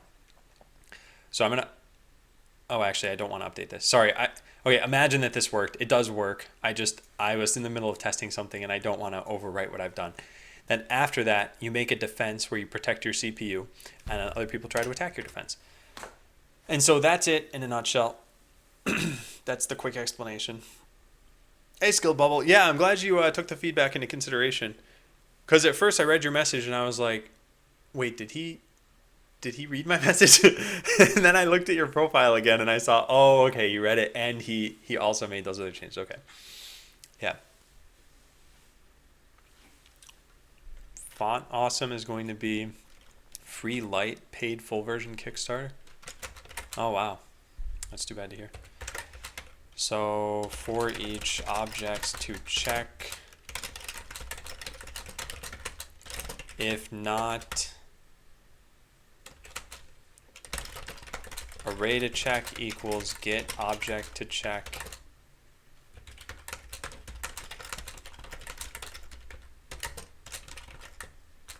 These are array props. This is definitely not the best way to be doing this.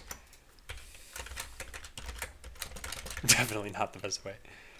So if, oh, and we're gonna need a return from this stuff too.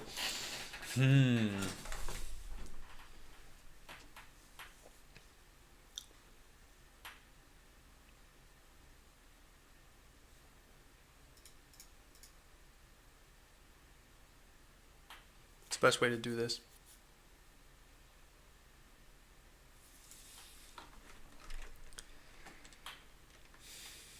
So some will bail out when this is true. I guess we could do things this way. Like let found error equals false.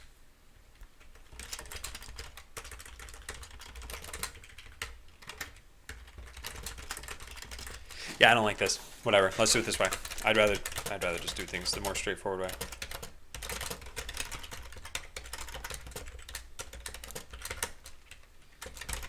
Object to check equals objects to check I.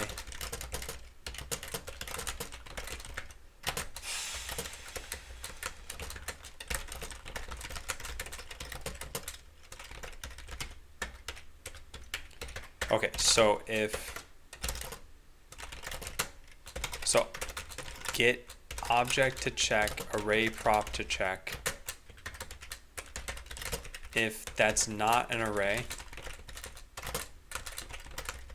then return rest.send 400 error.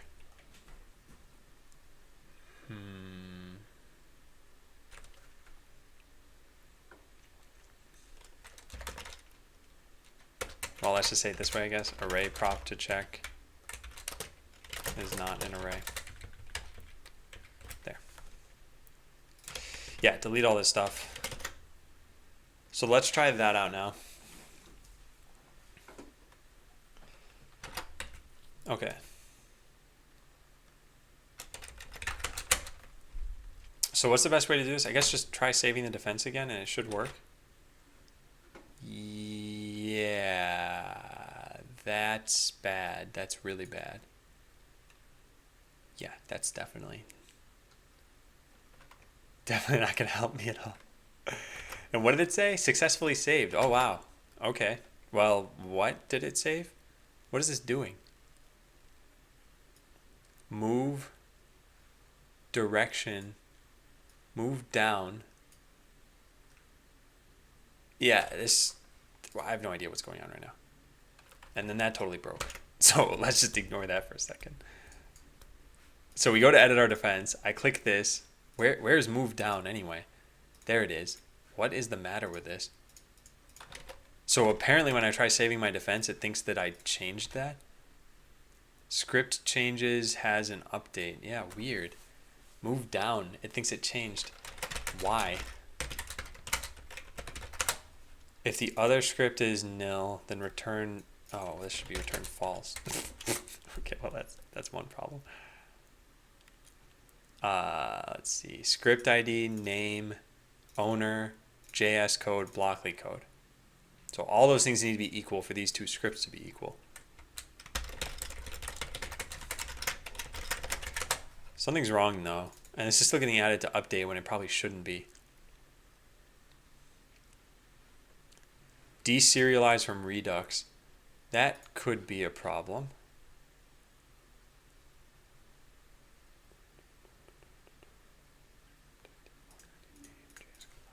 Script owner name, code Blockly. Yeah, that's all correct. Okay, so then something's, whatever. Here's what you do when this stuff happens. You just find the code where it's breaking, which is right here. Done. Let me just refresh.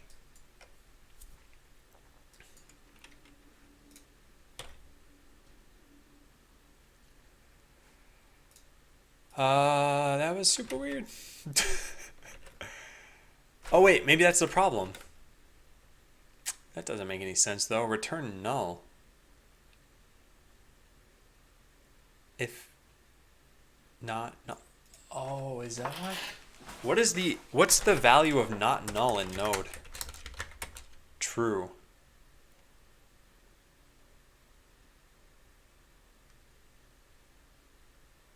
That's what I'd expect. Wait, so then why did this all of a sudden just magically fix everything? I didn't do anything. Why did this get fixed? There's no updates now. What? No. I don't believe this. I don't understand how this just fixed it, and I want to understand it. So let's have this return null and find out why this makes a difference. Because I don't get it. It doesn't make a difference.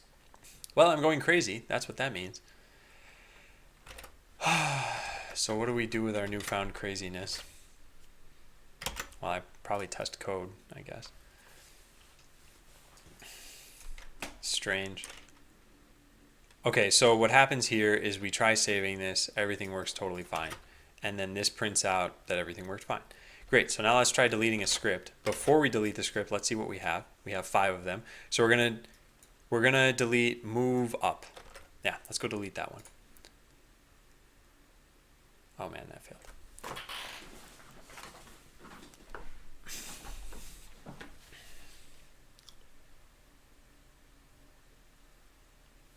Why would this be happening? This leads me to believe that something in Redux is getting screwed up. Let's follow the stack trace. Oh no, is this coming from .props.cosmetics loadout? This is the cosmetics loadout for a bot in the game. I bet it doesn't even know these things exist. How did this happen? I think this has to do with deleting things, but I don't understand why. Oh, wait a second. Maybe I do understand why. Okay, never mind. Let's go take a look. I think it's this. I should have cloned this.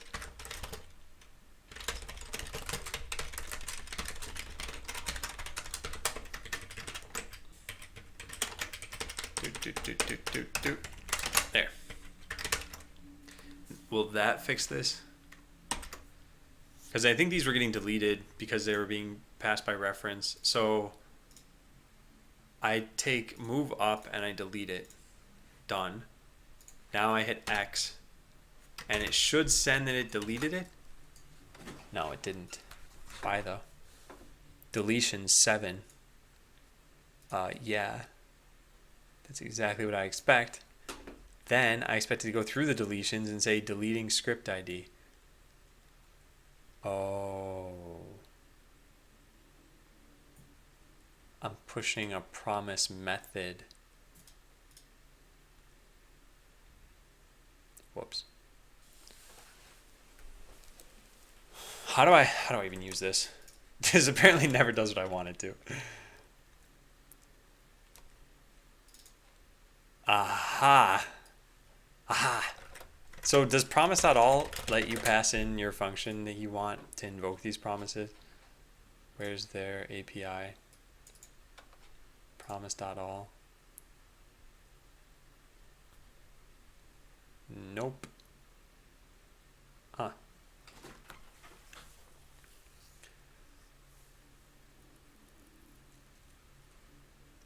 TJ, I think at one point you unfollowed and then refollowed.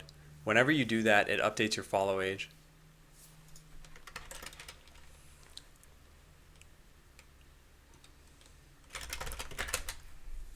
Returns a new function that wraps the given function. The new function will always return a promise that's fulfilled with the original function's return value, or rejected with throwing exception to the original function. So I think what I'm doing here was a bad idea. And I think this proves it.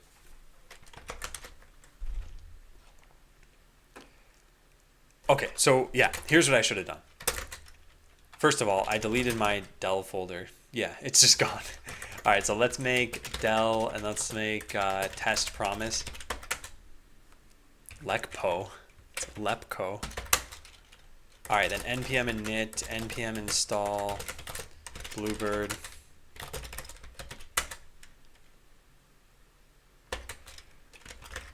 So if we have, let's make async function delay and then log message. So return promise dot delay dot then console.log log message. So if we say async function 500 hello dot then async function 500 world, it says hello and then world 500 milliseconds after one another. Okay, great. So now let's try something else. Test equals async function. Oh, not even that. I don't care about that.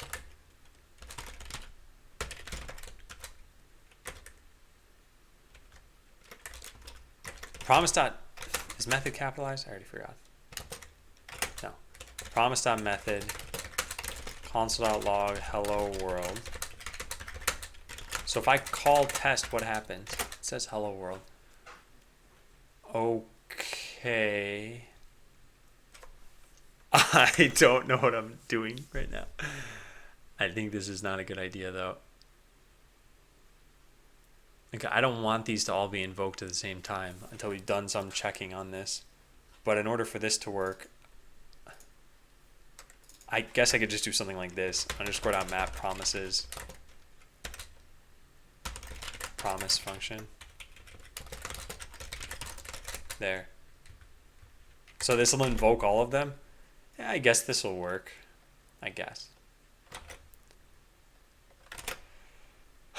Let's try that out. So hello world is going to be this, and test is going to be hello world 2. I don't know, let's just call it hello world 2, I guess. All right, so now we collect these up as promises. Promises equals hello world and hello world 2. And then what I was doing is promise.all. I need Lodash here. So promise.all map each promise to the function that you get as a result, and then console.log all done. That worked. Okay, that's what I want. All right, see you, Endurin.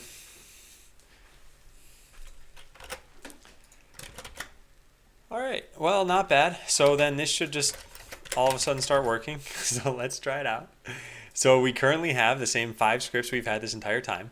And this time around, it's going to let me delete them. So let's edit and delete and cancel and do that. Perfect. Did it work? Did it work? Did it work? Did it work? Yes. Nice. So move left is gone. That is what I expected. What is promise in JS? The way I describe promises is that they are mostly the same as they are in English. So in English, if you were to say something like, I will pay you back later, that is a promise that at some point in the future, maybe 1 second after I say that, or maybe 2 days after I say that, I will either fulfill my promise or I will fail to fulfill my promise. Now, in real life, you'd have to say, I will do this by a certain time for you to ever fail. Otherwise, you could be, on your deathbed and still not have failed your promise. But in JavaScript, it's the same thing. You have a promise, and you have, when it succeeds, it'll call into the then, and when it fails, it'll call into catch.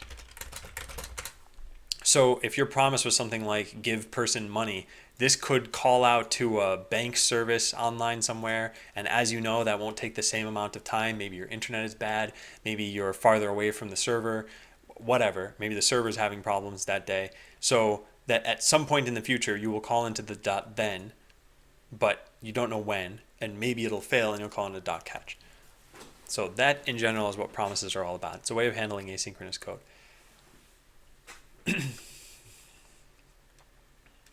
Okay, so this should work, and it did work, and now we need to test the other thing. So I did deleting scripts. What about creating scripts? Well, I have a feeling that creating scripts immediately calls into the account server, so let's go find out if that's the case. Create. Does it exist now? Ah. Surprisingly, I actually made this title the right thing that I would say here, which is, oh no, it didn't work. Prevent script creation from telling the account server until we've saved the defense. Wasn't promise.map series what you needed? No, I don't need this. I don't need these to work sequentially, but I don't want them to work at all until I know that I've built up all of the promises that I want. So I'm just going to collect up all the promises here. But let's say I come across a deletion that doesn't make sense, which I don't even know if I could figure out. And like one way I could do this is just keep track of all of the promises and not use promise.method at all. That might be the best way to do it. And if that's the case, then we're fine. And Lodash is just a utility library. It provides a bunch of helpful functions like for each and map and count and times. Also, it's not called count, it's called size.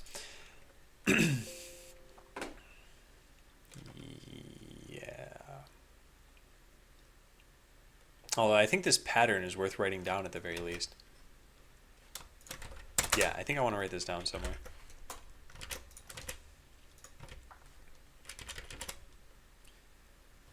So this will trigger the promises.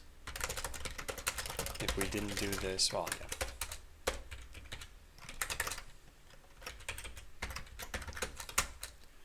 Reminds me of block code, causing other block code to run and so on.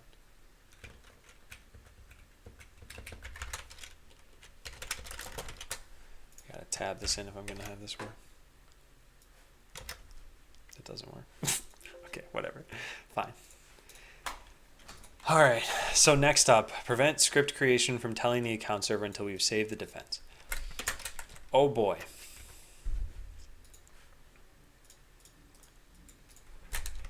So where do we create scripts? That is a good question. I guess there's only one place, right? It's on the create button that's pressed right here, and that's it right now. So let's go find that create button. It comes from script edit, the container. There should be a create, creator update. That calls into this. So it's in the route. You're now view boats.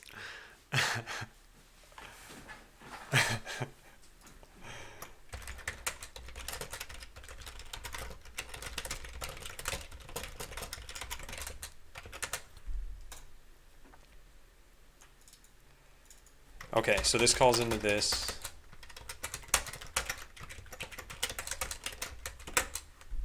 Yeah, which does a whole lot of stuff. I do not like this function at all, nor should this even be here. What's the wave? Just a wave, right?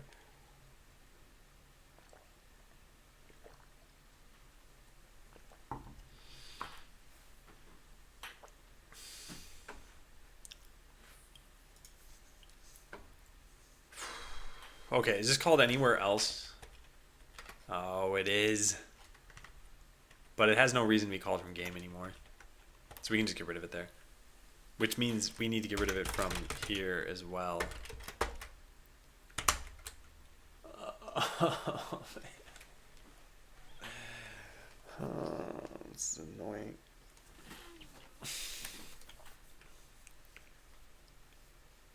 How do I do the ocean wave emote? Isn't it just colon wave colon? No, that's not it. It's ocean. Yeah.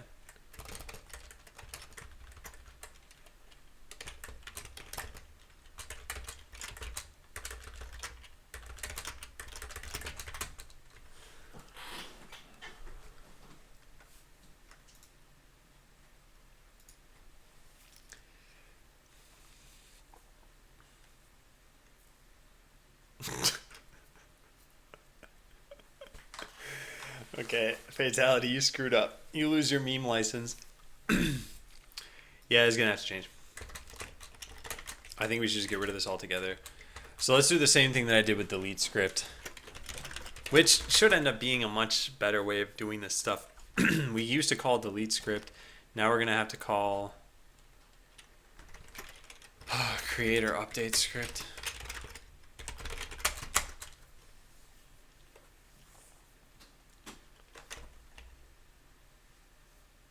Is creating JS code from Blockly. Do we need this? Ah, this is so bad. Ref.script edit script content blockly component. Then get code from the blockly component. So this doesn't exist in Redux. It should exist in Redux.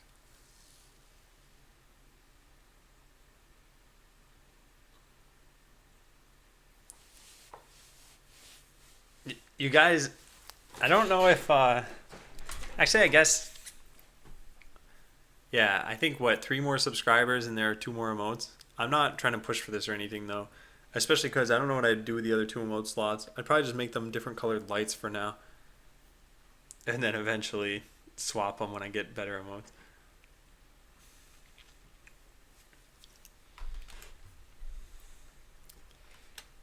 Okay, I don't like how this stuff works. Anyway, here's what we'll have to do. Found workbench actions dot. I guess this is create or update. We should know what it is though. In fact, Redux should know what it is. This shouldn't be saved in the state at all. Why is it?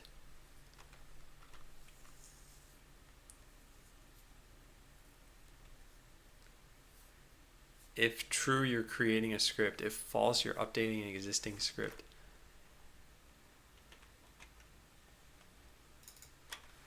Oh man. So much to juggle. Okay, so everything in here is bad and we need to fix it. Where do we begin?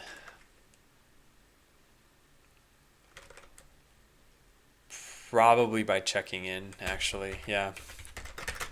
Change script edit so that, where is it? So that is creating script is not used in state. It shouldn't be here at all. Start new script.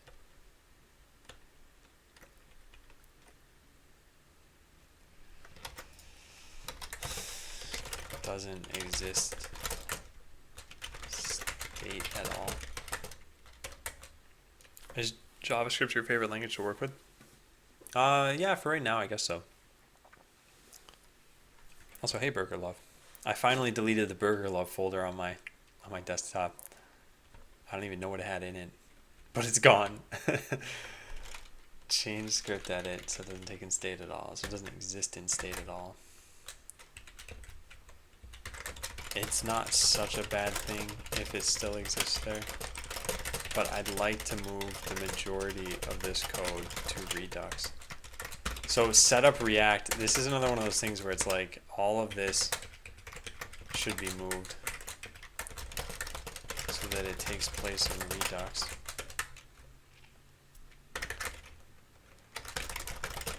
Change the update script flow.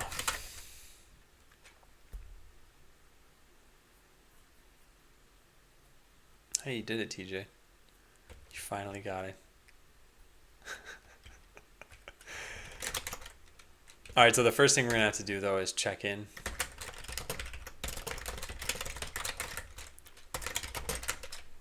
As much as we can.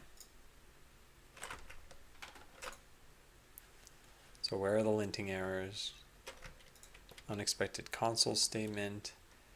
Do I even want to save any of this off? I don't think I do. That I want fixed though. So let's do this. Let's run BL commit.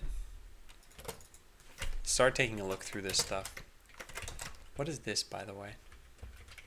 I think this is a good standalone change. Yeah, I think it is. I think the database wrapper, we just need to make sure that your user ID is known so we can have.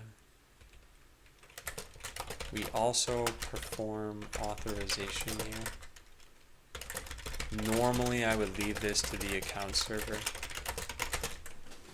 but this prevents the account server from having to fetch the script just so that we can check to see if it's the owner who's trying to delete it.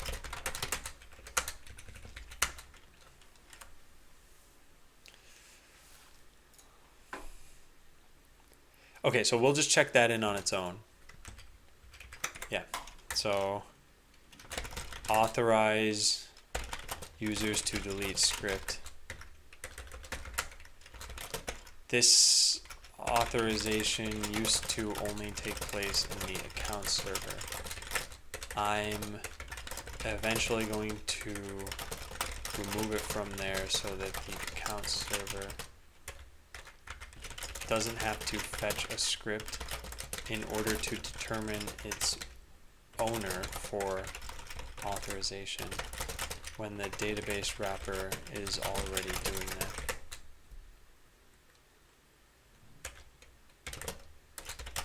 Now authorization for script deletion takes place in the database wrapper. That's actually a good way to start this. Yeah.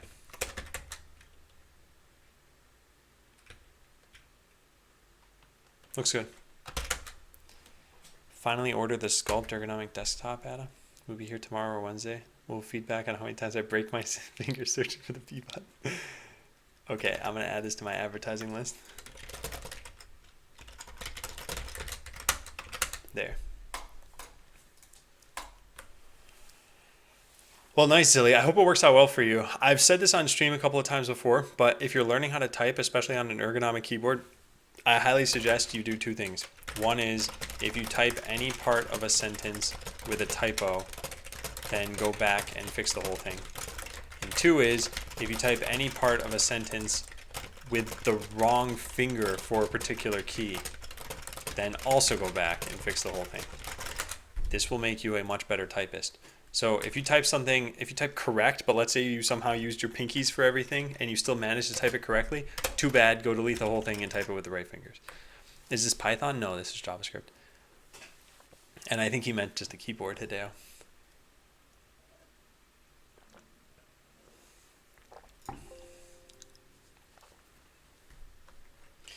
Okay, so that part's fixed. Let's go back to this.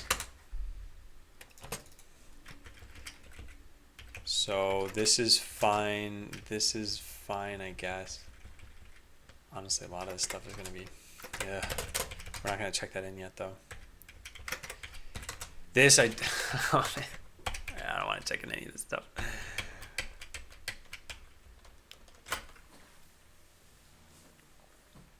Where did the lights go? They're just behind me. Well, and I guess there are also lights to the side of me. Boop. But, yeah. Oh, apparently that twist. Interesting. Didn't know that. So yeah, by lights still works. And so does flashbang in case you're a subscriber. Whoops. If I typed blue correctly, that actually would have been blue. There we go. Wow, that cost 19 and then 25 points for me. Started to touch. Hey, Elfixator. I don't get why I would use middle finger for C and ring finger for X. Yeah, I think middle finger on C is still awkward. And sometimes I'll just switch arbitrarily. So yeah, eventually you've got to just do what's right for you, I guess. But I think in the long run, you can end up probably causing more strain to your fingers if you're not typing correctly. I doubt the whole middle finger, pointer finger on C really matters that much. Okay. So should I check in all of this? Should I not check in all of this? Should functions like this, which are relatively redundant. Is this blurry? Oh, Vitality. Thanks for subbing. You are the newest viewbot. Welcome, welcome, welcome. And thank you. You were the first sub of the week. At least as far as I know. Let me check that.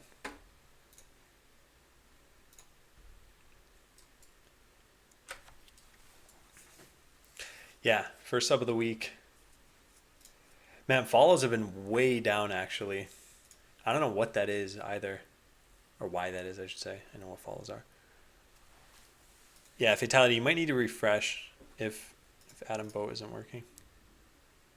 Hey again, Shrimpy.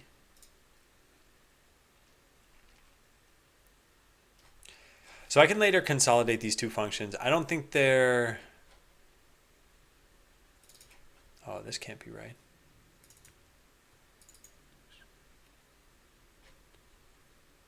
New blueprint. This isn't needed here? Oh, that's That's a problem.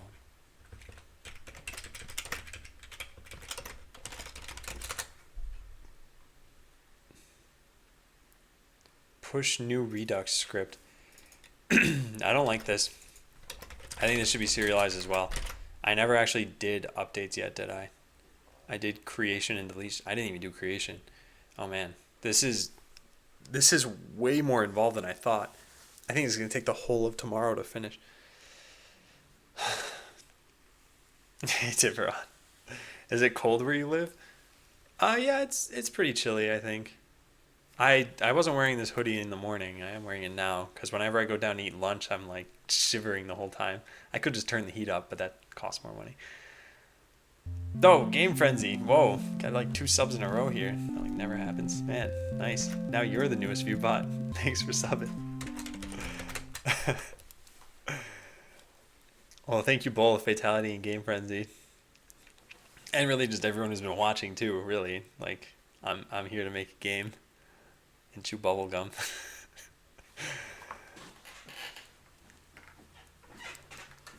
He got Twitch Prime, didn't sub? What?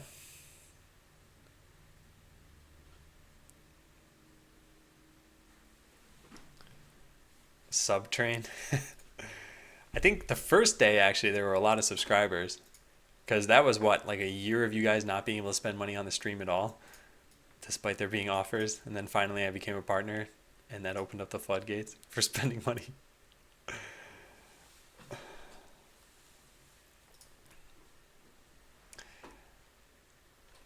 All right. So this is the kind of thing that I feel like this only really needs the Redux state. There should be some like extra Redux tools or something like that. Oh, hey, Ankari. Yeah, welcome to the stream. Yeah, people linked in the Botland video. I'll show this off briefly. The video really talks about it a little bit more in depth. But the way Botland works is you make bots. So I've got one with artillery here. And then you can write their AI. So I can say something like fire artillery. But I don't have any movement code in here. So I can hit create. And then you make a defense. So I want to protect. These are the bots I just made. So they have artillery, but they shouldn't move. That is actually a bug right now. Oh, they never got the script. Oh, I know what bug this is.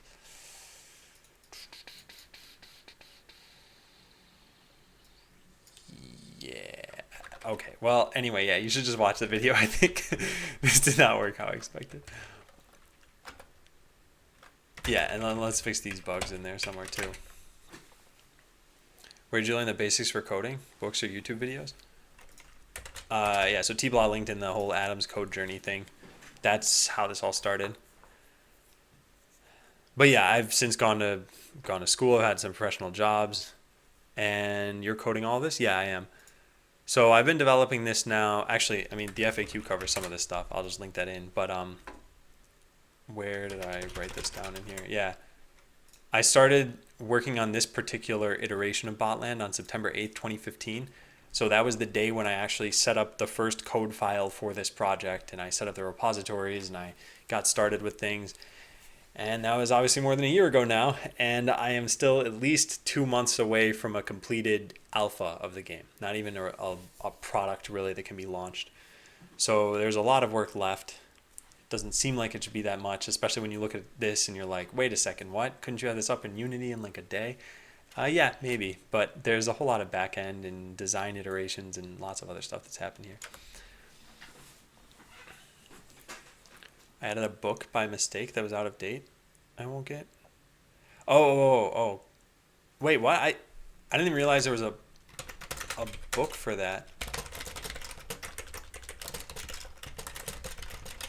I found it online. I thought it. Oh no. I've done a very bad thing. Someone linked it on Reddit. I thought it was just a short story that somebody wrote online. Oh man. Do you ever feel dreaded? What, Sherwin?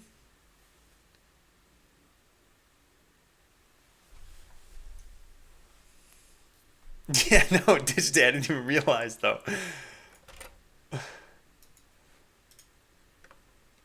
I'm gonna have to purchase the book.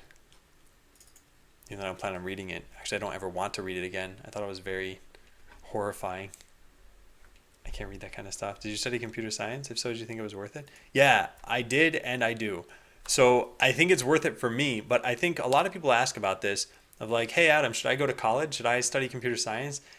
And the only thing I can say is if that's a good framework for you is having school and professors, then yes, you totally should. And also if you have the money and all the other factors that you can obviously judge for yourself. But you don't need a degree to go into a programming job if you don't want to. You will learn a lot, and I think it's a good way of doing things, but it doesn't match up with everybody's personality, I think. Oh man, Game Frenzy. Oh, exhausted. Oh yeah, Sherwin, I think that happens, especially while streaming. I wrote a blog post on this actually. It's the newest blog post, so if you just go to blog.botland.net, you'll find it. But being a development streamer on Twitch, yeah, there's definitely this alone will take a lot out of you, and development alone will take a lot out of you. So combining the two does leave me pretty exhausted by the end of the day. Yeah.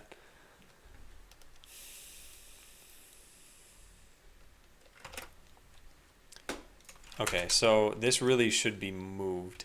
And I wonder, I was going to look into where I should put that, if anywhere. We have...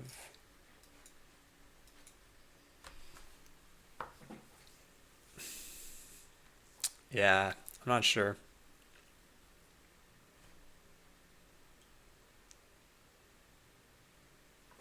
Get blueprint changes.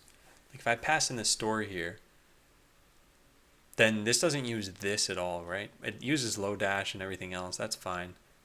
Yeah, I want to make this into its own file. I think I'm going to do that after this commit. Refactor, get blueprint changes, and get script changes. So that they take in the store and they're part of their own file. Perhaps Redux util. These aren't really reducers. Make sure there's a comment at the top indicating why this file even exists.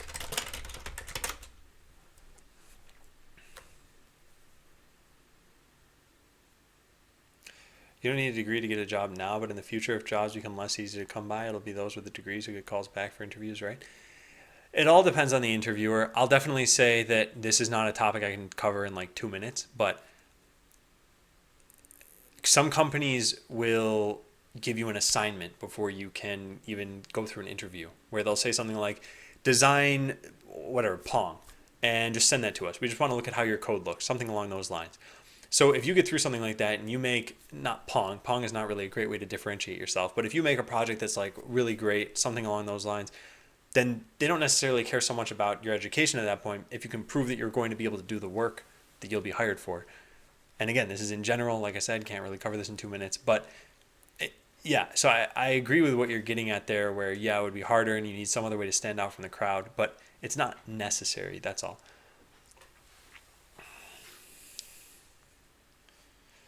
Isn't computer science about everything behind the scenes?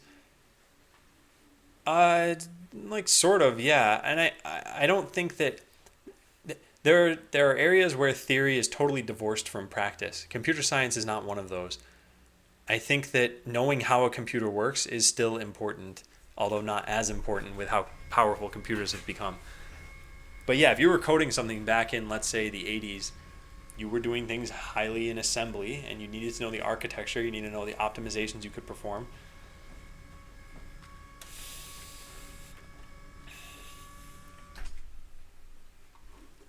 Want to start with mobile development? Do you prefer cross-platform development or native language with Swift 3 and Java? I haven't done much native mobile development, Zephyr. So I can't answer that too well yet, but there are a lot of, I would prefer to just write something once and have it work everywhere. And there are a lot of solutions for that, like PhoneGap and Cordova, and even to some extent Unity if you're making games.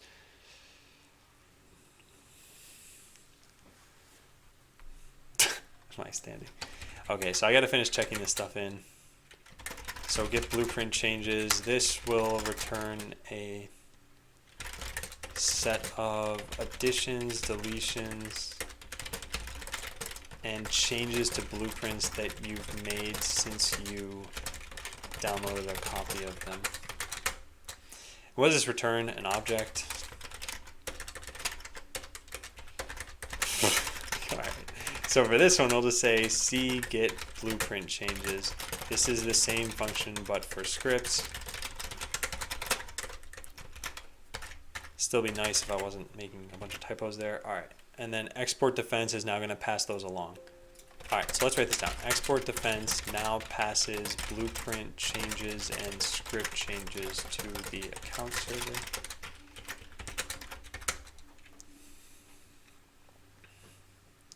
Didn't Microsoft fire all of its software developing team? What? Where did you even hear that? No, it definitely didn't fire all of its software developing team. You might be thinking about their software developers in test. They did lay off a bunch of those people. In fact, that was about the time that I left Microsoft. But I wasn't laid off. I wanted to be laid off because I was leaving anyway. So it would have been nice to get more money, but I just left.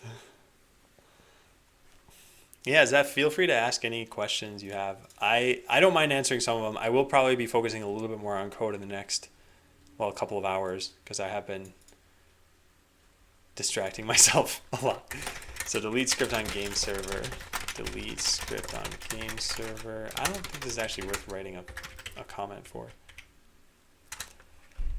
And then here there's now a way pressing C while editing a defense but not testing it will restore your blueprints from Redux since it means you didn't persist the defense to the account server.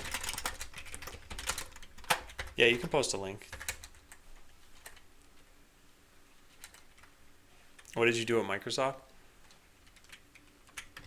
I worked on Windows. I was a software development engineer and test there. And so I was in Windows security. I didn't like being a tester. I didn't like Windows security. The job was not a good fit for me. But I was there for quite some time despite it not being a good fit for me.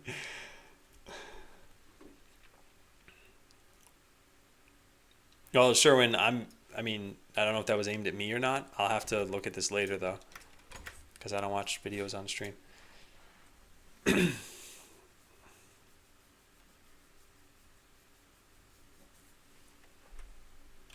Okay. Script edit now has delete script. This code is so much better than what it could have been. I definitely like this change. But then I look at code like this and I think I had to add like 50 lines just to get this to work. This stuff's fine. I think the reducers are totally cool. I just don't know how I feel about asynchronous Redux actions. But they're starting to grow on me. So I guess we're sort of okay. I kind of wanted to comment that, but I don't think so. All right, equals. Out of curiosity, this is something I actually don't know about JavaScript. If you make an object, does it have equals by default? No. Okay. So I don't need to write that that's an override. Sounds good to me. So that looks good too. Let's just comment. I emit blueprints with different properties when saving, hey Blueberry King, them to Redux. This function simply serializes in a way that Redux will be able to understand it.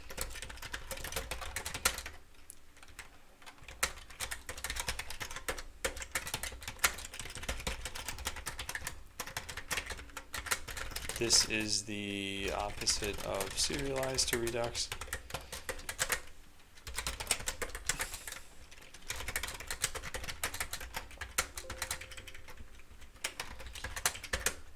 Alright, looks good, looks good, looks good. This probably needs to be commented. Hardware slot. Whoops. Alright, what do we call this? Hardware constants.ids. Sounds good to me. What's your APM? My words per minute? I guess APM actually matters more for coding. I don't know what it is, Sherwin. The best I can tell you is this.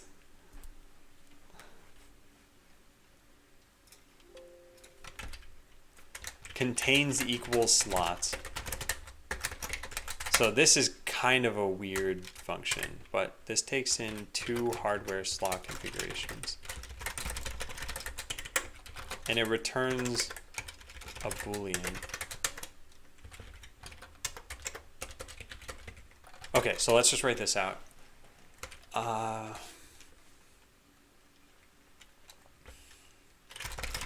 This function will return true if the container contains, how do I say this?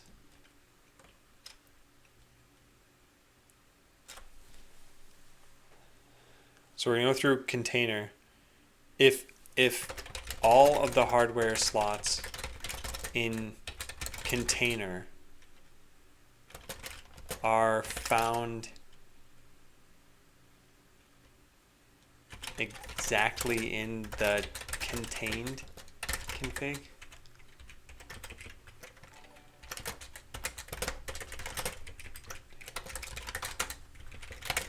This is,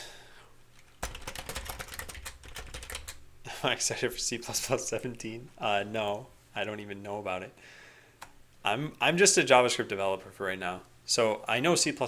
I haven't even gotten used to the last update to C++, I guess you'd call it, because I didn't work in C++ at the time. I've mostly been working in C#, some C++ at some point, JavaScript, and Python.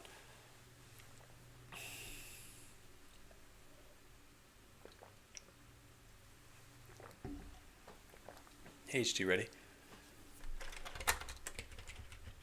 All right, return true if, so this is used for the equals function in the same way that set theory works in math.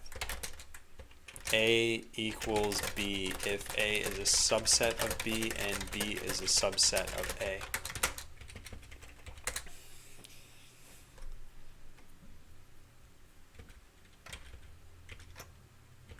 Just put this in parentheses because set theory is, I guess, obviously math. I don't know.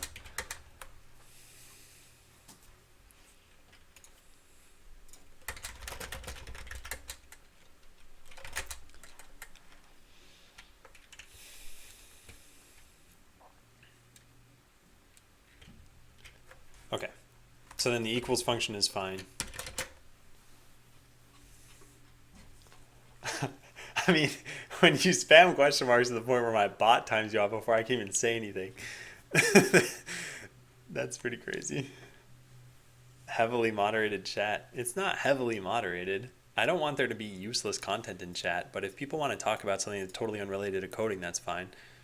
If you guys had a conversation of, let's say, $120 pizzas, for example, just pulling a random topic, then yeah, that'd be okay.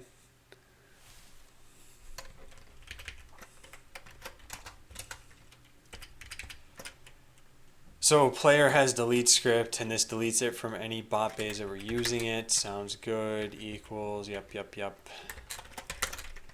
This is the one thing I'm not sure I want to write.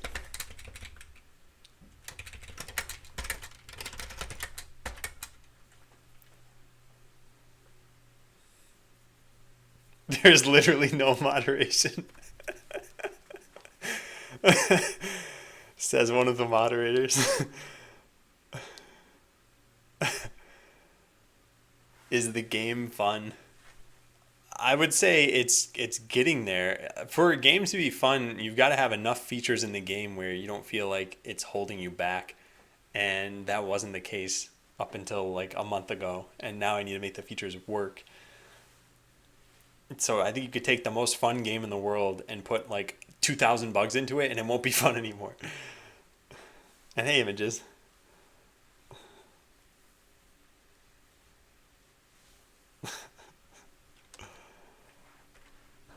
Wasn't Minecraft created in 7? Okay, hang on. When was your account made? 2015. All right. Just had to make sure. Questions are oddly similar to other questions I've gotten on stream. Oddly similar.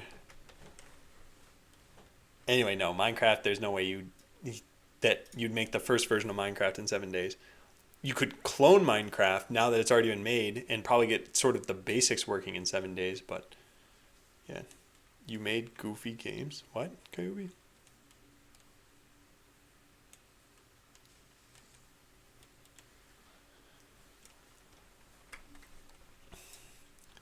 Okay, so serialize to Redux.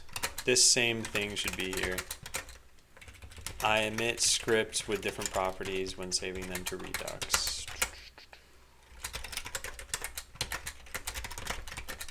Deserialize from Redux. Sounds good.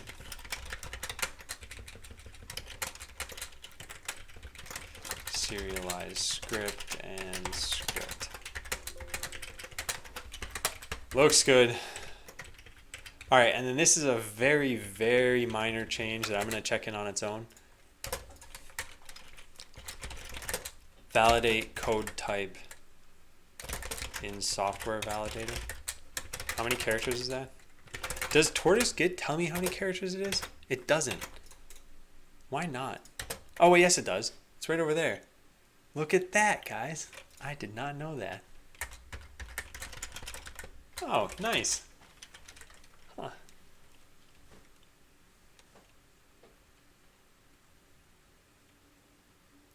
How do you check how old your Twitch account is? Mine is pretty old. Oh, I know exactly how to do this. Hang on. Let me just look it up.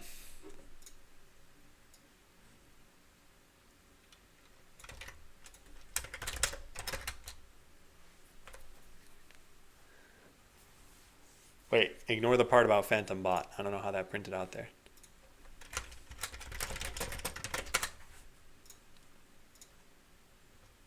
Where do you get your client ID from, though? Oh, it's from Twitch. There's an easier way to do that, though, Tiny. I just pasted into you. Sorry. So you made your account on November 20th, 2011.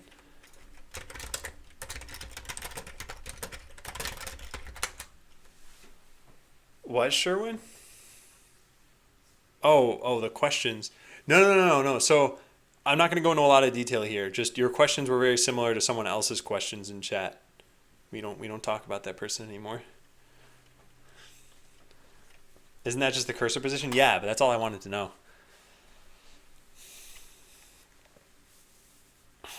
Okay, so I was previously just assuming that code was a string. Now I'm explicitly testing for it. Right? That's what this is all about. Yeah, code is valid type. Good. Now what happens if you were to... We have code tests, don't we? Validate test. Here we go. Test code. Huh. Yeah. And now we'll just... That's fine.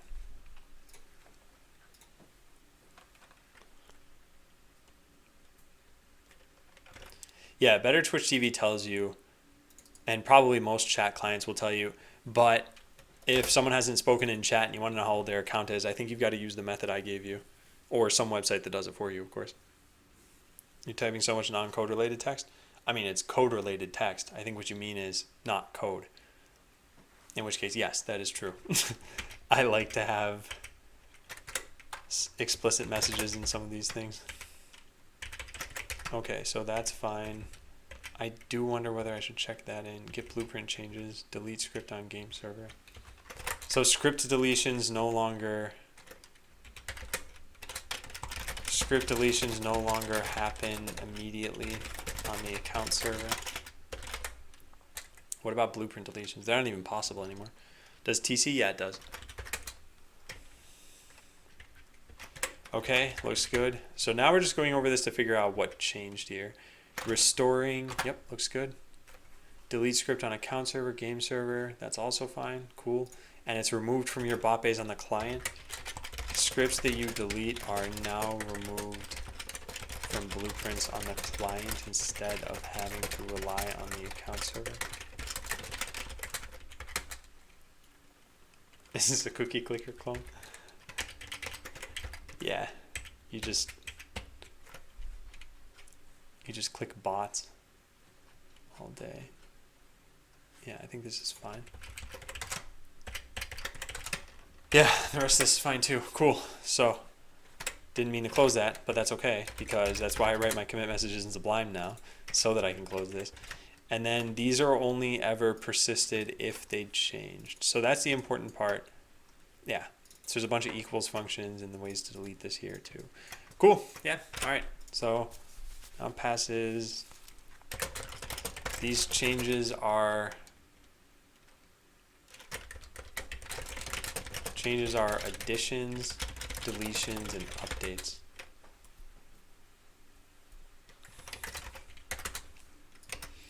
So what do we call this? What are these changes? How do I sum them up?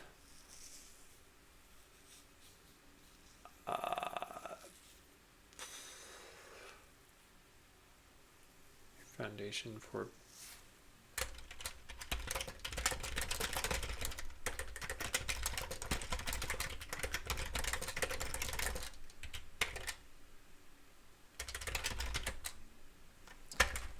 okay, so export defenses now passes blueprint changes and script changes to the account server. Pressing C while editing a defense but not testing it will restore your blueprints from Redux since it means you didn't persist the defense to the account server. This is essentially reverting all changes. They are staged in Redux.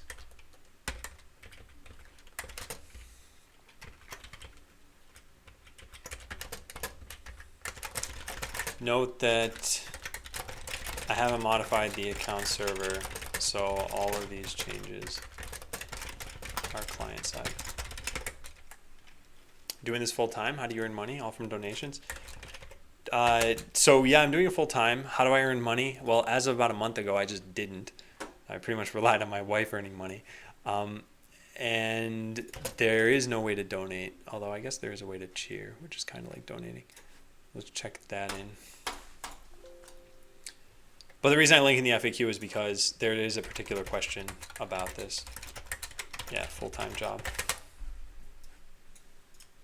And then how am I affording to work on this? Yeah, I had savings that are going toward Botland. And thanks, Reality. Adam sold out to his wife. Uh-huh.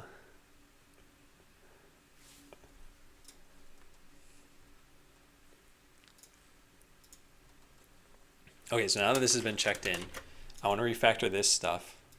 So let's close out of all of these files. Go back into client main, get blueprint changes. So these should be in a totally different file altogether. I want to keep this, I want to keep any new code I write that can be out of here. Not having enough money for a $120 pizza. I don't know what amount of money I would have to earn for me to ever want to spend $120 on a pizza. I guess if you think about it right now, a pizza costs what? What did you say, $10 to $15? So would I have to be making like 12 times as much money to want a $120 pizza every time? Okay, so let's go make a new thing. I'm not sure what I should call this file though. I said Redux util, but I think that's it's not a great name. Well, it's the best name I have for right now, so let's just go do that. This is a client only thing, so let's go into the client code.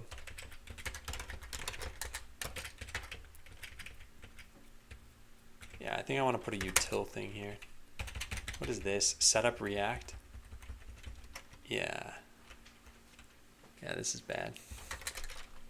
All right, let's say this is Redux util. Because it is just Redux, right? Yeah. All right, and then let's do this. Delete it all. Okay, so export function. This needs to look like how any of the actions look. So if I go to like Workbench actions, for example, we just export a bunch of functions. Yeah, that's how this is going to work too. If you're making no money currently, then making 12 times that amount is easy. Well, like I said, now I'm actually making some money. I became a partner on Twitch about a month ago. Actually, in 3 days, it will have been 1 month. So yeah, now making 12 times the amount of money would mean I need like 12 times the subscribers, which is not easy. Reduxtemp.js.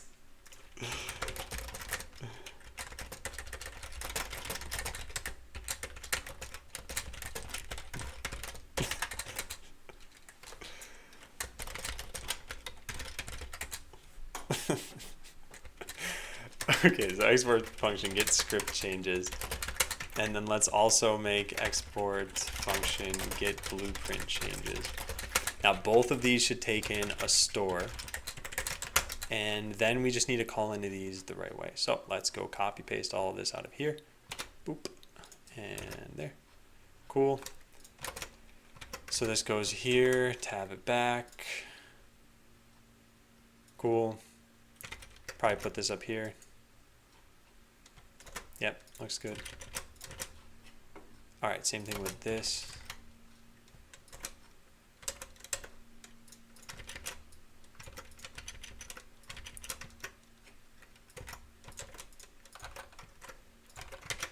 All right, looks good. Now we just need to, actually that's it, we're done. Oh, that's not bad. And Cyan Fox, thanks for following. Cyan Fox only.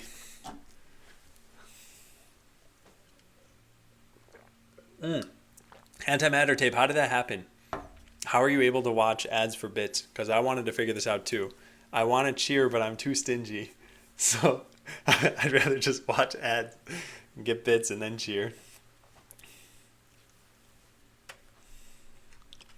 Okay, so now instead of get blueprint changes and get script changes, this is going to turn into Redux util. So when we include this, we have setup React. Yeah, but this is not the same setup React. Skoko Cushion Monster? What does that mean? Time to find out. I don't know. Chocolate cake. Alright, nice name. And thanks for the follows, everyone. Which, by the way, you guys who followed, you will get a whisper from Botlad. You can control the lights behind me with that whisper. Also, whoa, is there like some super lag here? That was weird. Did you guys get dropped frames? Oh, I did drop some frames. I don't know if that was right now, though. Alright, so import star as Redux util from Redux util. And there, that should be it. I do want to comment why this stuff happens, but let's go try it out first and just make sure that it works.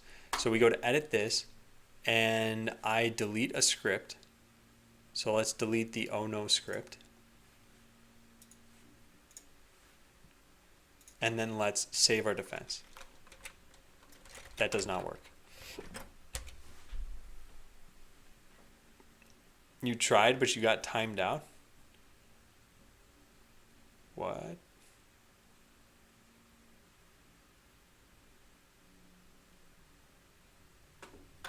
What do you mean, Sherwin? I see that it says someone is trying to use an expired token. So presumably this worked for you at some point. Yeah, it did. Yeah, you're only allowed to use it for 45 seconds.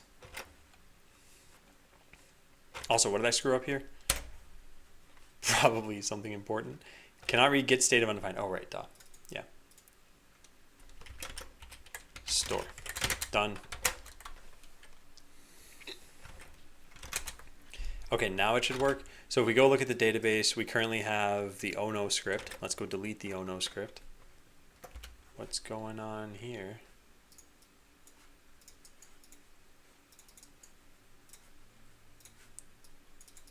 All right, so we go to oh no, we delete it, we save our defense, and it broke. Oh right, because I never included any of these things. All right, so we need util and we need Lodash, and that's hopefully it. So util equals require botland util. All right, that should work, I think.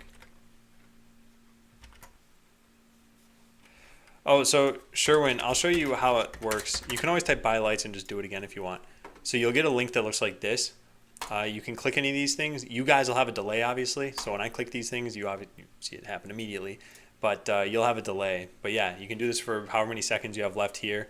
And then whatever you have it set to at the end, that is what it's going to stay at for 5 minutes or until somebody else touches it. So if I do this, then it's just going to be like that for 5 minutes. And then I can turn all that off with this command. Yeah. All right, there. Now it's back to normal. Okay, so this should be working now. There's a time when that would actually list commands. Yeah, T-Ball, that was super spammy. What can I do with 18 points? Nothing. Nothing.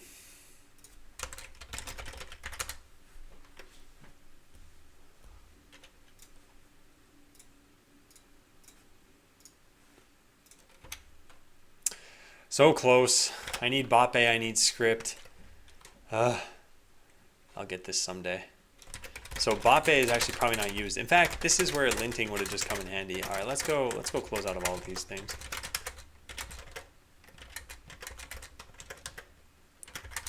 There we go. All right, so now we can fix this. So these two things are defined but never used. That's because we are using them over here. So let's include these here. Now it's not that same folder anymore. It's 1, 2, 3, 4, and then shared.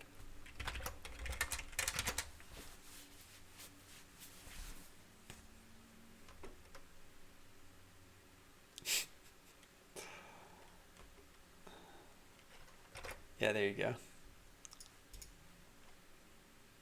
Okay, what other things are problems here? Yeah, that should be it. So this should fix every linting problem except for the 5 unexpected console statements, because I'm not looking at the server right now yet. Yep, problem solved. All right, let's go test it out. Make sure the problem's really solved. So we just click a bunch of things a whole bunch of times. Click, click, click. And that's it. Now we should no longer have an oh no script. So there's oh no, and we run this again, and there it's gone. Nice. Can you solve a Rubik's Cube? No, I'm really bad. And I wanted to learn at one point, so I looked up the algorithms online, and I couldn't really figure it out. I mean, I didn't spend a lot of time doing this. It was probably like 10 minutes. But they talk about, I don't know. Anyway, yeah, I couldn't really figure it out. I also don't own a Rubik's Cube, so I don't know why I even looked up these algorithms. Oh, maybe it was, I used to work with a guy who had one. I must have looked it up there.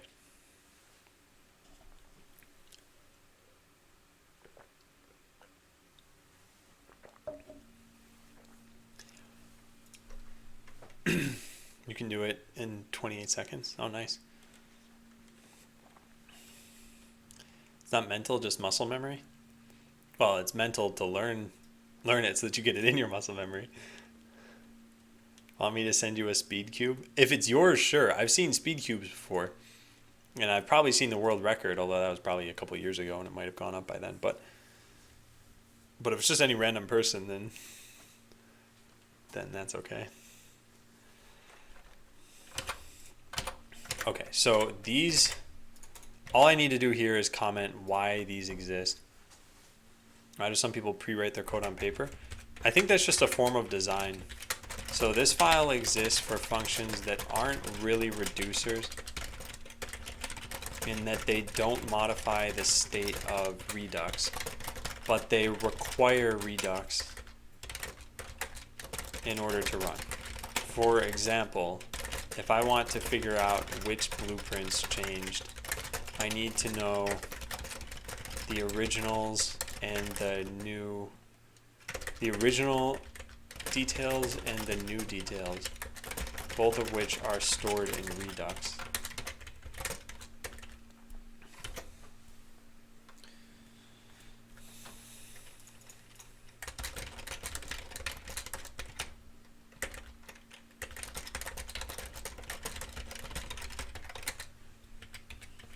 All right. For example, if I want to figure out which blueprints change, I need to know the original details and the new details, both of which are stored in Redux. But I don't modify state. Is this example even necessary? I don't think this is necessary. I actually do use Linux. I use it on AWS, and I use it even on this computer sometimes, but through VirtualBox. And I use Debian all over the place. What's more fun, Cisco or developing? Is Cisco in action? What kind of question is that? Isn't that like saying... Wait, no. Yeah, I don't know what that means. And what's my WPM? I don't know. I just don't even measure this stuff. Also, I don't think it matters too much for coding, because rarely are you going to be typing out like full words in coding. Okay, so let's check this in. BL commit. So yeah, we got rid of a bunch of lines of code from here. You can actually see I got rid of 80 lines of code. I added 3, I got rid of 83. That is pretty good. Of course, we moved them all right here, but that's still fine. We got them out of a relatively cluttered file.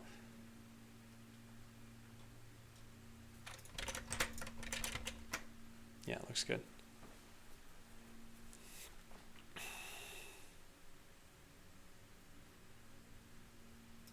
Okay, so refactor. I created Redux util, which contains functions that act on the Redux store, but don't actually modify it, so they're not reducers. Did I mention that word reducer in here? I know I accidentally put an underscore or something over there. This means that they're not exactly reducers. Although would a reducer, yeah, I think this is fine, because those would change this store, because those would change the store.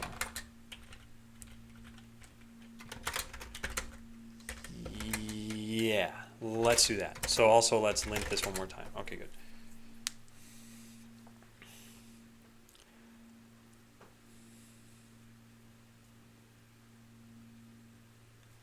Looks good. Check it in. Nice. Now we're on to this. I don't like making these changes, but I have to, so fine. Prevent script creation from telling the account server until we've saved the defense. Script edit, so that is creating script doesn't exist in state at all. I don't want to do this. Why is your room humming? I don't know what that is. It's not my room. It's like a lawnmower or something kind of far away. Sorry if that's obnoxious.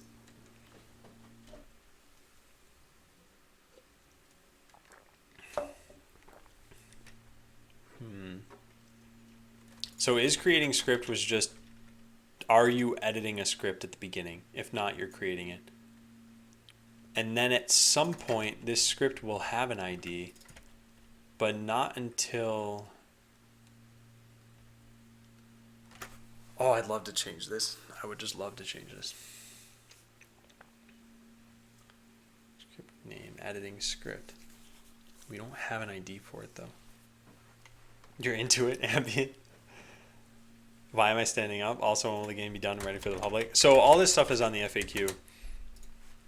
I don't mind answering these questions, but like I will just link you to this for now. And if you have something else, like that's fine.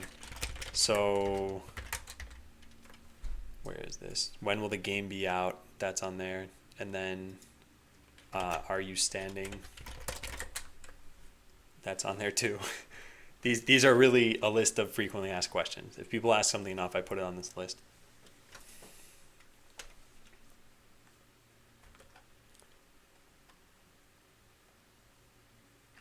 Okay. So where do we use this? In delete script, in creator update script, and in this script edit component. Let's take a look at that.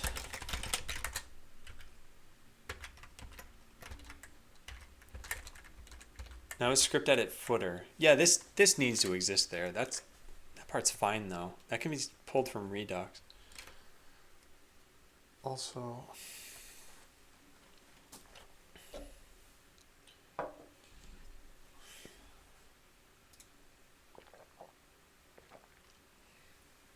Because is creating script just tells us whether to call it an update button or, yeah, just it only tells us whether it's called update or create. So that's fine. And yeah, I do, Sherwin. Having a hard time choosing between Sublime and Atom. Can you help me out? Yeah, I'd say start with Atom because Atom is being developed actively by many people, and Sublime is being like sort of passively developed by one person. So from that perspective alone, I'd say Atom is probably the best thing to learn going forward.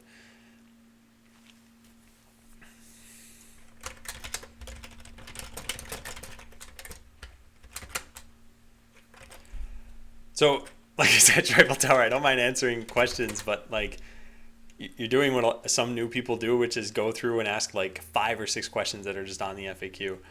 And like I said, I'm usually pretty interactive with chat and everything, but you're asking so far, I think, what, 3 things from here? I mean, right now. Oh, right now. Oh, I have a command for that. Okay, cool. Yeah. Yeah, what I'm working on right now is the stuff you see on this to-do list. So how do I explain this? Let's see. As of the redesign of Botland, which I can go into more detail about that if you're curious, the game is no longer real-time PvP. So we used to have this concept where you would be in the game with somebody else, and then any changes you make, you would have to make on the fly and very quickly because you were playing in real time. Well, that's no longer the case, and given that you have more time to make any decisions, that means that we can take more real estate on the screen to make those decisions. So for example, when you click a bot and you want to edit its blueprint, before we had to try to keep things as inline as possible. Now we can just transition you to a totally new screen because you don't need to see the action and be able to make your edits at the same time. So I'm working on making that whole flow work. Does it call after 24 hours later or after 24 hours? Hansi, I'm not sure what you're talking about, but I would say after 24 hours for something, or 24 hours later. One or the other, but not both.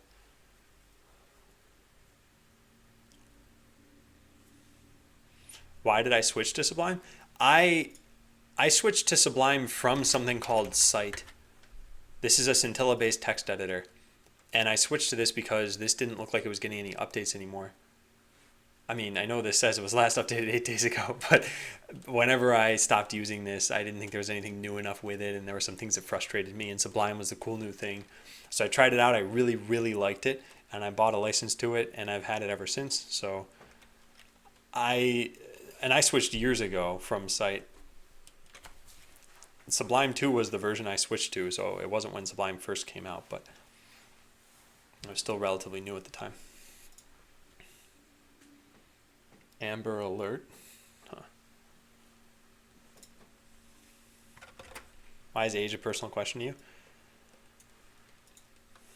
It's not like super personal to me. If you asked me in real life, I would tell you probably, but on the internet, I think it matters a little bit more. I think people make assumptions based on your age. And so if they don't know you, then they're making an assumption about what your age is and then making assumptions based on that first assumption. So it's one level removed from reality, and I like that abstraction. Okay. So do I need this in the state? It looks like the answer is no, but then it needs to be in Redux somewhere, so something needs to know about this. And I think at any given time, this can just check whether editing script has an ID or not. I wonder if we can just change it to that. Like create or update script doesn't need to know this, right? Well, let's put a breakpoint there and find out. How do you add those crosses, ticks, and boxes? That can be very useful for me. And no, you can ask however many questions you want. I think if you're okay with me just pointing you in the direction of the answer, then yeah, feel free to ask whatever you want. I don't mind like linking to the FAQ or typing a command. I have commands for almost everything that people have asked me about in the stream. So if you were to ask me like, how do you plan on making money off of Botland? I could link you in for that. What does the infrastructure look like?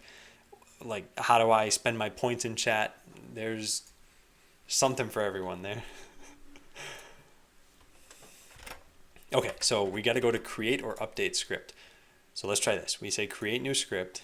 we click this button, it breaks in, and we know that we're creating a script because this is going to be true. But we should also be able to know it based on what's in editing script here. So let's take a look. Yeah, it has no ID. So that's easy peasy. Okay, great. So now we've created it. Now let's click it and we'll update it. So we'll change the name to updated. And hang on, I have to sneeze.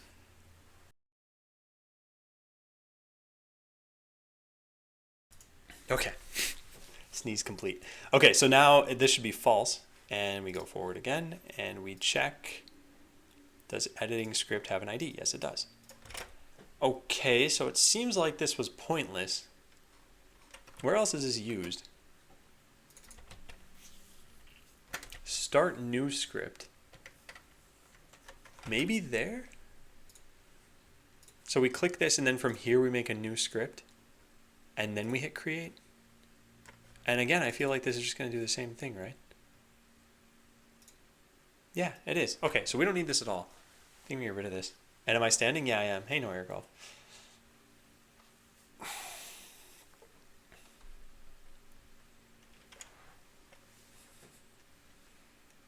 Wait, what? Would have been so impressed that that command actually answered me? What command? Did I miss you type something? Oh, when is next Portal 2 day? There are too many ways you could have typed that. But it would have been funny if I'd made that. And no, I think... So I was shooting for Thursday. I don't think that's going to be possible with the amount of errands I'd have to do. And hey, Mr. Cheap. Yeah, I don't know if it'll be possible. But Programmer D already played for like 4 hours or something. And he likes the game too. Okay, so it looks like to me that we can just get rid of this thing altogether. Which is going to be a very good thing. So we just get rid of this. We get rid of this. We get rid of this. Looks good. So is creating script can just be a function here. Return this dot props dot workbench state dot editing script dot. Wait, how did this used to look? Script dot ID, but this script definitely exists, I guess. All right, let's just get Lodash.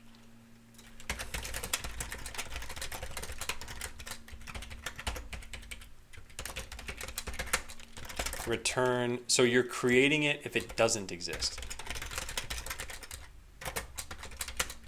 So now that that's out of state, we can just change this to this. This doesn't need to be here at all. This doesn't need to be here at all. And this needs to be changed to that function. Looks good. All right, nice. Hey, 3D Extended. Wondering why sometimes some words in your Sublime are getting a red background briefly? Oh, yeah, Hideo, if you'd asked me, I could have told you that. Because, yeah, whenever I type colors out, it's any color that's in HTML or in CSS, or if I type out even something like this. But you knew I had this extension, too, huh? I find that funny. I might actually start standing up and playing games and doing web development. Just need to find a desk that levels with me standing. Yeah, so I have a link, although it's not, depends on where you live, so that might not even be accessible to you. But I like this desk. I would recommend it. There are better desks out there. I think the best one is the kind that will remember what your standing position is, because it's not like your height changes, and it's usually not like other people are using your desk. So if you just had a seated button and a standing button, then I could, like when I were going to the bathroom or something, I could press the standing button and have it rise for 15 seconds while I'm out of the room. That'd be great.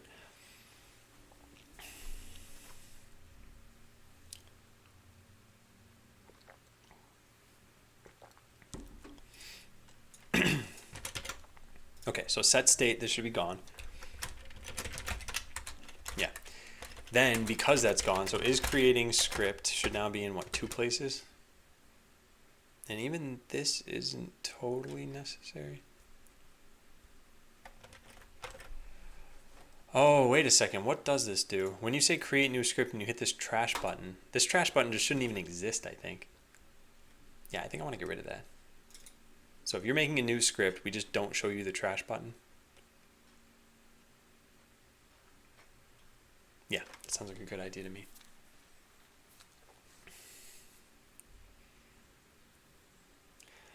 Oh, okay, damn. Got it. We do a radiant link to the FAQ.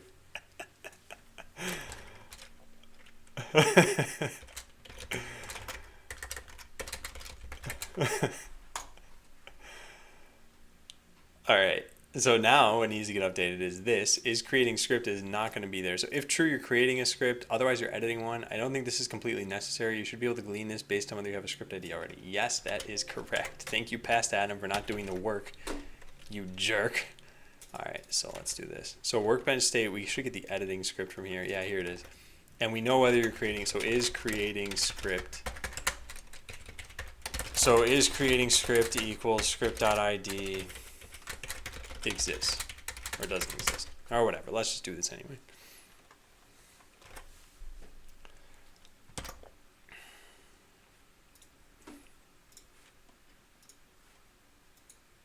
All right, so let's try it.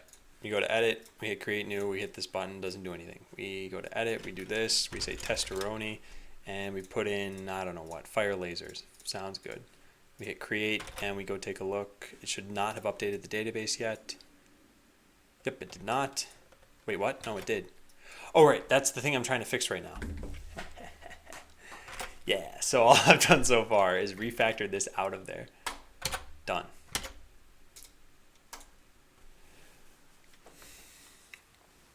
How'd you do the BRB screen?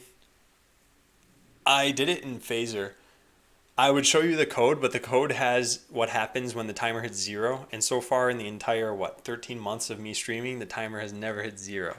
So you guys will never find out what happens. But it's relatively easy to do. So I just made a bunch of text objects and gave them an X velocity and a Y velocity. Just update their position based on that. If you were doing this kind of thing in Unity, it'd be like 3 lines of code or something.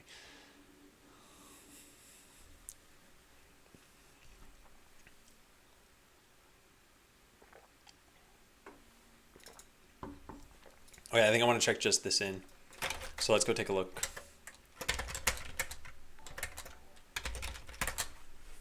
Who just followed? This thing's like off my screen. InstaFat. Thanks for following. All right, looking good on linting, and let's check in the code. Yeah, so we got rid of a bunch of stuff there. So how much did we get rid of total? Lines removed 22, but we added 9, so really 13. Yeah, that's fine. Refactor is creating script out. There was state in script edit that could have been determined from state that was already in Redux. So I got rid of it from script edit.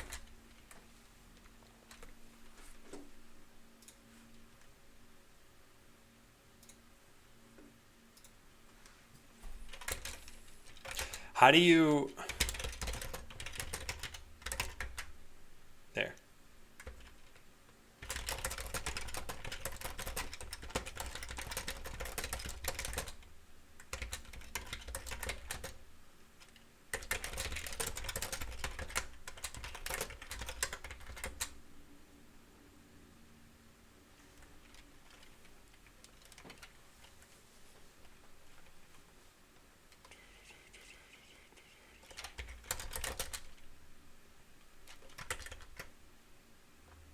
Click on every link in chat.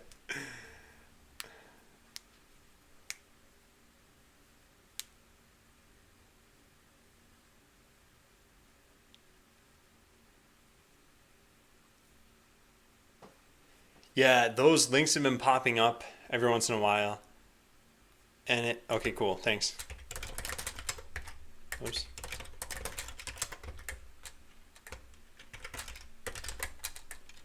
Wait, how do you unban someone? Oh, cool, okay.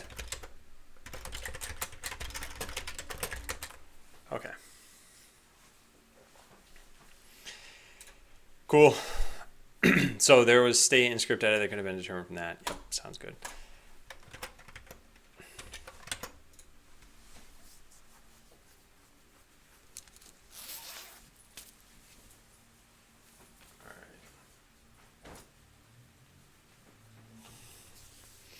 So move this so that it takes place in Redux. Yeah, and there's a lot of code there too. What does this even take in? It's gonna have to take in even more. Redux store. So we won't need that. We won't hopefully need the main instance. We need that for whether or not the code's valid. Maybe we should make this a proxy function for. No, hang on. I gotta design this.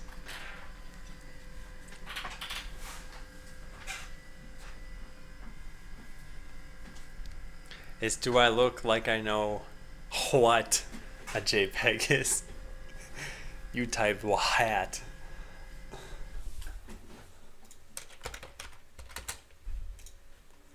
Don't you rotate your keyboard camera by 180 degrees?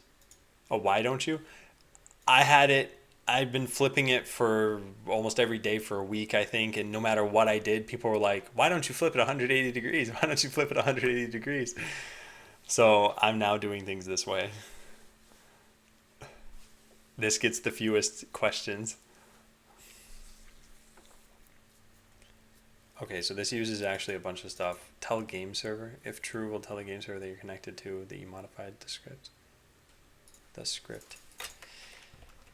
Oh man. Yeah, this can all be gleaned through Redux. The only thing that I can't is this stuff. Tell game server to download script. Like, this function has just gotten out of control, basically. So this tells the account server. This sounds like a bad idea.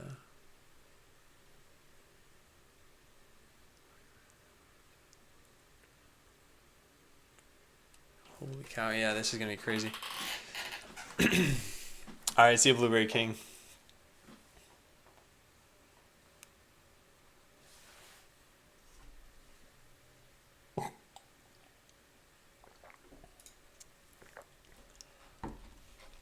Yeah, this is a crazy function.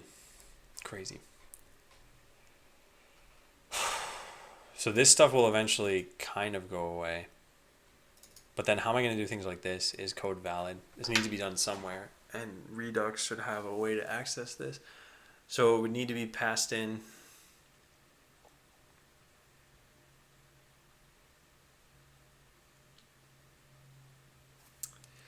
Oh, this all comes down to how I'm using Blockly such that it doesn't follow Redux patterns. This is the kind of thing that should be verified by the component, not by this function. Actually, does this even matter? Doesn't matter. JS code. Is Blockly JS code from Blockly? We're told about this, so we could verify that it's correct, I guess. I had a glasses command at one point, I think.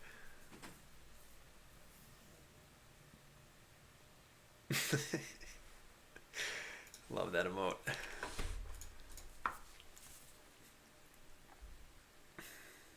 Yeah, so if I'm going to make a new function here, I need to pass in everything the main instance does.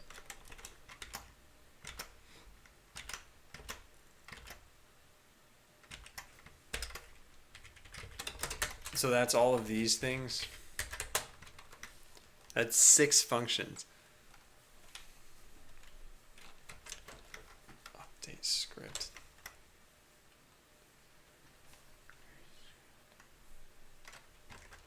Where's create bay?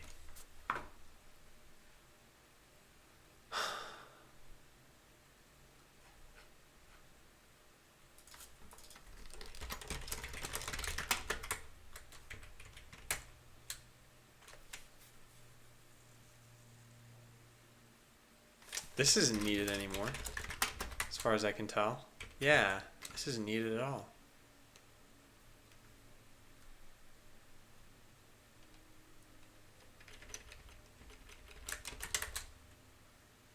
Tell game server to download script. This is never really used, is it?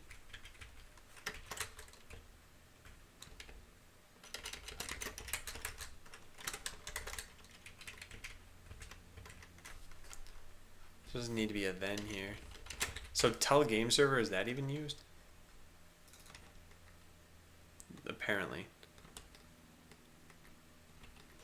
Okay. Yeah, people do pottery on Twitch. People do pretty much everything on the creative section of Twitch. 5 years ago, would you think you'd have your face all over everyone's chat? You sat there spamming it in a pottery stream.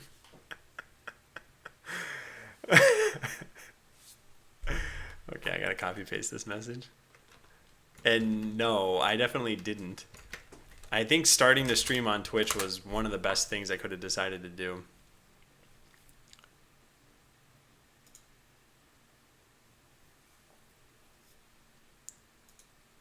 I don't know what Botland would have looked like if I hadn't done this. Probably would have been a terrible, terrible game, terrible idea. Oh well. Now I just have some terrible code I've got to fix. And I'm still not sure the best way to do this. Because this function isn't too many lines of code, but there's just so much going on in it.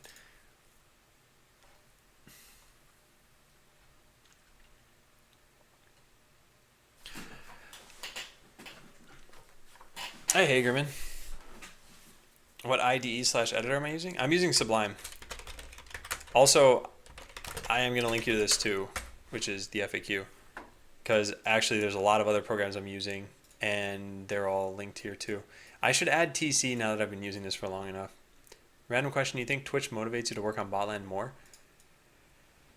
Yes, during the day I do. And I don't know if I've sent you this blog post, N. Perry, but I talk about the reasons why I even started streaming on Twitch, and there were just two big ones. Accountability and marketing. And the accountability is the biggest reason, and that is definitely, like, you won't find me just playing Hearthstone on stream when I should be working on Botland. In fact, even when I want to play Hearthstone, you'll rarely find me streaming that. You will find me interacting with chat, and you could argue that that's not really working on the game, but then that's point number 2, which is marketing. And I'm not like a money hungry person or something like that, but I can't deny that, yes, I'm trying to make a product here. And thanks, Trifle Tower. Yeah, I appreciate it. I have been working on this for a while now, and man, I feel like we're right at the cusp of things just falling into place. And it'll be great when that happens, but we've got some roadblocks in the middle of it. And yeah, Hagerman, definitely. And that's actually that blog post that I linked to N. Perry, you might want to check out too. Well, especially given that you're also streaming. In fact, let me follow you too.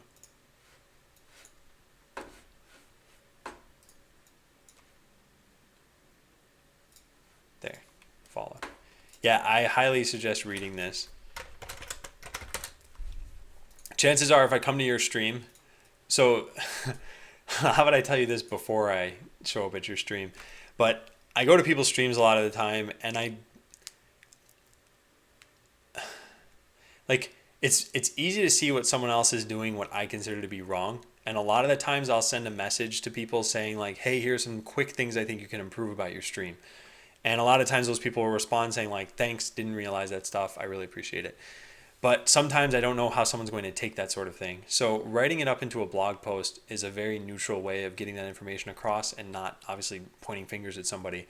And I don't think there's anything controversial in this. And there's nothing even that, like, I don't know, obscure in here. It's all pretty obvious. But having it in one place I think is a good idea.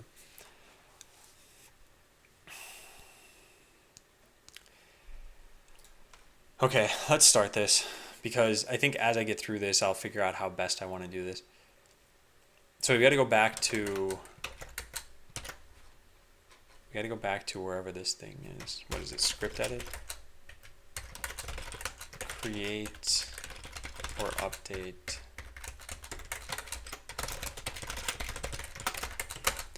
This right here. So this is going to change to this.workbench actions.create or update script, which we hopefully don't have already in here. We don't. Okay, that's kind of good. So JS code from Blockly, definitely needed. And then false, which is to represent that we're not telling a game server about this. I don't think that's for them to determine anymore. So everything that was in setup React, that's going to have to move over there. Yeah. So we won't need to do any of this stuff any longer. If you ever have any suggestions, be it streaming production value or code tips, I'm very warm and appreciative of things like that. You can help me tons. Yeah, okay, definitely. I'll write that down. And I, I treat my stream as the same way. I do think that people are not hesitant to send me feedback at this point. What's the trademark application like? The process like? So for me, it was contact a lawyer, have them do most of the stuff. So in that sense, it's kind of easy. But yeah, it did take a long time. And also, there are other things you need to know. Like, you can't have a trademark unless you can prove that you're doing some kind of commerce under that trademark. And you can actually lose your trademark if you're not. So I don't have Botland online yet. So I can't actually apply the trademark really. Is adding plugins to Sublime easy? I've got a license and all. Oh yeah, super easy. And Hideo LinkedIn package control. Check that out. Because the way I add a plugin is Control-Shift-P, install, enter, and then just type in the name of the plugin you want. Color highlighter, cool, there you go. Press enter and you're done. So it's dead simple. It takes like 4 seconds. Okay, so over here we have creator update script. And then once we're done with that, and why is that capitalized? I guess that's fine actually. This dot go back to last page. So this is the one thing we're gonna work on. This will probably take the rest of the day.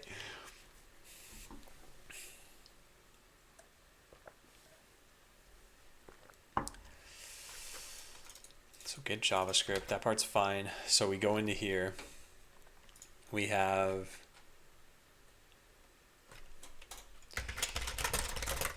creator update script, so JS code from Blockly. And then the rest of this we can just figure out ourselves.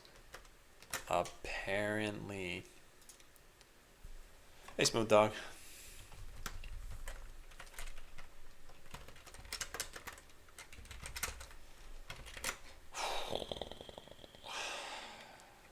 Okay, so we're going to want this in here too. All right, so what's everything that this does? Let's go take a look. Let's just kind of write this out just in plain English. So first, validate your code in the software validator. Then what? Then if we're creating a script, we do one whole set of functions, and then if we're not, we create a whole other set of functions.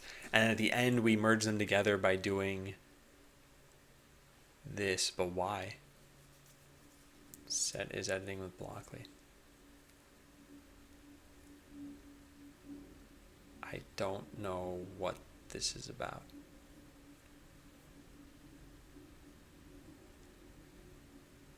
Why do I do this? What does this do? Is editing with Blockly. Okay, where's this used? In Workbench.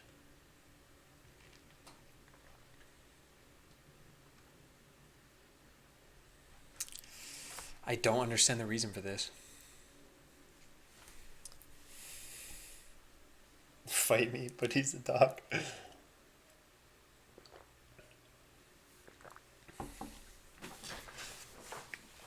No, Hagerman, I think that's fine. I just think that it's worth improving that sort of thing.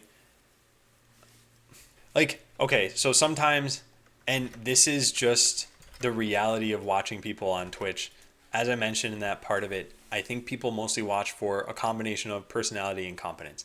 I mean, that's really what differentiates like watching this sort of thing from doing this sort of thing yourself. And I see people who I think they would be good streamers on Twitch, but I don't think they're very good developers yet. And I think that they should spend more time improving their development skills rather than like tackling projects that are way bigger than what they can handle. But that's something that I think junior developers stumble into a lot, actually. And I think it's just something they eventually learn from their mistakes. And I think that, like, I've done this too, definitely. But if you can avoid it, you should try to. And Trifle Tower, that might be, you should check your disk usage while that's happening. Just go to Task Manager and look at performance. If you see anything here higher than it should be, then that could be why. Like if your memory usage is too high, your disk usage is at like 100%. When your operating system starts up, if you're on Windows, and actually I don't know if they still have this, but they had something called Superfetch, which would try to put programs into RAM that you tended to use a lot so that they were just ready for when you wanted to open them. Well, that still needs to page that in from the disk, and that means that If you have a hard drive, your disk usage is probably going to be pretty high. So take a look at that. Past broadcasts auto-archived? No, I have to manually archive them. And that process is really annoying, by the way. There's like a lot of, it's a very touchy export system. If you export and then you switch accounts on YouTube, so I have a personal account and a professional account. If I switch accounts, it seems like it just cancels the upload. If it cancels the upload and you go delete the video, if the title of the video is something that YouTube doesn't agree with, then it doesn't work either. And then I need to make them public and add them to the right playlist. So if they get uploaded on the same day as the stream, no, they don't. They also can't. I legally can't do that, or at least I couldn't make them public on the same day. So it usually happens like once every 2 weeks. I'll just go through and I'll batch update them all. All right, so where do we do this? And what else are I gonna write here? Oh yeah, at the end of all of this, we set whether you're editing with Blockly. I don't know why. Yeah, why do we do that?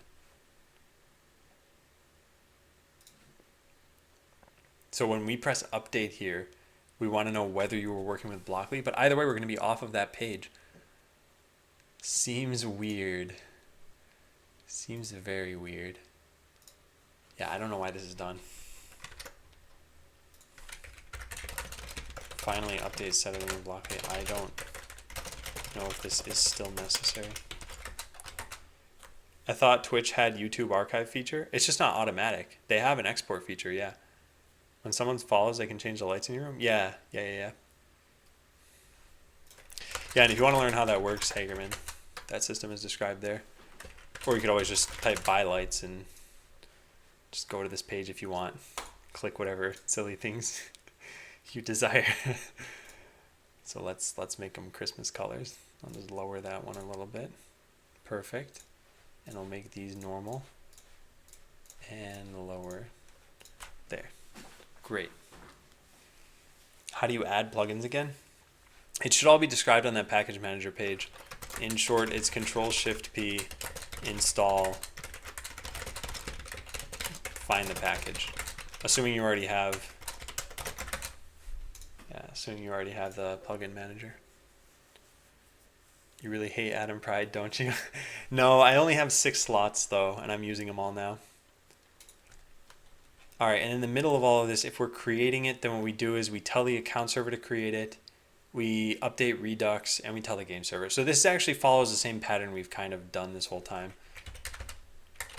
Creation, tell account server, update Redux, tell game server, and update is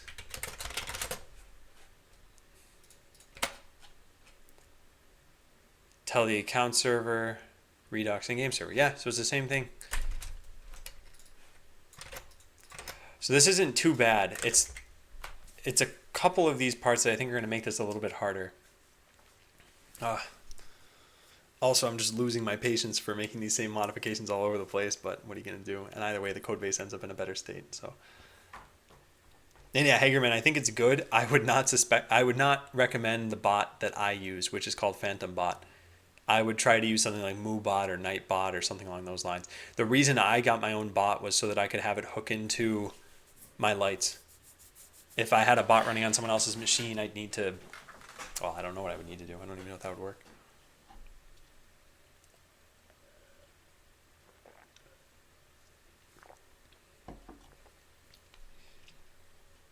Okay, so the first thing we need to do is validate the code. So let's go do that. Validate the code. Validate code function is what we'll put there. Hey Ragnar bro, welcome back. And it's going pretty well. I've been making good progress today. It's just one of those days where despite the progress I made, like I've been working through this to-do list and I've gotten some of these things done too, despite all these check marks, it doesn't feel like I've done anything. And days like that can be frustrating sometimes. All right, so first validate the code. So let's see, what do we need for this? Is Blockly. Get the script that we're editing. Get the code from code input state. Okay, that makes sense. Otherwise, get it from Blockly. Because we can't convert it ourselves. And then check if it's valid. Okay, yeah. Yeah.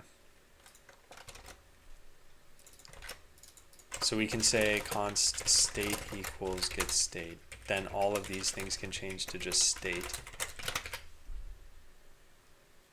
So first, let's do what we can to verify that code is fine. We can set all these consts. That's actually fine too, I guess.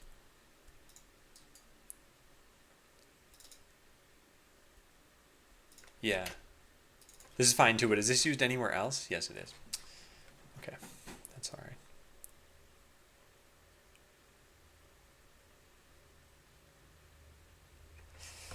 Yeah, there's a lot of this. You could do it with Nightbot, huh? How many hours a day do you feel productive mentally? Probably about 6. Yeah, but Hagerman, are you working a full-time job and then doing streaming on the side? And is Doc Blocker useful? What do you use it for? Yeah, so Trifle Tower, I suggest checking out this blog post that I did. It is useful. What I use it for is actually described in here.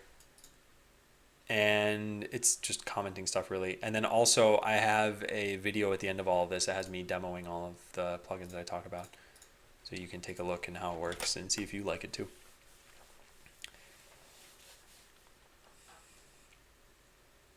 All right, so this stuff's all fine. Return promise not reject. I guess we could do that. But this window.alert can't be here. We're not going to have any window.alerts in here. That should not be there. This is apparently new code, yeah. Okay, that's fine then. Wait, why does...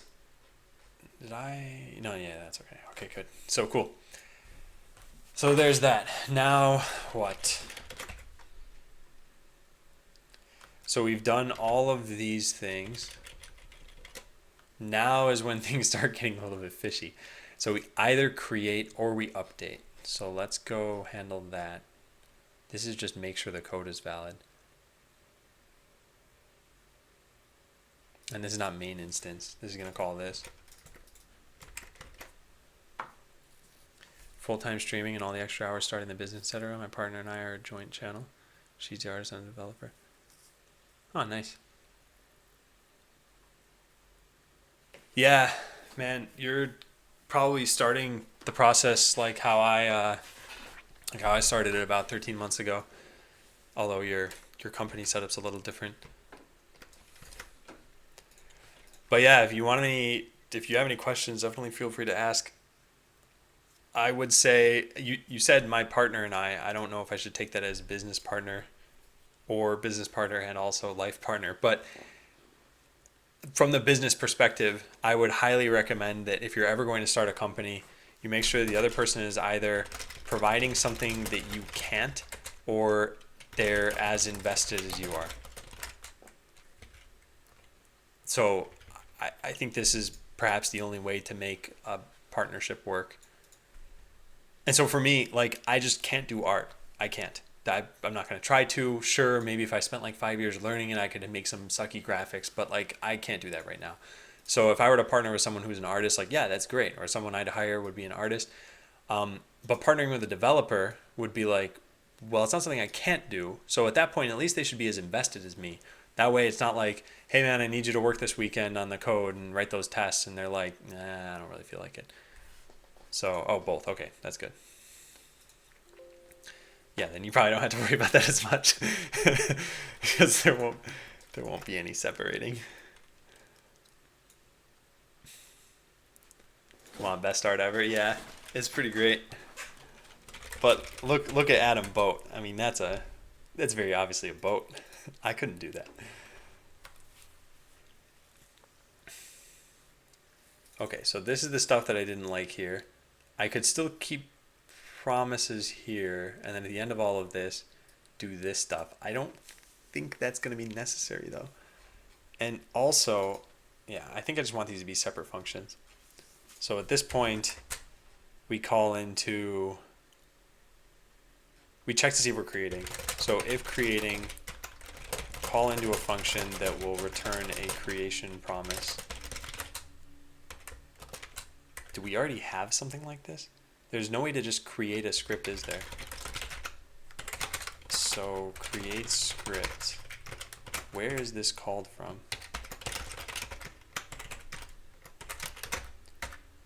It's only here. Okay, that's actually good news. Whew. Nice. I should hire you. Konami code. That'd be pretty great. Do you think the community would like a roundtable discussion of developers on Twitch? It might be a fun thing to do for all our communities. Maybe.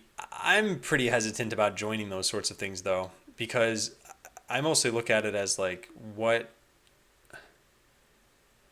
is this doing that I couldn't just do myself? Did I ever try Atom again? I'm not sure what the last time you saw is sick. I had tried it and I just didn't finish setting it up the way I wanted it to. I've mentioned this before. I think I would like Atom if I just set it up completely. So yeah, still haven't totally done that. October is not a deadline for this final paper. Nice, Spirit Man.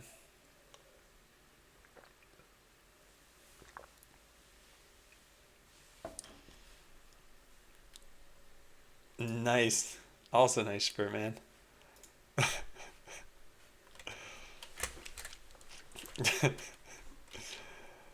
Oh. All right.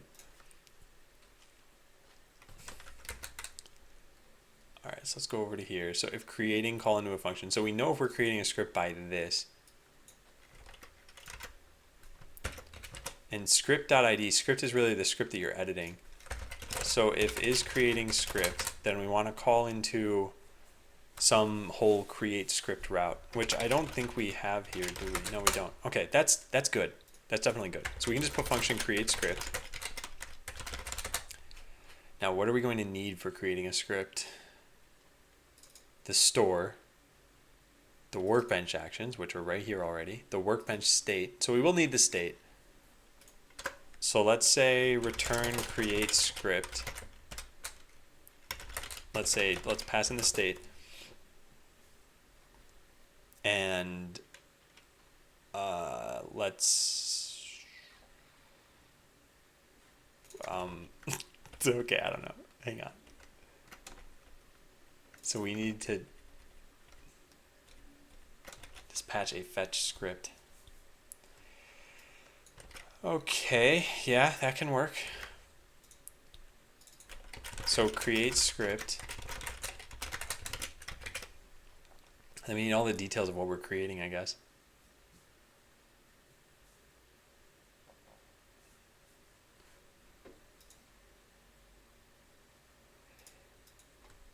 Yeah, Hideo, I agree with you there. And that's part of what made me think that, like, what is a panel actually doing for the audience? And I think if someone's interested, I don't mind just sharing this stuff.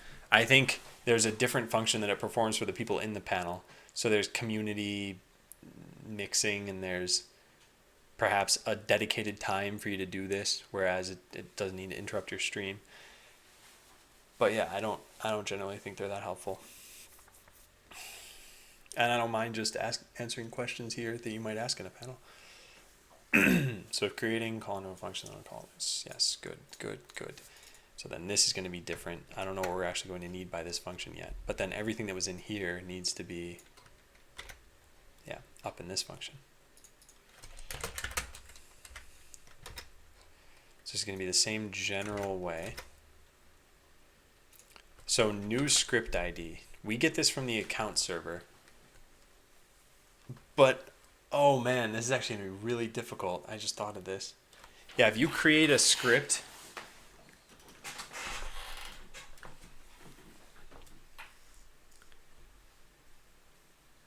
oh, this is a problem.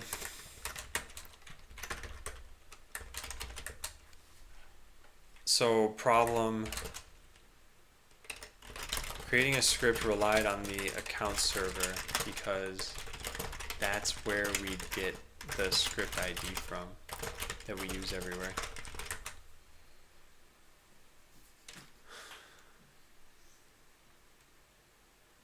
So okay, solution number one, come up with a temporary script ID, and then later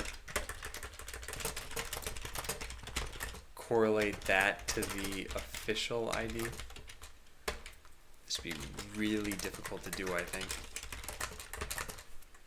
Solution number 2 is contact the account server anyway to get a script ID. Or, yeah.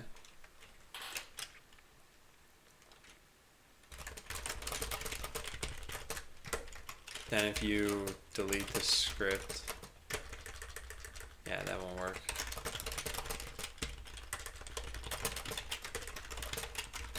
Then you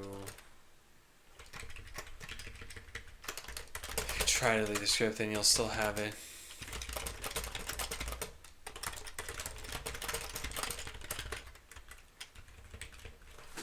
Oh, this is going to be a little bit tough. Even without a solution number 2, I don't like solution number 1. Yeah, I don't like this either. And so there's like a solution number 3 here, which I don't like any of these so far. Get the account server to reserve an ID for us. That way we don't actually create it until we're ready, but we still know what the ID will be.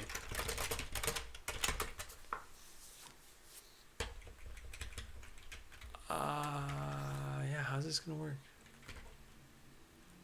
And we have an ID there.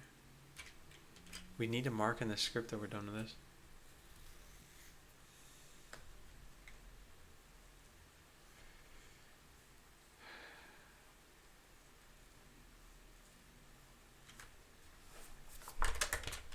We would need to know that this script is temporary. So far. Couldn't you reserve the ID for a specific user ID, and if the script is deleted, when the user creates a new script later, it'll reuse this? Which was not used.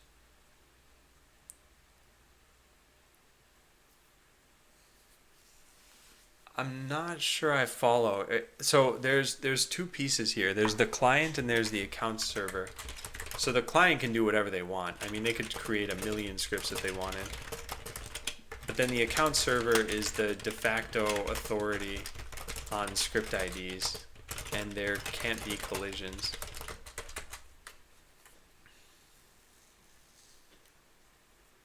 And thanks, Hagerman. Oh, I don't like any of these though.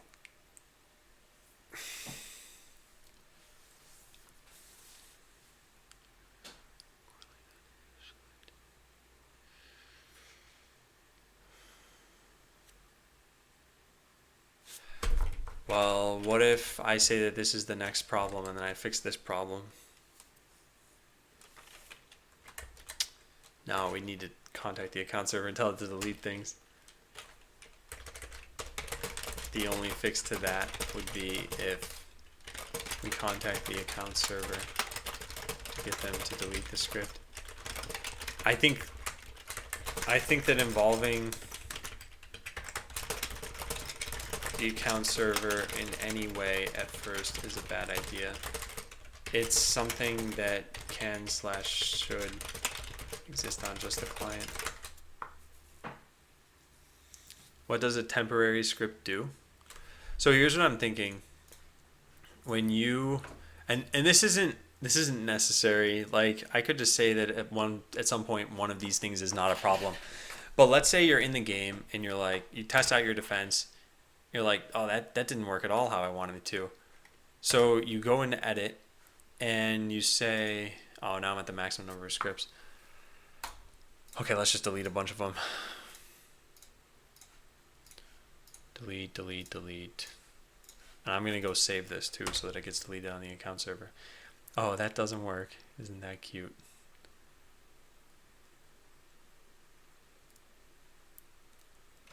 New script.serialize is not a function.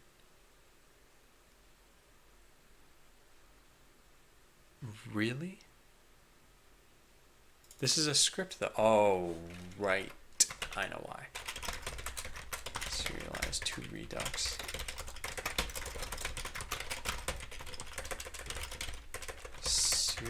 Where is this thing? Oh, I put it in Redux util. Serialize this. This is wrong. Yeah. So the changes up here, that should be the same thing. I don't know what I was thinking. Yeah. There, that should at least fix that. Oh, this is still going to be totally broken. Okay, so yeah, let's try this again. Hopefully I can actually show this working. We delete this. Then I save the defense. Perfect. Okay, so now I should not have 8 scripts, right? Yeah, I have 7. Okay, so yeah, here's what I was thinking. You go and test out your defense and you find out, wait, this isn't working how I wanted it to. So you go into edit and you say, all right, I'll make a new script and I'll make it do what I want. So now you're like, I don't know, fire artillery, and if you can't, then move up or move left. I don't know. It doesn't really matter. So you do this and you hit the create button down here. Now by hitting create, so this is going to be like power strat. Hit create, and now, like, I already screwed up the flow of this, but still, at that point, it shouldn't tell the account server that, oh, here's a script I definitely want, because you haven't even tested it yet. But it doesn't really matter if it tells the account server that, yeah, here's a script that I want. The problem then becomes, after you're done, we'd have to delete it. I don't think these are huge problems, and they're, well...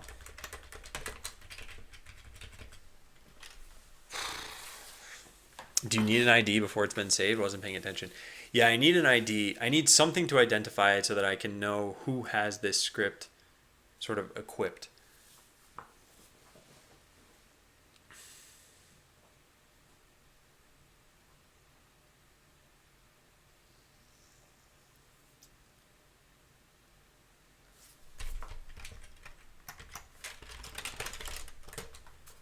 I mean, like, the next available ID is 44. You fetch it via an API, but you also save an entry for the script 44 to user X with no script. You end up deleting this script.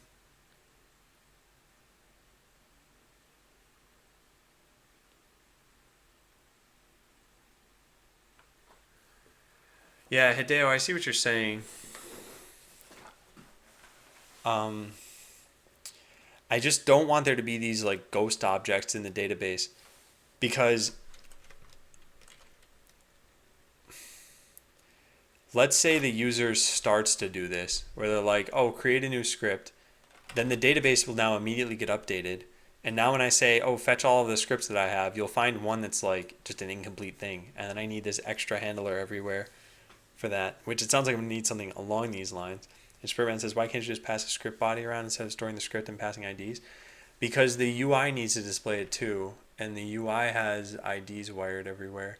There needs to be something, well, there needs to be an ID in the UI so that you know whether two things are unique or not. That's how Redux works. You have a key on all of your objects. And at the very least, what I was saying is I could just come up with a temporary one. I could say, like, the account server only assigns positive numbers, so I could just keep assigning negative numbers and then correlate those to what would eventually be the positive numbers in the end. But then I need to tell the account server to, like, tell me what those are, and I don't know. This, like, and Sick said, why not save the object in local storage? So I already have it saved somewhere. Local storage is just another storage mechanism. Redux would serve that same purpose for this. I don't know. I think either one of these things would work. We need to know that this script was created on the client so far. Well, would we? We actually already know that thanks to cloned script. IDs for stuff which didn't hit serialization yet is an anti-pattern. No, what I'm saying is in Redux, like, let's say you do something like this. You have something like, I don't know, scripts. I'm just going to write pseudocode here. Scripts.forEach script is going to return a div or something along those lines, right? Div hello world.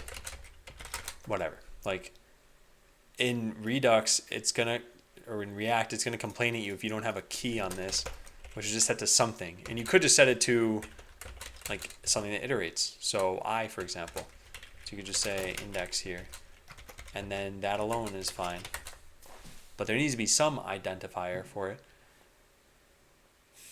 Assigning negative IDs for unsaved things seems like an okay workaround. Also, then the issue becomes, once you've saved these scripts on the account server, we need a way to pull in what the script should have been for your bots.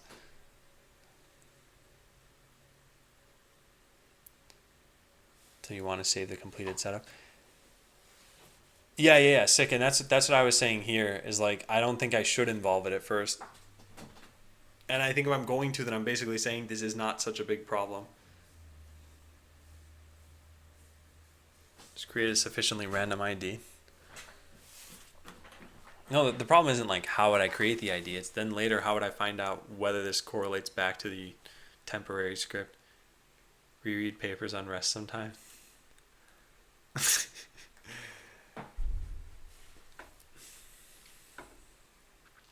All right, so let's see.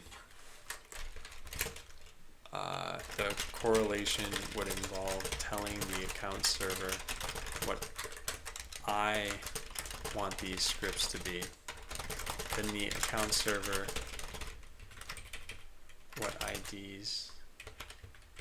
Then the account server would tell me what IDs they ended up at. And I could go fix all the objects that got the temporary ID. And then here would be, yeah, we create it anyway, which is probably okay. And then later we just delete it if it turns out you didn't want them. So in this case, all we would need to do is keep track of scripts that we created while in a game, and then make sure we delete them after the game is canceled or something like that.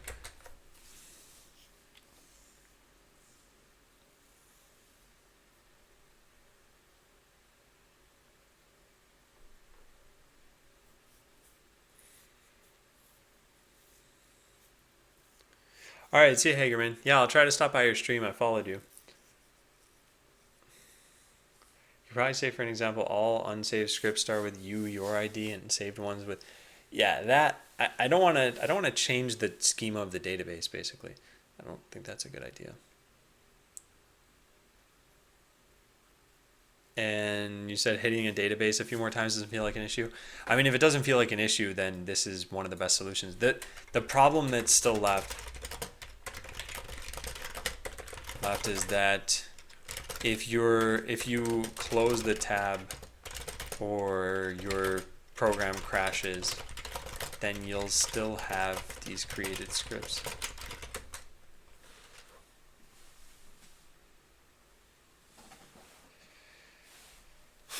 And how much of a problem is this? So basically, you come back into the game and you're like, whoa, where did all these scripts come from? I never actually saved them.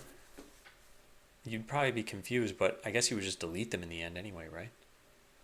Probably wouldn't be that annoyed.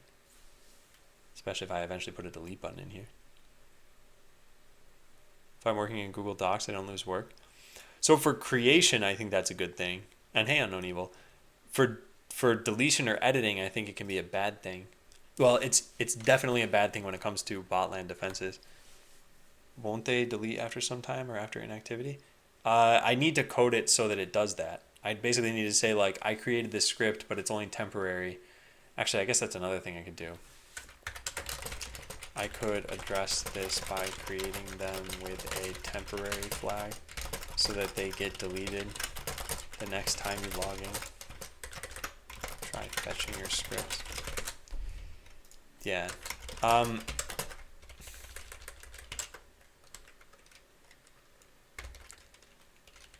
So let me explain what I think the issue is with if all of your changes took place immediately.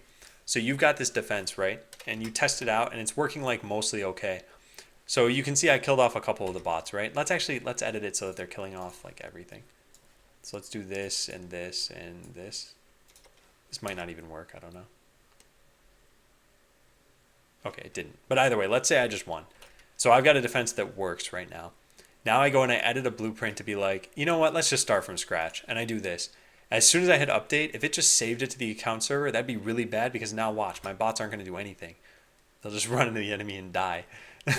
And so that's why I can't save things immediately. But if it's a brand new script, that shouldn't be a problem because that means nothing is using the script already. Wouldn't it be easier at this point to have a script temp table? Maybe. I feel like pulling from the same place every time is best. First thing I would do is probably set the first number to a recognizer, then divide them on the server with saved ones and unsaved ones. I mean, they're all saved. Hey, Skynet, is anyone here good with phones? What do you need? I'd say Spurtman's probably best. He's got like 1 million phones. You could address this by creating them with a temporary flag so they get deleted next time you try fetching your scripts.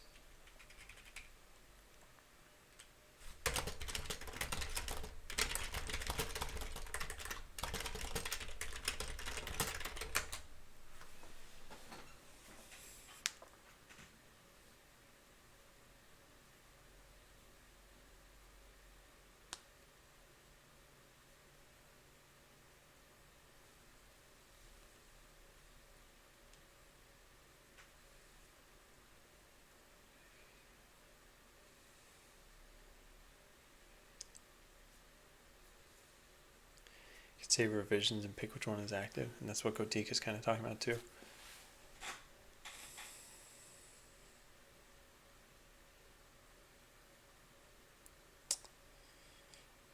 Yeah.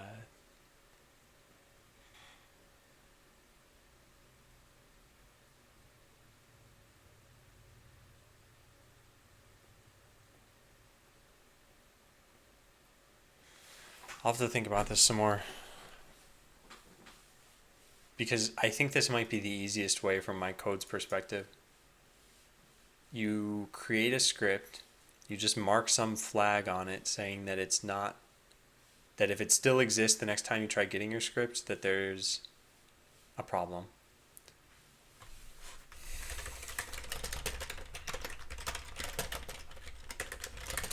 From a coding perspective.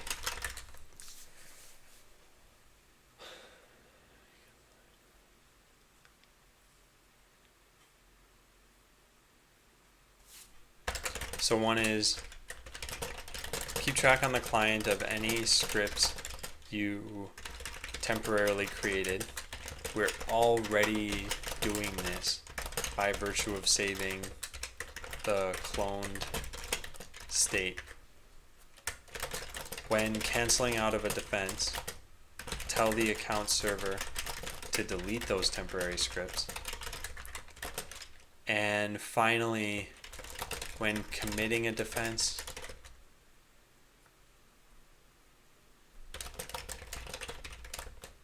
we won't actually care. The same problem is going to happen with blueprints. See how this would work with blueprints, which are also going to have this problem. So in committing a defense, we don't actually care about which scripts we created since we already handled those. Wouldn't you get a hole in the database? If you're saying like scripts have an ID and a name and a whatever else, and this is auto-incrementing, so what happens if a user creates 3 temporary ones and they're like, no, I don't want those anymore. If you're talking about this as a hole in the database, that just an ID skips from 2 to 6, this is going to happen no matter what, because people can delete scripts that they've made. But if you're talking about a hole in the database in some other way, then I'm not following you.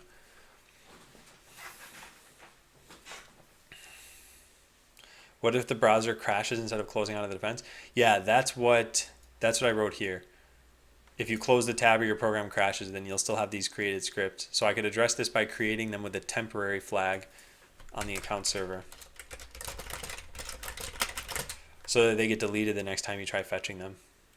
Yeah, I think that would work totally fine. So when creating the scripts, mark them as temporary on the account server and in the database. When fetching scripts, delete any temporary ones. No, avoiding the IDs incrementing I think is unavoidable. I said that wrong. Avoiding that is impossible because at any point a user could do something like this and click one of their scripts and just say, I just don't want this anymore. And if they delete it, they should be allowed to do that. That wasn't a temporary script or anything. It was just something where they're like, this just doesn't work for me. I want to get rid of it. So at that point, the way the database is going to work is it'll just auto increment, just keep going. It won't ever go back to those old numbers. So at some point I could either sort of defragment the database or I could just make sure that the IDs get sufficiently large to the point where that's not a problem. Now, with that said, I don't know what that number is so far. So it's an int 10. Wait, what? Int 10? Is that 10 bytes? I think that is 10 bytes. Wait a second, let's... Script table.increments ID. And I wrote what increments means up here. Unsigned, not null, primary auto incremented int. Well, it doesn't really tell me if that means 10 bytes. Because if so, we are set. But I don't know what that means exactly. So MySQL int size.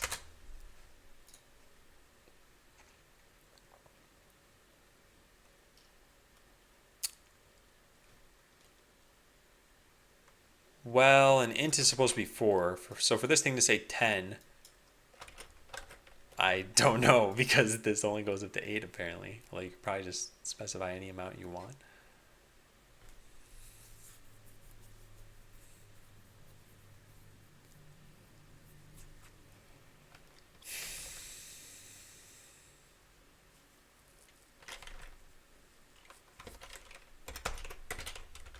MySQL column size. How do you even just tell the size of the column? Actually, you know what would be better here is just checking anything else where we have a name. Describe users. Yeah, like these are int 11s. What does that mean? Num total bot base. Let's go take a look. Num total bot base. This is an integer. What does that default to? Connects integer. Adds an integer column. It doesn't tell you what it defaults to. Well, let's just take a look at their code, I guess.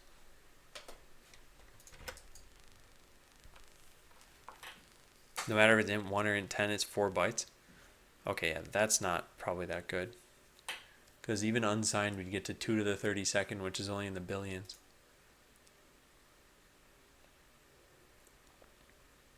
What does that mean then? And Superman says, if I accidentally close a browser, I would want my not yet finished script back. Well, if you close the browser, you probably want your not yet finished everything back, but I don't plan on doing that. It's the size of the, what, the camp?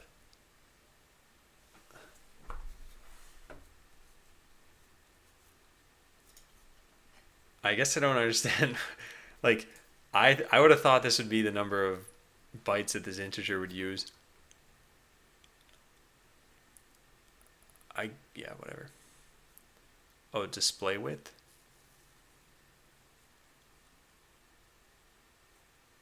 Huh, what does that mean? Number of digits, oh. Oh, that's weird. So signed numbers have a, I guess the negative counts for the display width. It's weird.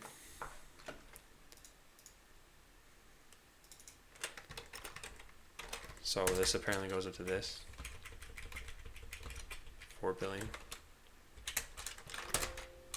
Well, interesting. I should probably make that better. Hey, BotCLG. Yeah, no, I know unsigned can't be negative. Which is why this is one larger width, because it's got to have the negative sign, because those are signed values. Is there a way to handle input in Node.js? Yeah, you can use the REPL if you want.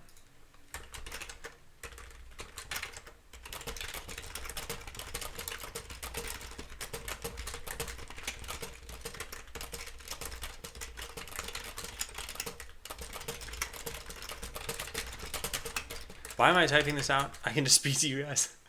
Hey, Bukar.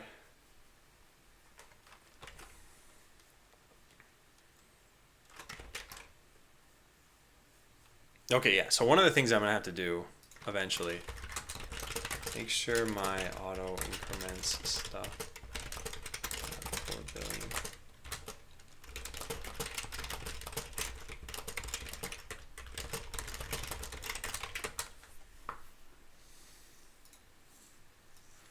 Yeah, so this is how I'd have to do things. I have to do this with blueprints too. Talking about on the console? Yeah, you can use REPL for that. Whew. So let's see what. Yeah, so we'd have like an is temporary flag here. All right, I don't think this is too bad. So I'm gonna go use the bathroom. When I come back, I'll start to work on this. I don't think we'll get done anywhere near. Well, not at the end of today at least. It's just been a lot of work. All right, see, I'll be right back.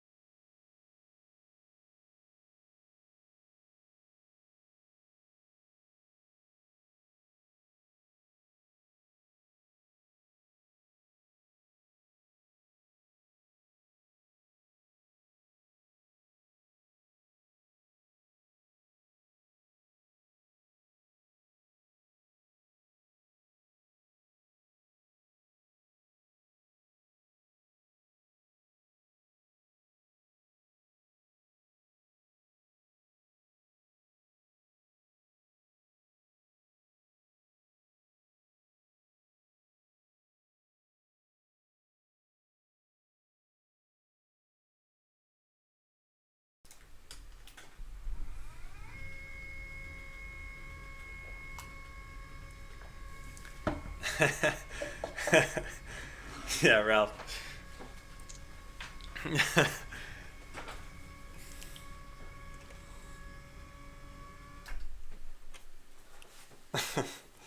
Okay, also, you know what? It's getting dark enough now where I'm just gonna raise my own lights here. Let's just raise. All right, there. Now you can actually see me. I'll make the ones behind us just blue. Great.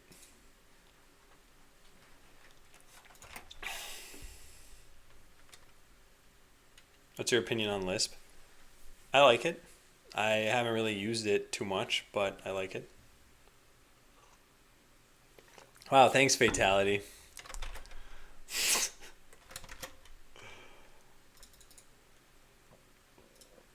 Alright, see you, Loki, I'm on a bother. Yeah, so here's what we'll have to do.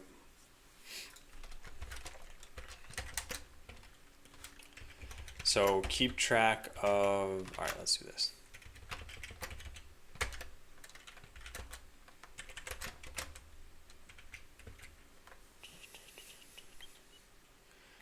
Dark room Kappa. Why do I bother? You know, I have other lights in here. I could just turn these on. Just blind everyone. Not gonna do that. So keep track on the client of any scripts you temporarily created. We're already doing this by virtue of saving the cloned state. Yeah, because we know which ones that we created.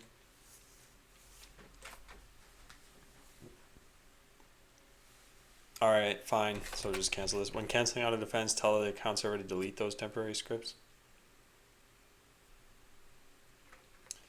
Yeah, I'll have to do that.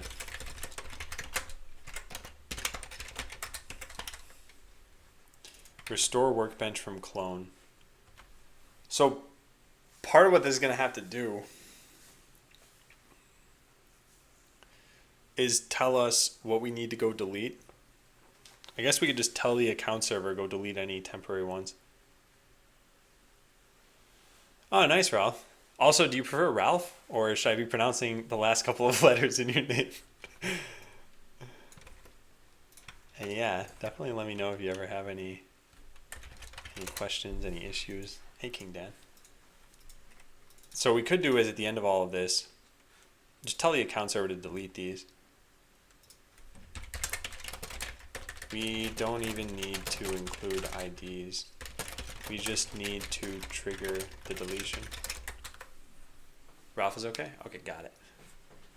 I will add you into the pronunciation list. Do.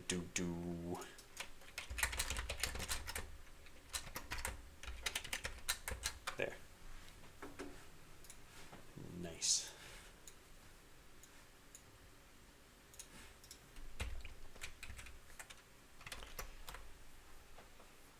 So canceling events when committing. We don't actually care about which scripts since I already handled those.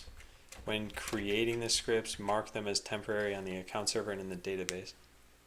Do you know about inspector on the Node CLI? Node inspector is useless in Node 6.3 plus? I did not know.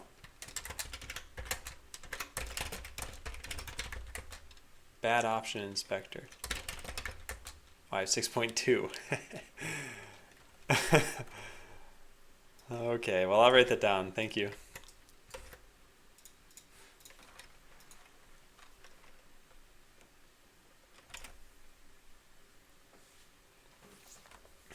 All right, see it, Trifle.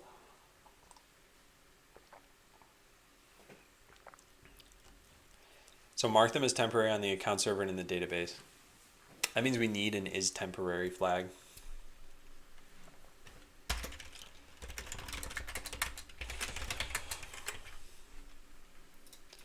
And that needs to be a Boolean. Table.boolean is temp dot not nullable dot default to false.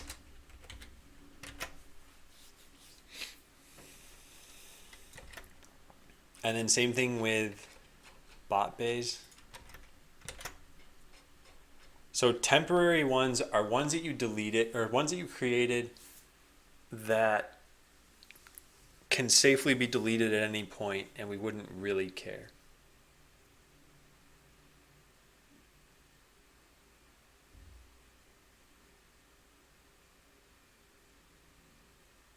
Yeah.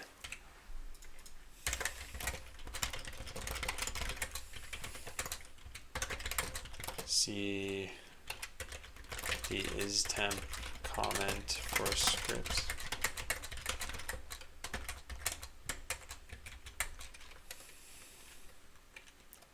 These are scripts that the user created while editing an attack or defense that they haven't committed yet. We create them here anyway so that the client will have a valid script ID without having to come up with hacks on the client. Ah.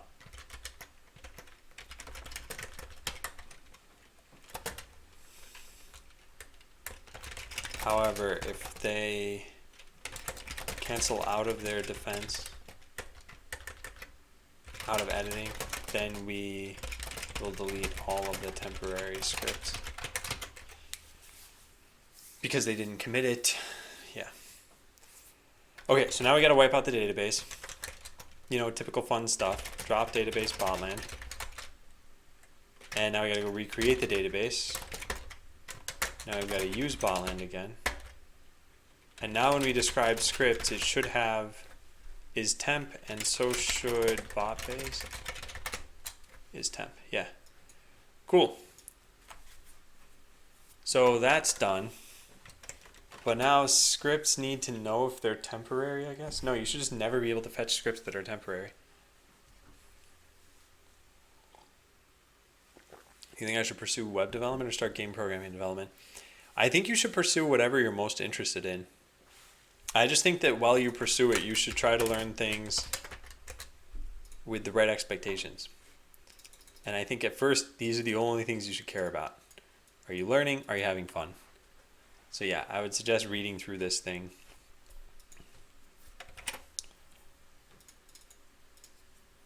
All right. A GUI shortcut for drop database. That actually can be really helpful. I think I've done something like that before. All right. So this is done. So when canceling out of this, tell it to delete those temporary scripts. So let's go onto the server. We'll make an API that just deletes all the temporary ones.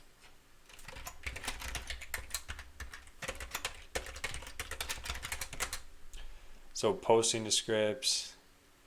If you just call delete script, I guess it'll delete the temporary ones. Now let's just make a new thing.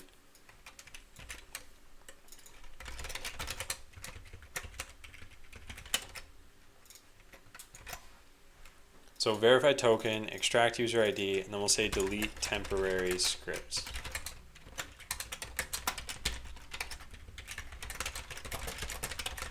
All right, so we get your user ID, and then we simply call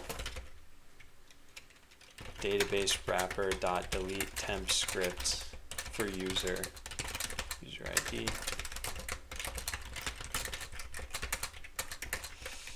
Otherwise, you just copy paste this up to there. Great, and great. There, perfect.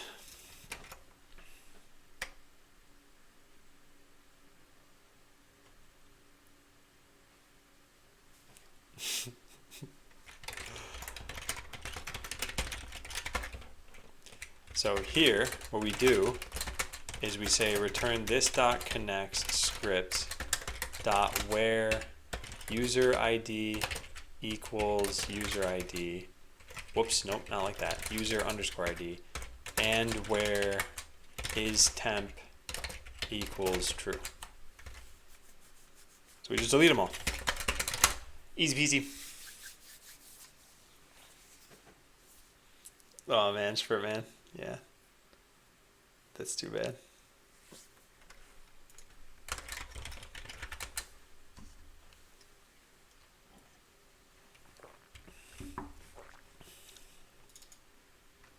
Okay, so I think this is fine. So now in the account server REST client, we just need to add in this function. We have delete script. We're going to say delete temp script.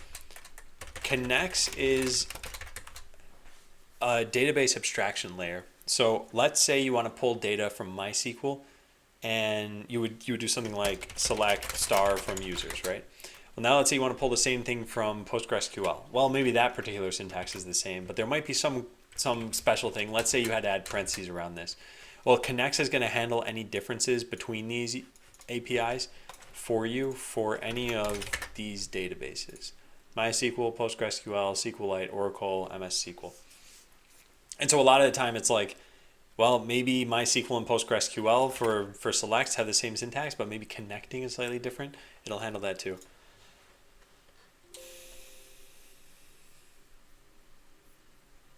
It's an extended coffee break. Yeah. And what fatality? What am I doing wrong? URHM? What?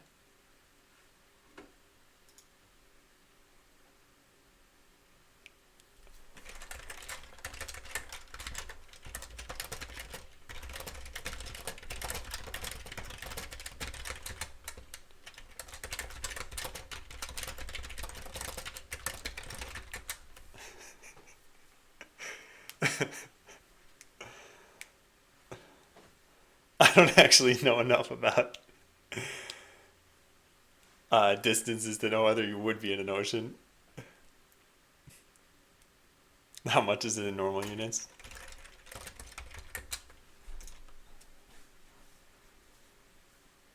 Alright, so delete temp scripts. We're gonna del this thing.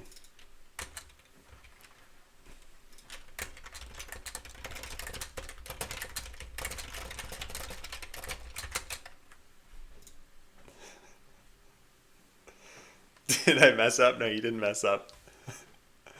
Is Unity any good? Yeah, I think so. Alright, so this is going to be temp scripts, which means we don't need these quotation marks anymore. Aha.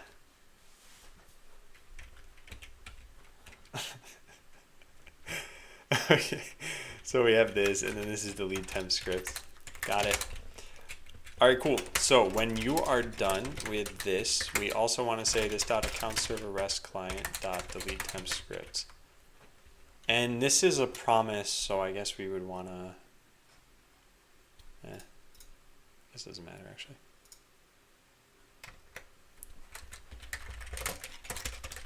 Since you canceled out of editing, make sure to delete any scripts that you'd created.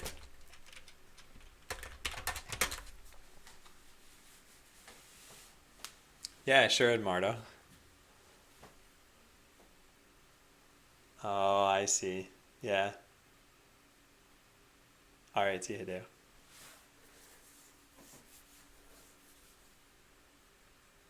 Or 1,500 lines of code in one JSON. What are you talking about? This is JavaScript, so I mean, this still has more than 15,000 lines of, or 1,500 lines of code. But I don't think I was showing you a JSON file here. But yeah, I know this is the kind of thing I'm gonna have to be fixing at some point. And torture to go through. No, it's the same way. I understand why people don't want files with a lot of code in it, but for me, it's simple to navigate through this. I chose PayPal as my payment method, but for some reason it took out of my mom's credit card. What do I do? Well, if you have the money, don't you just send your mom $35? Or am I missing something here?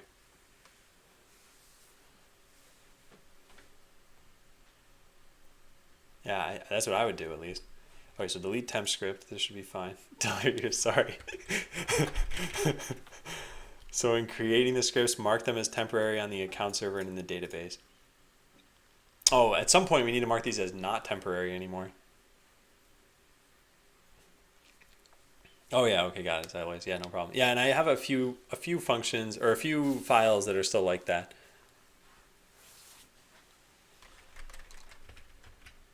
So this, when committing it, we don't actually care about which scripts we created already since you already handled those. No, we do. So this is not correct. When committing a defense, mark the temporary scripts as no longer being temporary. All right, cool. So in creating them, we need to mark them as not temporary. We need to know here whether like is temporary.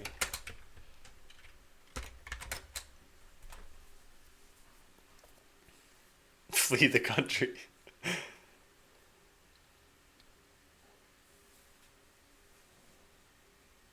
She's against me buying virtual items. I kind of want an excuse to give her, like I need to tell her something I bought rather than skin. Oh, I don't know. Now this is a great situation. I think originally it was very black and white of just, yeah, give her the money. You're done. What's the problem? But now I feel like it's either you help chat lie to your mother or you tell her the truth.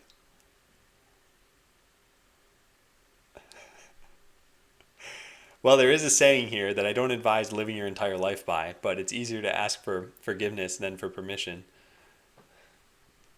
So yeah, I would just tell her I bought an item and it was $35 and I know you said you didn't want me to.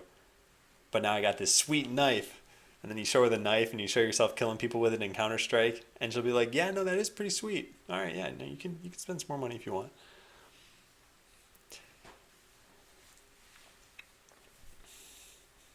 Yeah, so Edmardo, my advice in the end is I think you should just tell her the truth.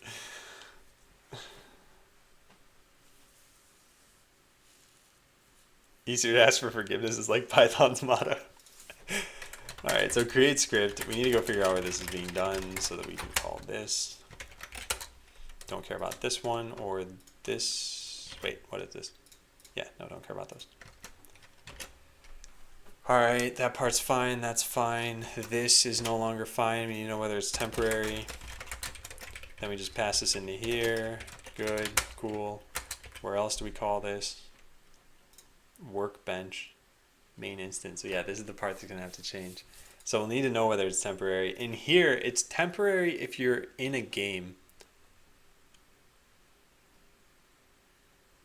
Yeah. It should be temporary if you're in a game.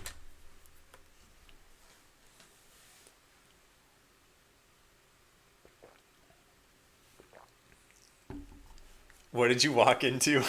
A minefield because it was turned around.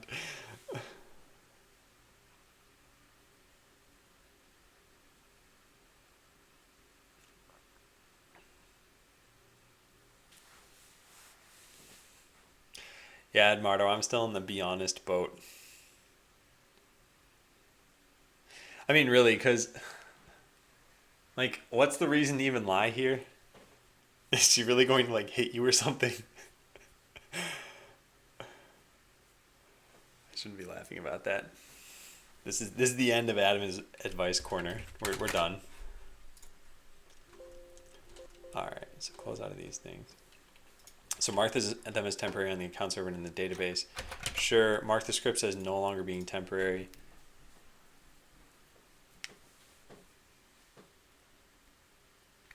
Did someone say boat?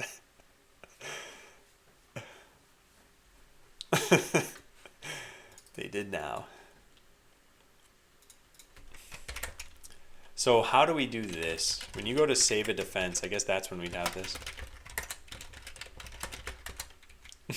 No, EJ.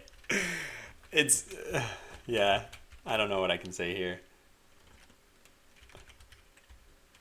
Because a lot of this is me trying to program the last like 20 minutes and me getting sidetracked.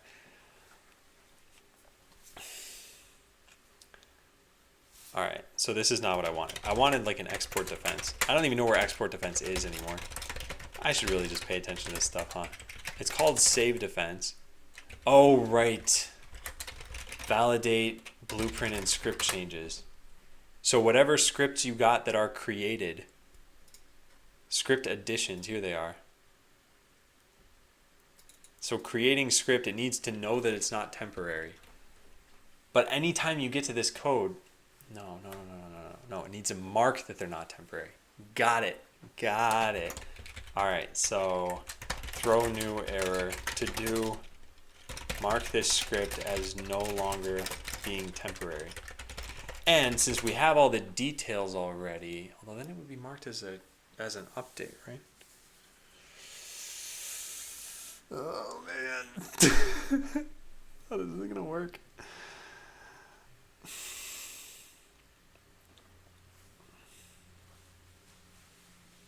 Do you ever back up your to-do? Yeah, I back it up from time to time.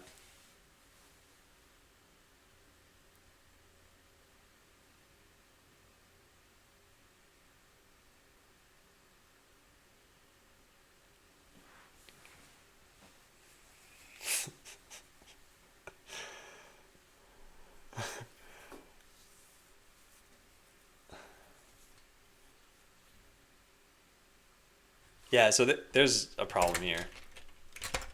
So client creates a script. Account server marks this as temporary, but keeps it in the database for now. Now, client commits their defense.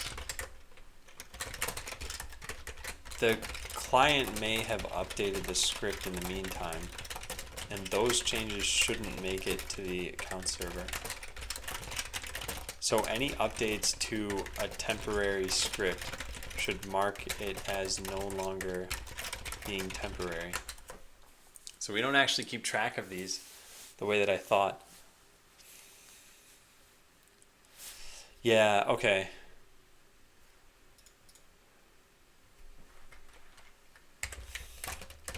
Note, this account server will already know that this script exists, despite that this was an addition. We need to treat this just like we would for an update, but we need to remove the isTemp flag from the database.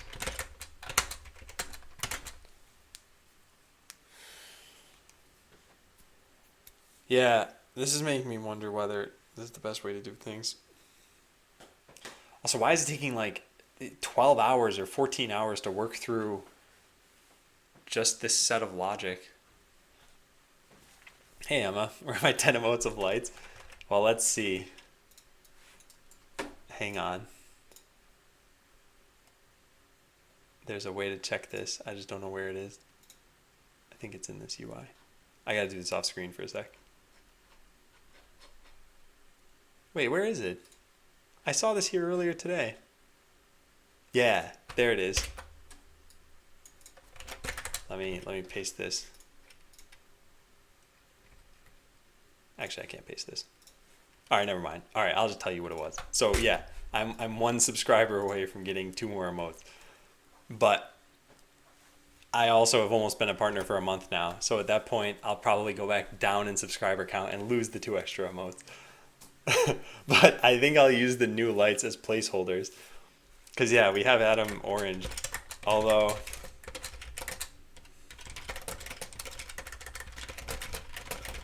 check this out. There's a boat emote now to celebrate Boatland. Everyone's favorite game. Yeah. So that's what's new in my life. How are you doing? Committing a defense, mark the scripts as null or being temporary. Yeah, so I haven't gotten to this point yet.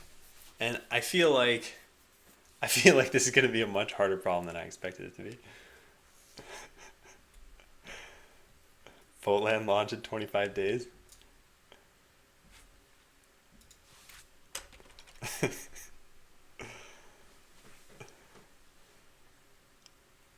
All right.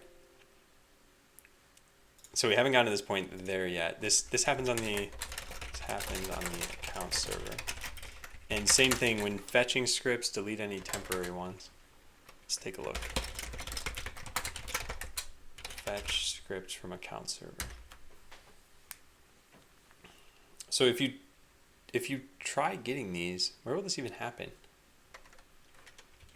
Oh, I know, there's an ignore somewhere. Sperman, are you doing this too now? You ever make skins for Botland? You know what you need to do? Yeah, I know. And there are already kind of skins. In fact, we're working on a bot that is called Subbot. I'm actually not sure when that's going to be done. But yeah, you guys will see. So there should be a function that has ignore code in here. Oh, that's why that's happening. Fetch scripts from account server. So what does this do? Calls into account server REST client.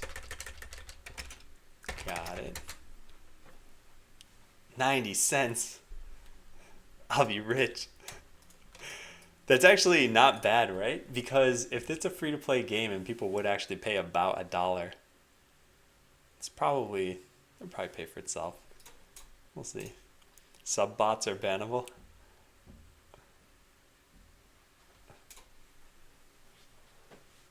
Who is we? You work with other developers? I work with other artists. I don't work with other developers.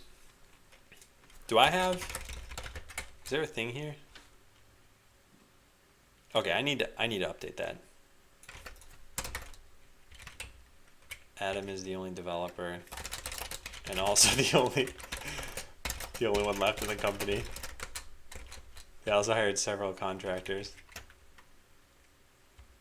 Yeah, let's do that.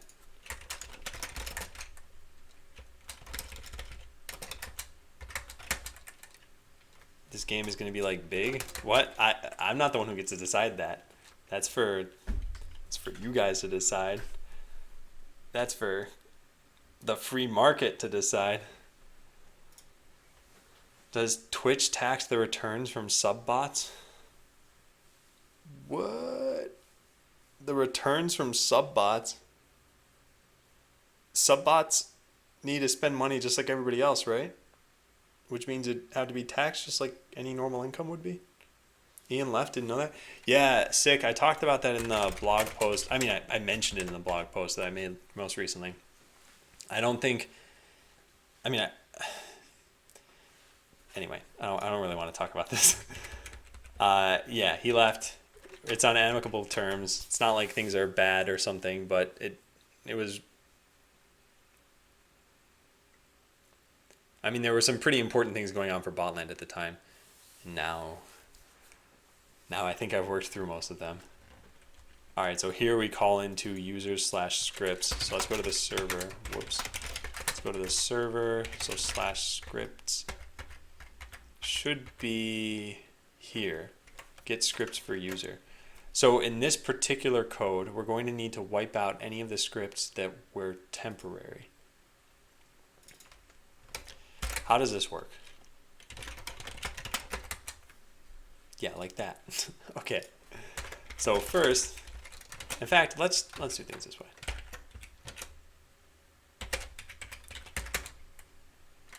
No, whoops, wrong way. No, let's do it this way. Okay, so return this .database wrapper scripts. Yeah. So first, get rid of any temporary scripts for this player. We can test that part out at the very least. Probably just mad about Boltland. I don't think I ever even shared that with him, or any of the artists for that matter. And at one point I was thinking, yeah, we probably should get boat artwork into this, because it's become enough of a meme in this channel where people are like, when's Boltland coming out? When are you going to come out with Boltland DLC? Where I should just have a boat looking bot here. Hey, Zunami.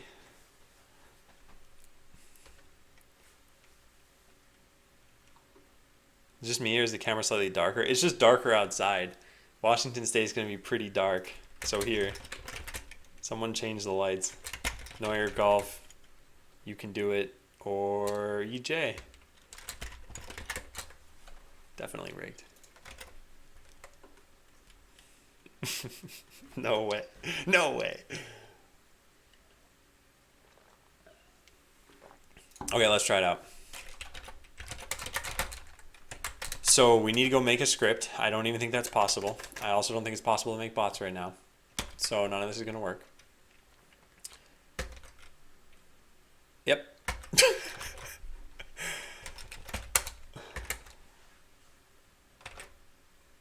Portal. That is not all it takes to get me to play Portal. Oh, wait, no. Cannot log me in because there's no Adam 3 user anymore. Oh, that's a much simpler problem to solve. Okay, so we can't create scripts, I'm pretty sure, right? Yeah, no, we can't. Not yet. So I'm going to have to fix that.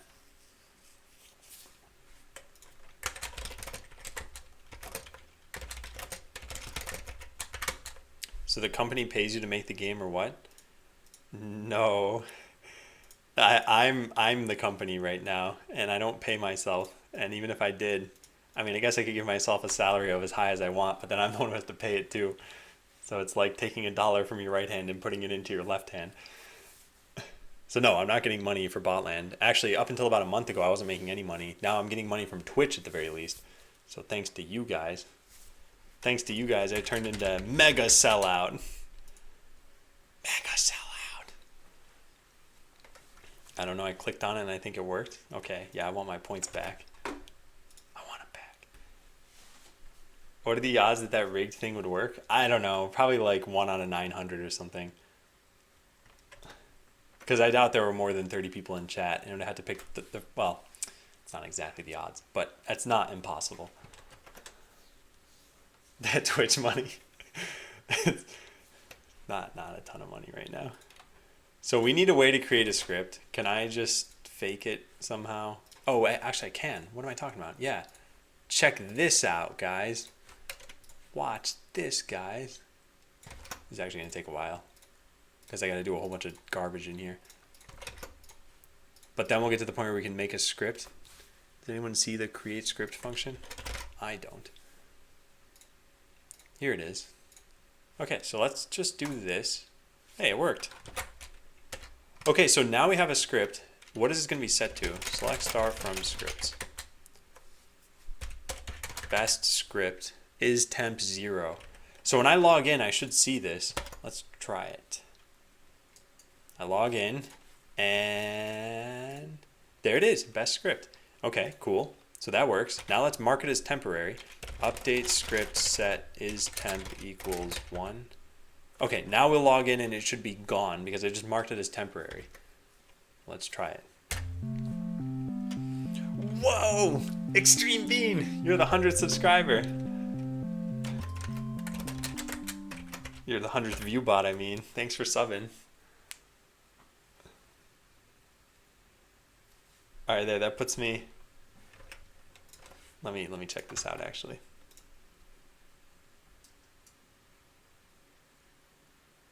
So what, can I immediately submit 2 more emotes now?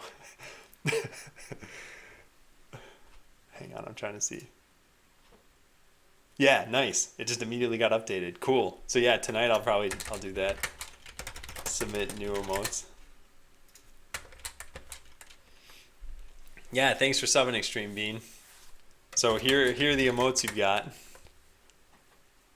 That handshake with the lights is amazing.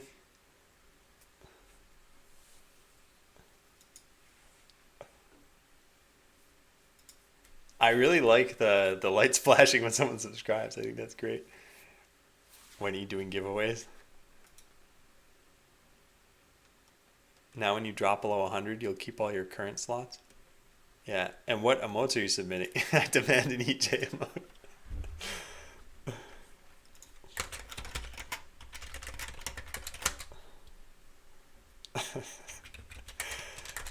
Alright, did this work or no? Let's find out. Nice, it did work. No, I was just going to submit lights at first, and then if people... Oh, wait a second. Could you be using these? It is possible. Yeah, I didn't think about this. Darn it. It's possible that the client said to use a temporary script, even though it's temporary. Like what? If they just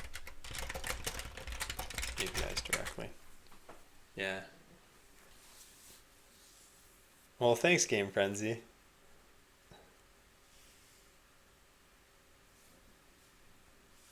So the other emotes I was thinking of, let me see if I can find this.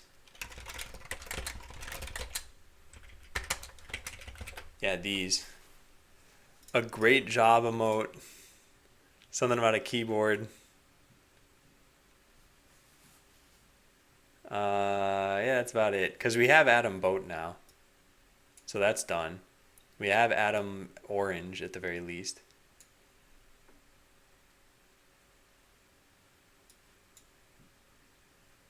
I don't think Adam realizes would work. I think it's very hard to communicate an epiphany moment via 28 pixels. Yeah, so I don't know. Here are the things, but I think making just a bunch of lights in the meantime is a good idea. I'm not even subbed and I'm demanding emotes. You weren't even in my channel and you were demanding emotes. Is it complicated for me to think about these problems at 2 a.m.? What problems, Ralph?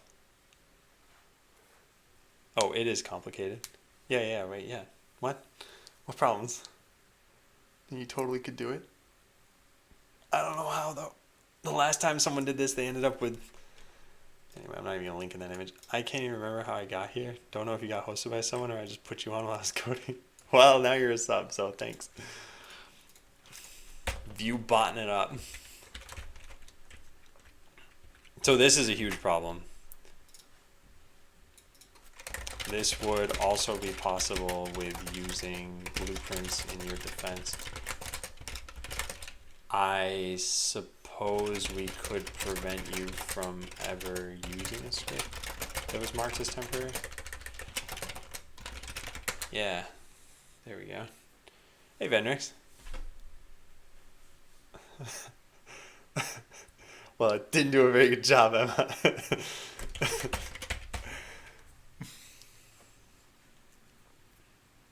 Hey, there's supposed to be a cooldown on that. I'm gonna have to put another cooldown on that. I don't know what happened there. It was supposed to have a cooldown. There should be something like settings. Where is it? Settings. Do you see keyword cooldown here? No, I don't. Oh well, whatever. Fox Up Smash. I love the name. Thanks for following.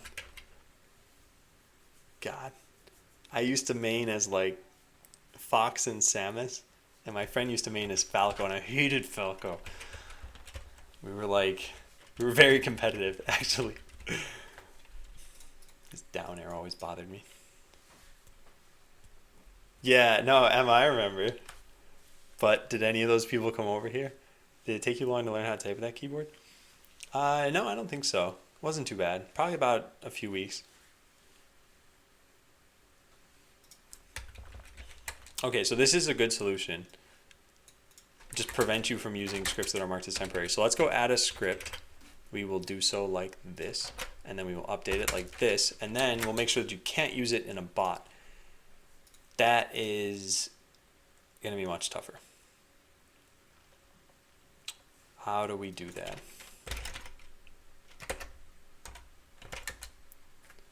Patch bot bay so that it's using script ID 2. Send. That work? Did that work? Whoa. Nice. I know how to do things. So this is using script ID 2. So we need to prevent that from ever happening. So let's set this back to 1. And then, oh no, that's not good. Oh, set it to null. Hello, what's going on here? I don't know. Doesn't matter. Let's just make a new script. I'm not doing that. I'm not wasting my time pronouncing words on this stream. I've got code to write. Create script. Let's create another script really fast. So we have script ID 3 now. Script ID 3 is going to be, we're going to mark that as the OK script. What did I call this? There. All right, so there, that should be good. So let's take a look. Yeah, this is set to 3. And actually, that's all we need for right now. So script ID 2 is invalid. Script ID 3 is valid. Our promise is native in JS. In ES6, I believe they are. And if you don't have them native, you can just install something like Bluebird. Okay, so let's do this. When you say patch bot bay, or even when you create a bot bay, if you're trying to use a script that is temporary, that should not be allowed.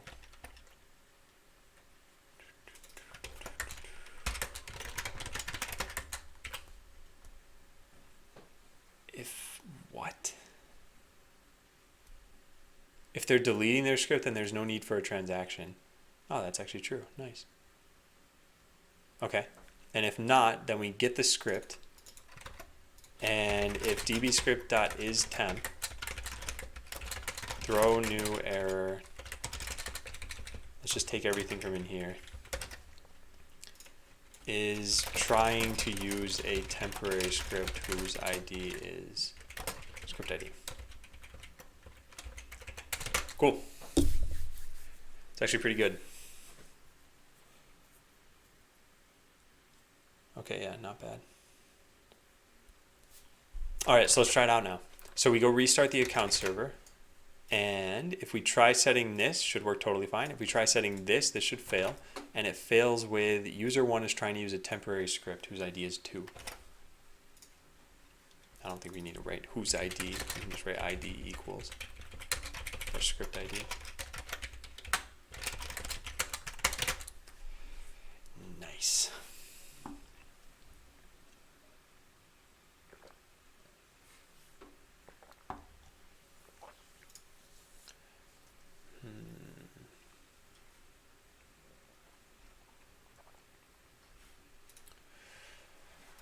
So that'll work. What would happen if this got screwed up? What does happen? Let's find out. So what if I say that I'm using a script that no longer exists? If we say update script ID for where ID equals 1. Okay, now what happens when we try to log in? This is going to totally break, right?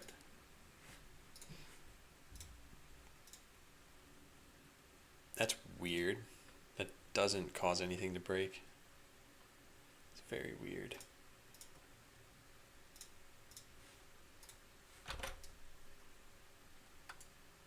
It's very, very weird.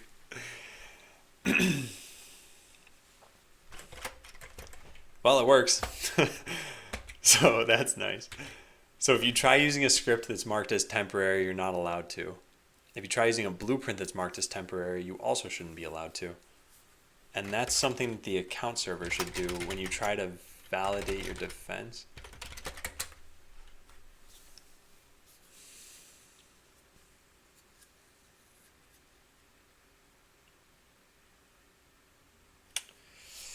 Yeah, part of doing this is that, darn it, how is this going to work? Can't just delete them from the database right there. Validate defense. I'm not sure how this is going to work. Validate blueprint and script changes. I guess this might be it. And even if you have no changes, we need to make sure you're not trying to use anything that's temporary.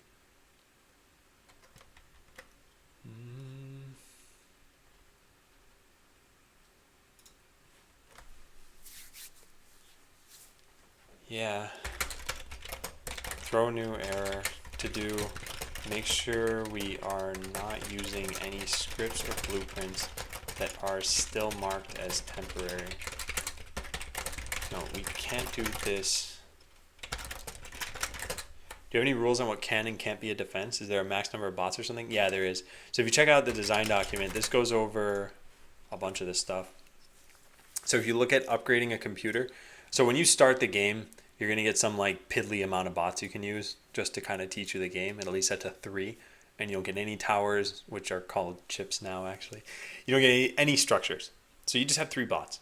And 3 bots are dead simple. Not going to be a great defense, not going to be anything. You eventually work your way up to being able to have 18. And then, yes, things are probably going to be very crazy because now you can imagine when you're updating your defense.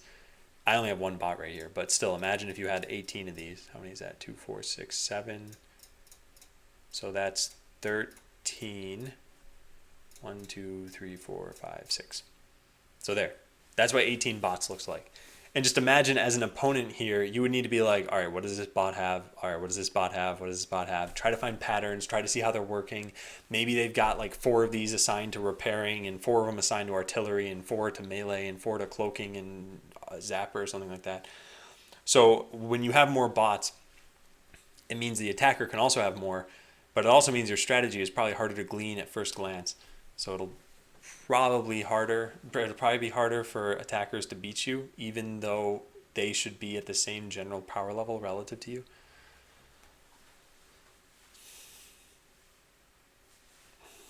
I think it'll be interesting.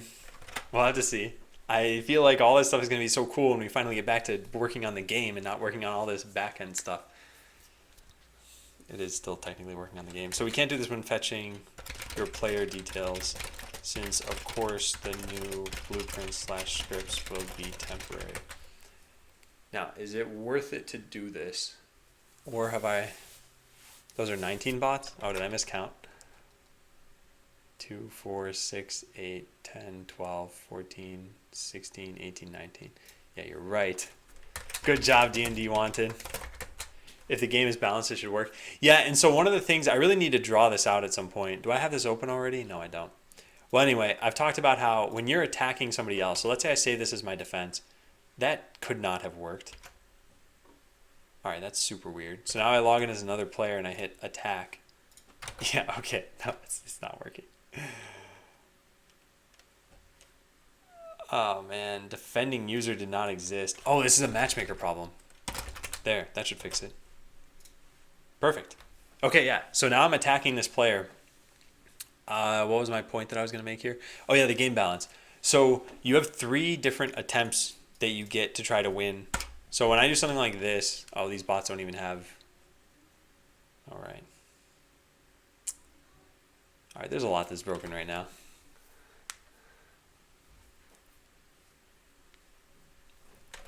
Yeah, there's lots broken.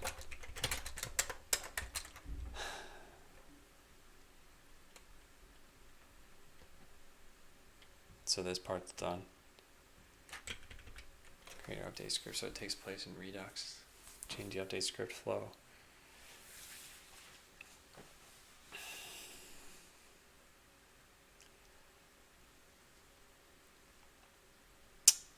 What I was trying to test here, and I think the test kind of worked. It's that I'm using script ID. Oh wait, no, never mind. Wait a second. Let me log in as Adam1. I have a script that just doesn't do anything, right? Oh, that's the problem. All right, let's just say figure it out for me. Actually, no, let's say figure it out for me Defense Edition. Yeah. Oh, right, that's broken. Okay. All right, see Unknown Evil. Actually, you know what? I'm probably going to get going pretty soon, too. I've been online for 8 hours and 6 minutes. And really, tomorrow is going to look pretty similar to today, where I'm just spending all day working on these functions. I might actually do some work tonight, too, to try to make tomorrow a little bit more interesting for you guys. Also, let me take a straw poll really fast. So, what colors would you like out of the placeholder, like Adam orange emotes? Choose multiple. So, red, green, yellow, blue, purple, pink. What other, cyan, I don't know. What other colors do I feel have not been represented here? We have orange already. Red, pink, purple, blue, cyan, green, yellow. Yeah, that's fine. I'm not going to do like white or black in here. I don't think that's necessary. And I have a Discord. I don't know if you're being serious or not.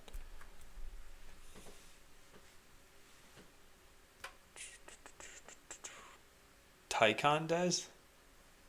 Is this Tyrandez's fake account? Or is this a brand new person? Oh wait, maybe this is a new person. Huh. Well, thanks for following. There's someone in chat named Tyrandez, and he joined the other day under a new account, Tyranda, and then this is Tycondez. Very similar. I don't know, but your account was created like a year and a half ago. Anyway, what's the straw poll? Got his answers now. So in general, people just don't want yellow and blue. The colors on that straw poll, yeah, I know.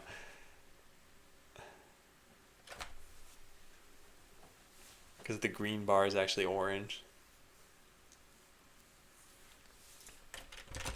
All right, well, welcome, Ty Contest.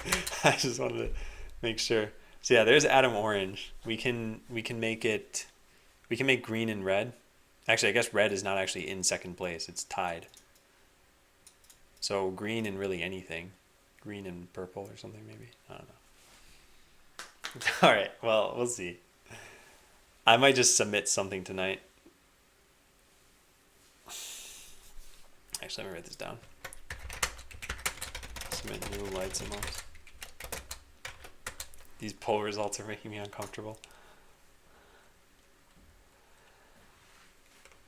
All right. Well, I think that's it for today. I'm gonna go find someone to host,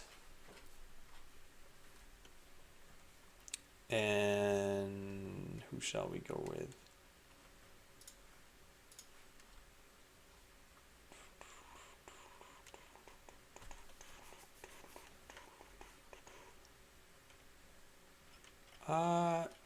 You know what? I'm gonna host Hagerman Hour, who was here earlier. Usually I go check out a stream first. Let's just dump a bunch of people into the stream. So yeah, I will see you guys tomorrow. I'll be online in about 16 hours because I've been online now for 8 hours and 10 minutes. So take care, everyone. Thanks for watching. Thanks for the subs today. Thanks for the bits. It's been a great time. See you guys tomorrow.